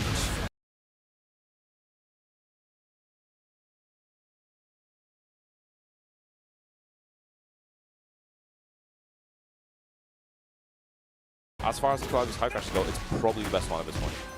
And also counter hit launcher, so you know. This is your character, man. He's getting so much mileage already. Half bar, 15 seconds gone. Oh my god, down back 1+2. Got nerfed up. Yeah. I mean, yeah, it's a lower reward across the board for the most part. And obviously no more natural hit launch, which is fair. It definitely needed to go. Yeah. But still very good. I love that you say that, man. As a Claudio player, you know, really I can respect the back. You're not a Claudio down player. No, but I think that's still too strong. But good guy. Legoshi right now, highlighting the Cloudy strength. And again, the down back +2 is working very well. Love that, man. Legoshi just played super fast, man. Trying to make my shift a lot smoother. Nice. Hop kick from full crouch, actually working out beautifully. Right now, he's not giving him any time to breathe. Activate heat. Pop immediately, 3+4. Damage, and that finishes it as well. Good stuff from Legoshi. 3 rounds straight. Yeah, played it very well, very fast. And this is the thing. This sucks for FPV Piano because you haven't really gotten that much information because the rounds are so dominant. I always feel like when you lose a round, you need to get at least some information. There's been hardly any information to get from Legoshi there. And I feel like Legoshi's going to carry on at the same pace as he's doing because it's working really well. When these things work, you should just continue playing at the same pace. You should continue applying the offense. You can see that he's starting already with more fingers as well. That's what makes it terrifying, is that you carry on playing your game, but he is adding all those other layers with Claudio now as well. And Piano is trying to be more patient, but Legoshi again just on the front foot there. Yeah, not opting in for a high spike because of the side axes, but the heat smash finding its mark at the wall. It is, I think, borderline impossible to step on very range 0 like that. So range 0 is difficult to step. It's very difficult. Yeah. At least at the wall. I've seen it step before, but it's. I wouldn't advise it. Tried to get punished there. Piano's trying to play a lot slower ahead. Nice sidestep. So unlucky. Goes for the Beyblade again. Again, Legoshi no overcommit, no punish. Down for 2. This is the thing. You try to start your own offense against him. Try to throw him. Try something different. Legoshi just breaks it. He doesn't care. Yeah, and he is just doing Claudio things at the moment, just dunking a lot, understanding the speed strings, making the most of them, and nice power crash. Again, so much health to work with, so why wouldn't you use it? Just like that, Legoshi set point. One more round and he moves forward here. Top 96 gets a really good duck. The speed hasn't changed from Legoshi whatsoever. Nice good combo as well, triple back trade. But I feel like that's the first time he's messed something up. Yeah, man. Whole set, he's been doing so well. It's fine, that happens. Again, Legoshi trying to get away from this wall. Trying to the down back 1+2. It's going to cost him. That's nice. Very nice back 1+2. He's fighting back. Is it going to be a little too late? He's going to get the wall splat. Could have done a 2-on-2, but I like this thing to keep it simple. Legoshi again burning out a PV Piano. One. Yeah, Legoshi just on the front foot here. Nothing Piano can do. It looks like Legoshi is going to take it here. Goes for the duck and the single jab, and Legoshi moves forward. Top 96 winner's side, I believe. Oh wait, oh my god, that was a... Did he have the wrong player? Won, man. You're playing so fast, man. I thought you won. No, he attempted to go for the frozen, didn't work out. Oh, damn. Legoshi got to be careful around those throws. Legoshi let me down, man. I thought it was going to be 6 rounds straight. Piano fighting back, though. You're reading the wrong script, man. What's going on? Completely lost track. I was like, what the hell? That's a classic. You've got to be very careful. Sometimes the jab into while standing 1-2 doesn't work out. And both ways, the axes are not helping either of the players. I might have like super cursed Legoshi there. That's like going the extra mile to curse. Still alive. Oh, and the down one. Legoshi. That round that he didn't finish could cost you here. I hope Legoshi. The reason I want Legoshi to win is because I do not want to super curse him here. Okay. No punish, no interrupt. Spacing up. Good. Very nice. Punish. Sonic Fang. Good as well. Good wave track for Legoshi. Down back 2. Goes for the low. No duck. Sidestep. them. Power crushes through. No, keeper, sorry. She's still alive, got away from his swan. Nice down back 1+2, beating that right weave. It was right weave too. Look at the damage output as well, 76, such nice damage. Is this the end of the round though? Fun, like the right combo. There you go. Nicely done. A little bit shaky, but you know, it's what I expect from Legoshi. A couple mistakes. Yeah, Legoshi, well played, man. He always has to be careful. You see, he's shaking his head. He always has to be careful because he'll make one mistake and tilt off of the face of the earth. But managed to catch it, managed to finish it off, so it all worked out. Definitely have to apologize there to Legoshi for saying he won the. And Nearly, like I said, I ultra cursed there because Piano was making a comeback. But good stuff to Legoshi, moves forward. It was a good attempt for Piano to make that comeback. Was just running the offense. Everyone was working out. I think the way he was using he was also really good for, like, you know, keeping the Firefox Fury in the bag, and the moment he landed it, that's a big chunk of damage as well. And was trying to go for the weaves. I think that's the thing you have to be very careful when you play against Steve. How do you deal with when they go weave left, weave right, but you also have to consider back free because that's another option. So you go 3 evasive options that you have to deal with. On Cloud, I think a lot of times you can deal with 2, but not 3. So you want to rotate your options depending on what you think we're going to do. No, love to hear the tech, Pun Life, man. You're the guy for Claudio as well, so. I know some things. You know a lot of things. Speaking about knowing things, I was about to say exactly the same thing as you. Speaking about knowing things, do you guys know about the EWC happening August 5th to August 8th? So this is the biggest prize pool. Talking about $1 million here.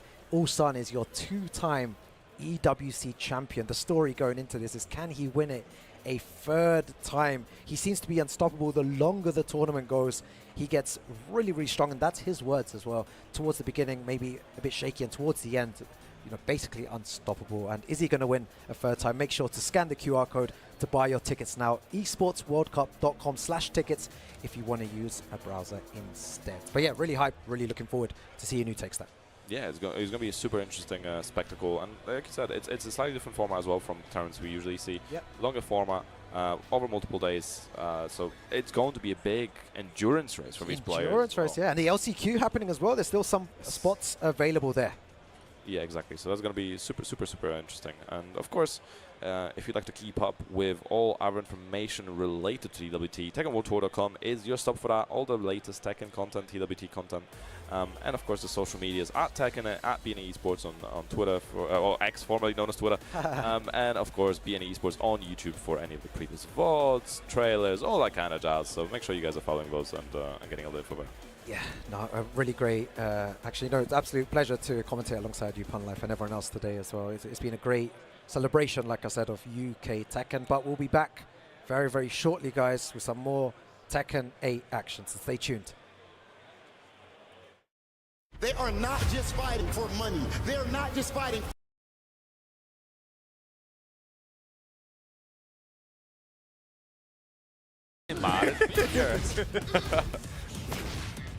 Shadow didn't commit to his duck there, now ends up paying big for it. Down 4-2, gets the launch.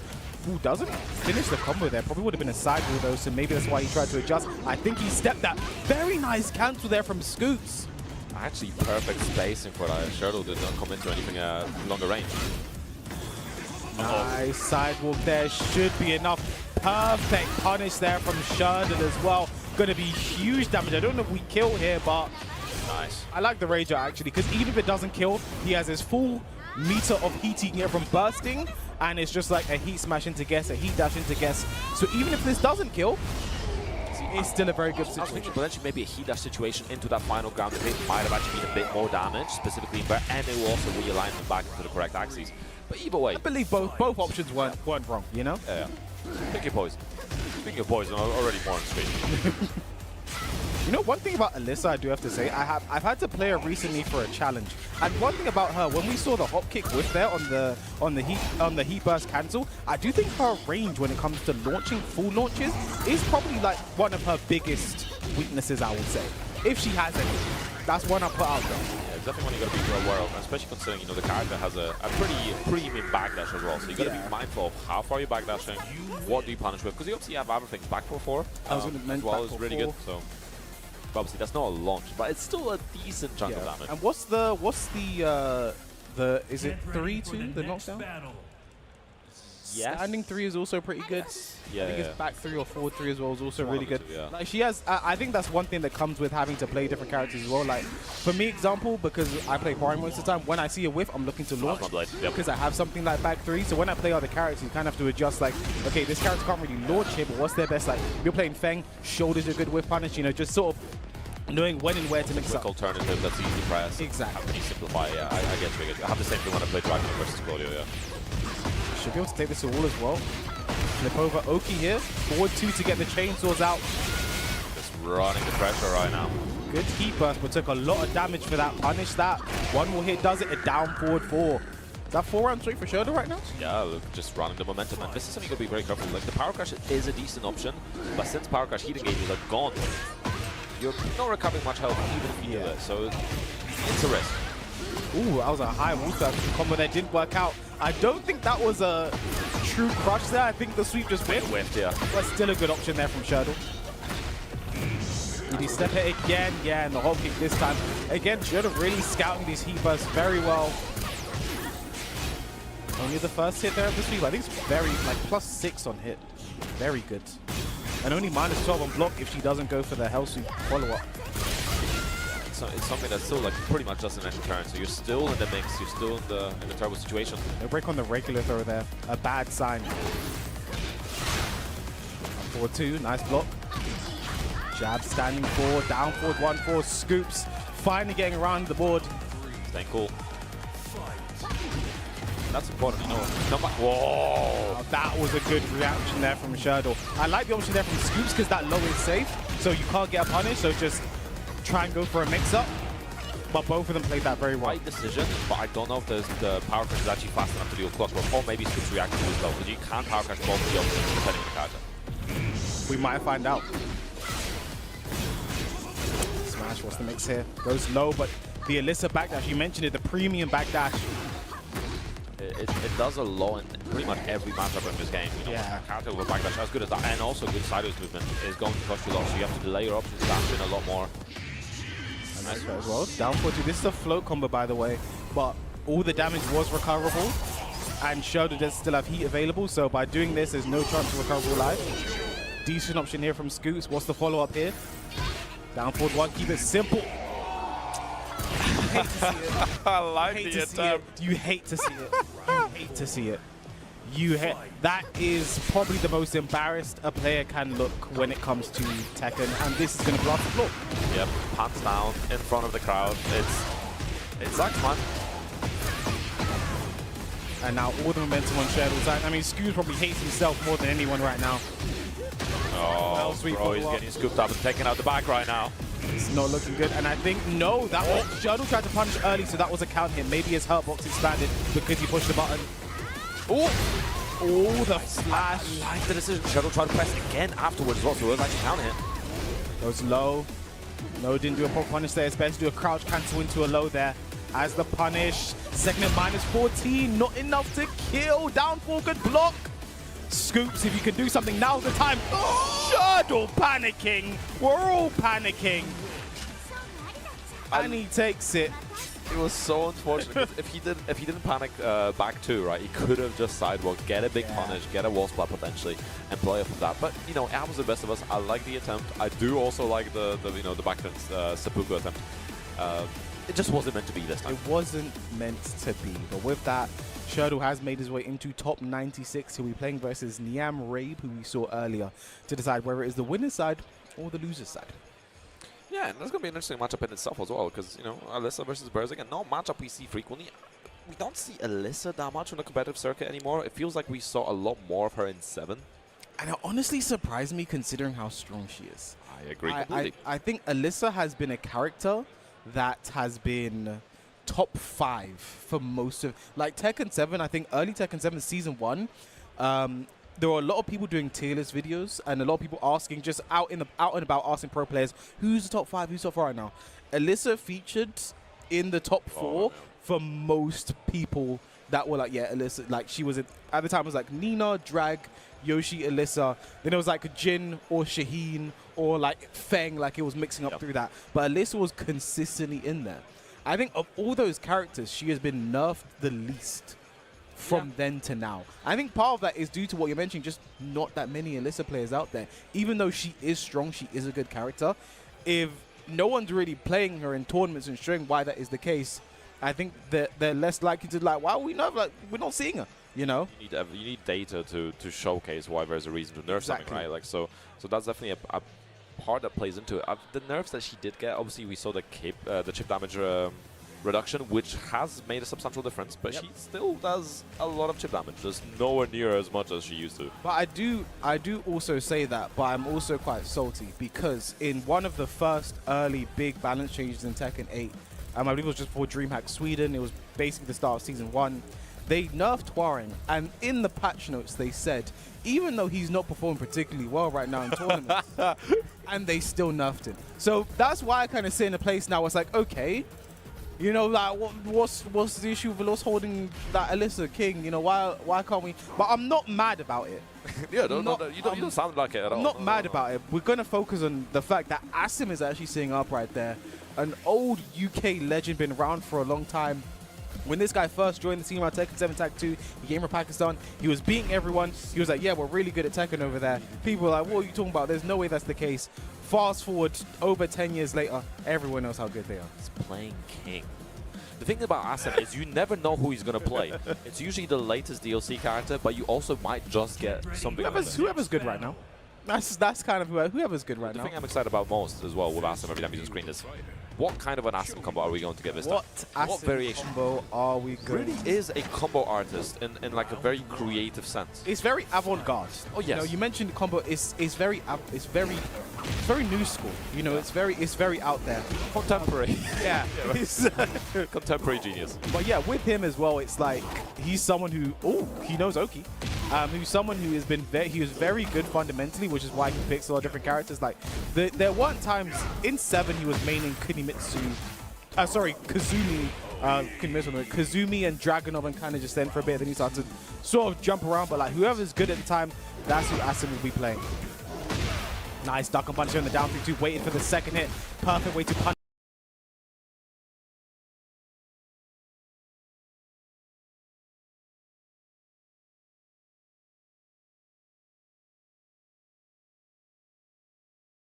That string should be able to take this to the wall as well. Oh, a bit more wall damage, especially, you know, the free hit string as well that goes into drag around would have been nice, right? But I've been a bit of an Asim combo already. Yeah, we gotta get.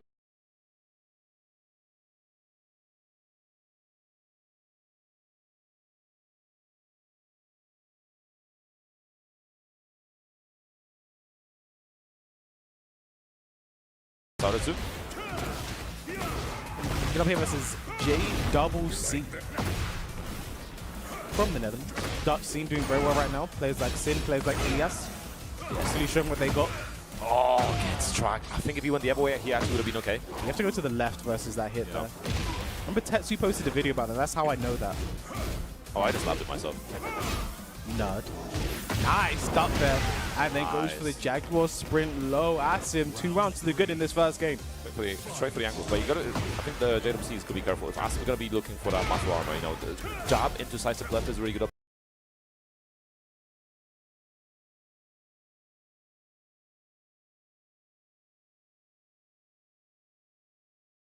As well. The jab even to throw even as well if he tries to go for it. We saw Asim mess up the follow there after down 4-2-1. I think you need a micro dash down 4, and on smaller characters, Leroy might be one of those characters. What option does he go? Oh my, is going for the bridge.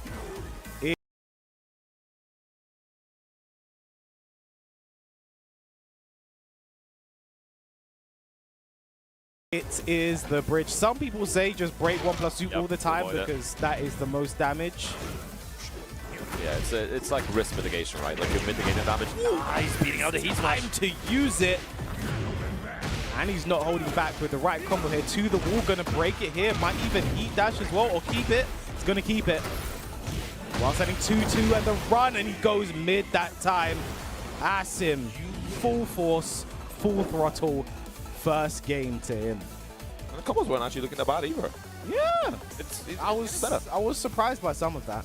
Listen, there's one Asim combo stuck in my head, man. So because he played Claudio at one point, but that was like, you know, that like hurt on a different level. But At mix-up last year, I saw him play Ana, and he did full crash down forward 2 into full crash down forward 2 as a combo, and I couldn't believe it. It hit. I want to say if it works, it works. Nothing else worked afterwards. It is what it is at the end of the day. I was actually speaking to Asim very briefly when I just saw him come in. He's actually coming back from an injury, you know, so you might see him limping around, but that's never going to stop him. Yeah, playing his hopefully he recovers ASAP. Because, you know, he's like I said, he's a legendary player.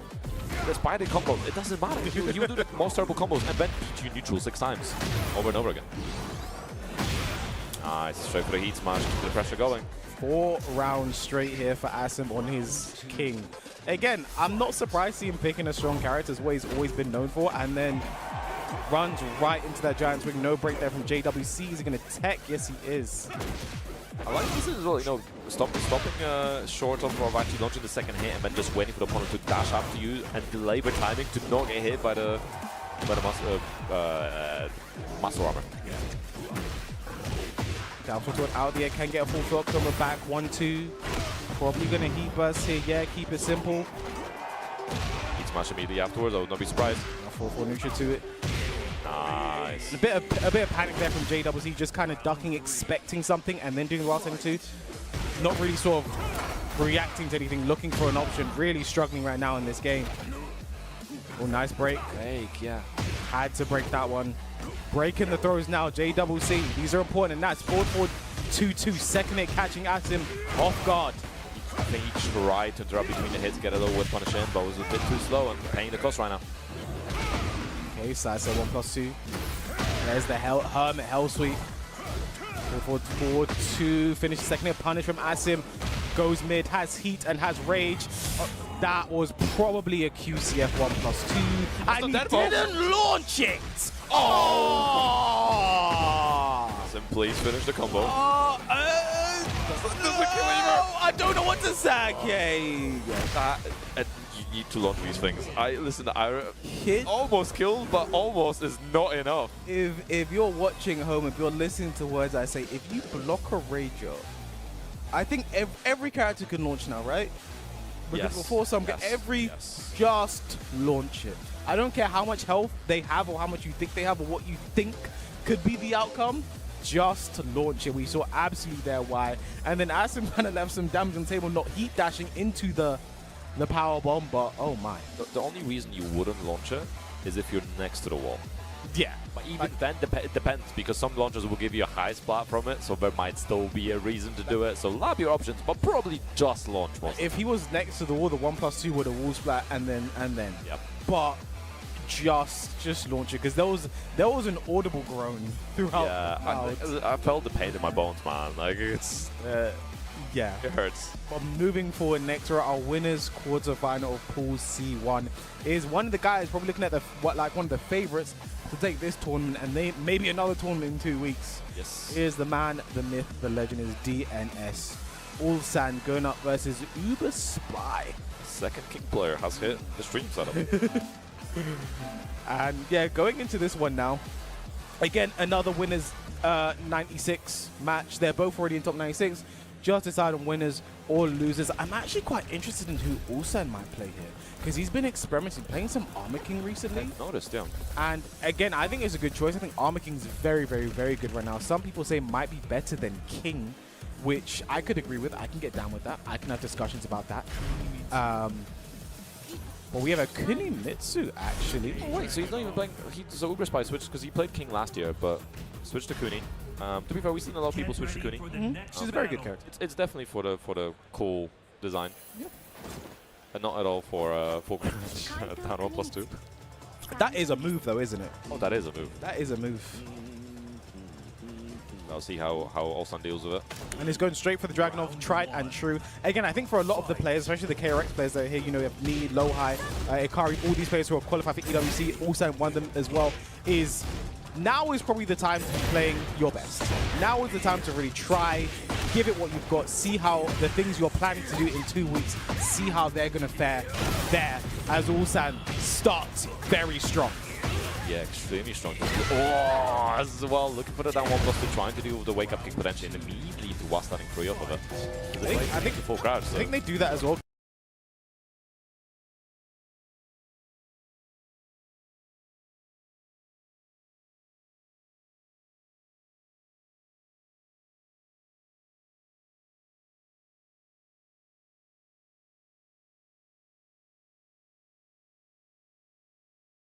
It's an instant full crouch. It's an instant crouch, basically. Yeah. I think it's been that way since Tekken 7, in fact, at the very least. Nice step there from Ulsan. Wasn't ready for the punish. Could have been a QCF2, could have been a down forward 2 that he messed up there. I like as well, we're already seeing Ulsan delaying some of his timing, especially on running 2. We saw a couple of dashes in, and even Ben, right? Constantly delaying the timing. Speaking of timing, counter hit, running 2 there. Flip over. Roll mix. As Uzbek knows what to do that. I think it was a bit late there on that whilst before. Probably would have got clipped if he just finished the option. Ulsan, massive life lead now. One more hit does it. He stands there, he's doing nothing. He's standing there menacingly. Is he going to come back to bite him on life? One more hit. Just might. Running 2. Wow. Oh my goodness. Elbow straight to the face. That one kind of looked like slow-mo had something to do with it. It looked like the back 2 kind of came back a little bit. And then the slow-mo activated. But either way, Ulsan barely staying alive that round and knows this time not to let his foot off of the gas. Oh. Well, that's one waves, but not punished. Does it again. Do it again. And do it again. Converting from the flow. This won't be enough to kill, but hey, follow-up mine. It didn't actually hit grounded. I think it didn't. It's the tech roll, right? He was waking up. So one thing you see there, Ulsan realized after the first time he did the QCF2 ender into pigeon roll, Ubaspai waited and got up into R74, which is how you beat the pigeon roll mix. So the second time, Ulsan didn't go for the pigeon roll, just QCF4. Ends it. I love Ulsan's expression right now. He's a happy guy. He's a happy young man, you know. That used to be us one day. He's ready to collect his yearly paycheck in 2 weeks. You know? But not much, but it's honest work. I do want to put this to you, Pana. Do you think, and I don't want to put the energy out there, do you think Ulsan goes for a 3rd EWC in a row? No, I don't think it happens. You don't think it happens? I think that's a... I believe in him. I think he's got the capability to do it, but I think everyone else has been rising so much that it's incredibly difficult. I can agree with that. I think with how good he is, you can't. It's not a knock on his skill. It's the fact it's a very tall task to do a 3rd time in a row. Especially when I say this year, perhaps he has been lagging behind a little bit. You know, he did have an Evo Japan top 8 earlier this year. It definitely seems like a little bit harder right now for him, but hey, this game is definitely looking hard for him right now, and I like that he's already mixing up the options at the wall as well. We saw the 2-1 into CD3+4 as well, Azoki immediately into Stomp, so he's constantly making a wish by guess. I'm playing very simple right now. Not doing too much, not doing too little. Backfall had the whip punish there, did not commit. Would have been a full heat engage. Nice well starting 2-1. Even hit confirm there as well. To be fair, it's so easily hit confirmable as well. It's such a strong move. Yeah, but that was so unfortunate there for Ubaspai. Had the counter just mess up the follow-up there with the back turn 1-4. Would have been a wall set. Would have been huge damage. All now gone by the wayside. And now boosting in Ulsan's favor. The up 1+2. Back turn mix goes for the down 2. Passing 1-1. No, delayed it too much. One throw not broken. Okay, 1 round apiece in the second game. I like how you assumed he was going to break it anyway. Listen, I would have broken it now. I would have not broken it. Nice punish. Punish. Down 1 there is plus. Simple jabs right now for Ulsan. Down back 3+4. Jabs again. Down forward 1. This is the Tekken of old we're seeing right now. And there's the down forward 2 counter hit. Goes instantly for the tornado because he was worried. He was worried about the wall messing up the combo. Keeps it simple and makes sure he kills. Like, incredibly good adjustment versus, you know, both the combo extenders. Nice, just landing a rip on the CD1. Oh no, probably was okay. I don't know. Oh, that one was mean. I don't know what he's doing, but it's working. Probably gonna flip here. Yes, he does. Pigeon roll mix. Does nothing. Oh. Duck in his face. Make him duck. And then a wild sending 1+2. Ulsan takes it 2-0 over Ubaspai. That one was mean, man. That one came from the heart, you know. I think you have to have a killer instinct early in tournaments. Oh yeah, like he's definitely, you know, it's like you spend 2 days in Birmingham and you're just ready to set one up, and Ulsan really showing that. No, like I definitely feel like myself. I think especially early in tournaments, sometimes I might take it a bit easy on people. You know, like Oh yeah, I've seen that so many times where we just drop into losers like 3 games in, and then decide to have a run of a century in losers. Like you know, because they maybe to have fun. You know, maybe they don't enjoy it, but like you need to have that killer instinct early in tournament. Like you can't let anything slide because. You know, it's first to 2. It's not that many games to play. It's not that much time to really work with. As we get into another Winners quarter-final match. I see Shaman stepping up. I see Chewit stepping up. Again, both these players already in the top 96. It's just going to decide whether it's the winners or the losers side. And now you mentioned Chewit. Yes, I did mention Chewit. Talk to me about Chewit. So Chewit, formerly sponsored by Pound's Wallet, one of my sponsored players, very, very strong. I think someone that's spent a lot of time, because he played in 7, and he used to play Brian, used to play a bit of Cooney, and then in this game switched to Fang, and it's worked out very well for him. Obviously, Fang a very strong character, especially in the earlier seasons, but right now still a force to be reckoned with. And I think Chewit, you know, had those good performances in Red Bull double KOs, almost beat Kane a couple of times now, just narrowly missing out whether it's nerves or maybe missed out on some whiff punishment, which I think is what cost him a stamped, I think it was. If I do remember correctly, I think he actually beat Kane in the winners final, actually. But then it was the grand final Kane reset, so like he does have what it takes, clearly. Yeah. I think his nerves have been getting a lot better as well. You know, he's finished up uni. He's a working man now as well, which also he's grown up. Yes, it helps strengthen you to some degree. Obviously, it doesn't take away a lot of your time for practice,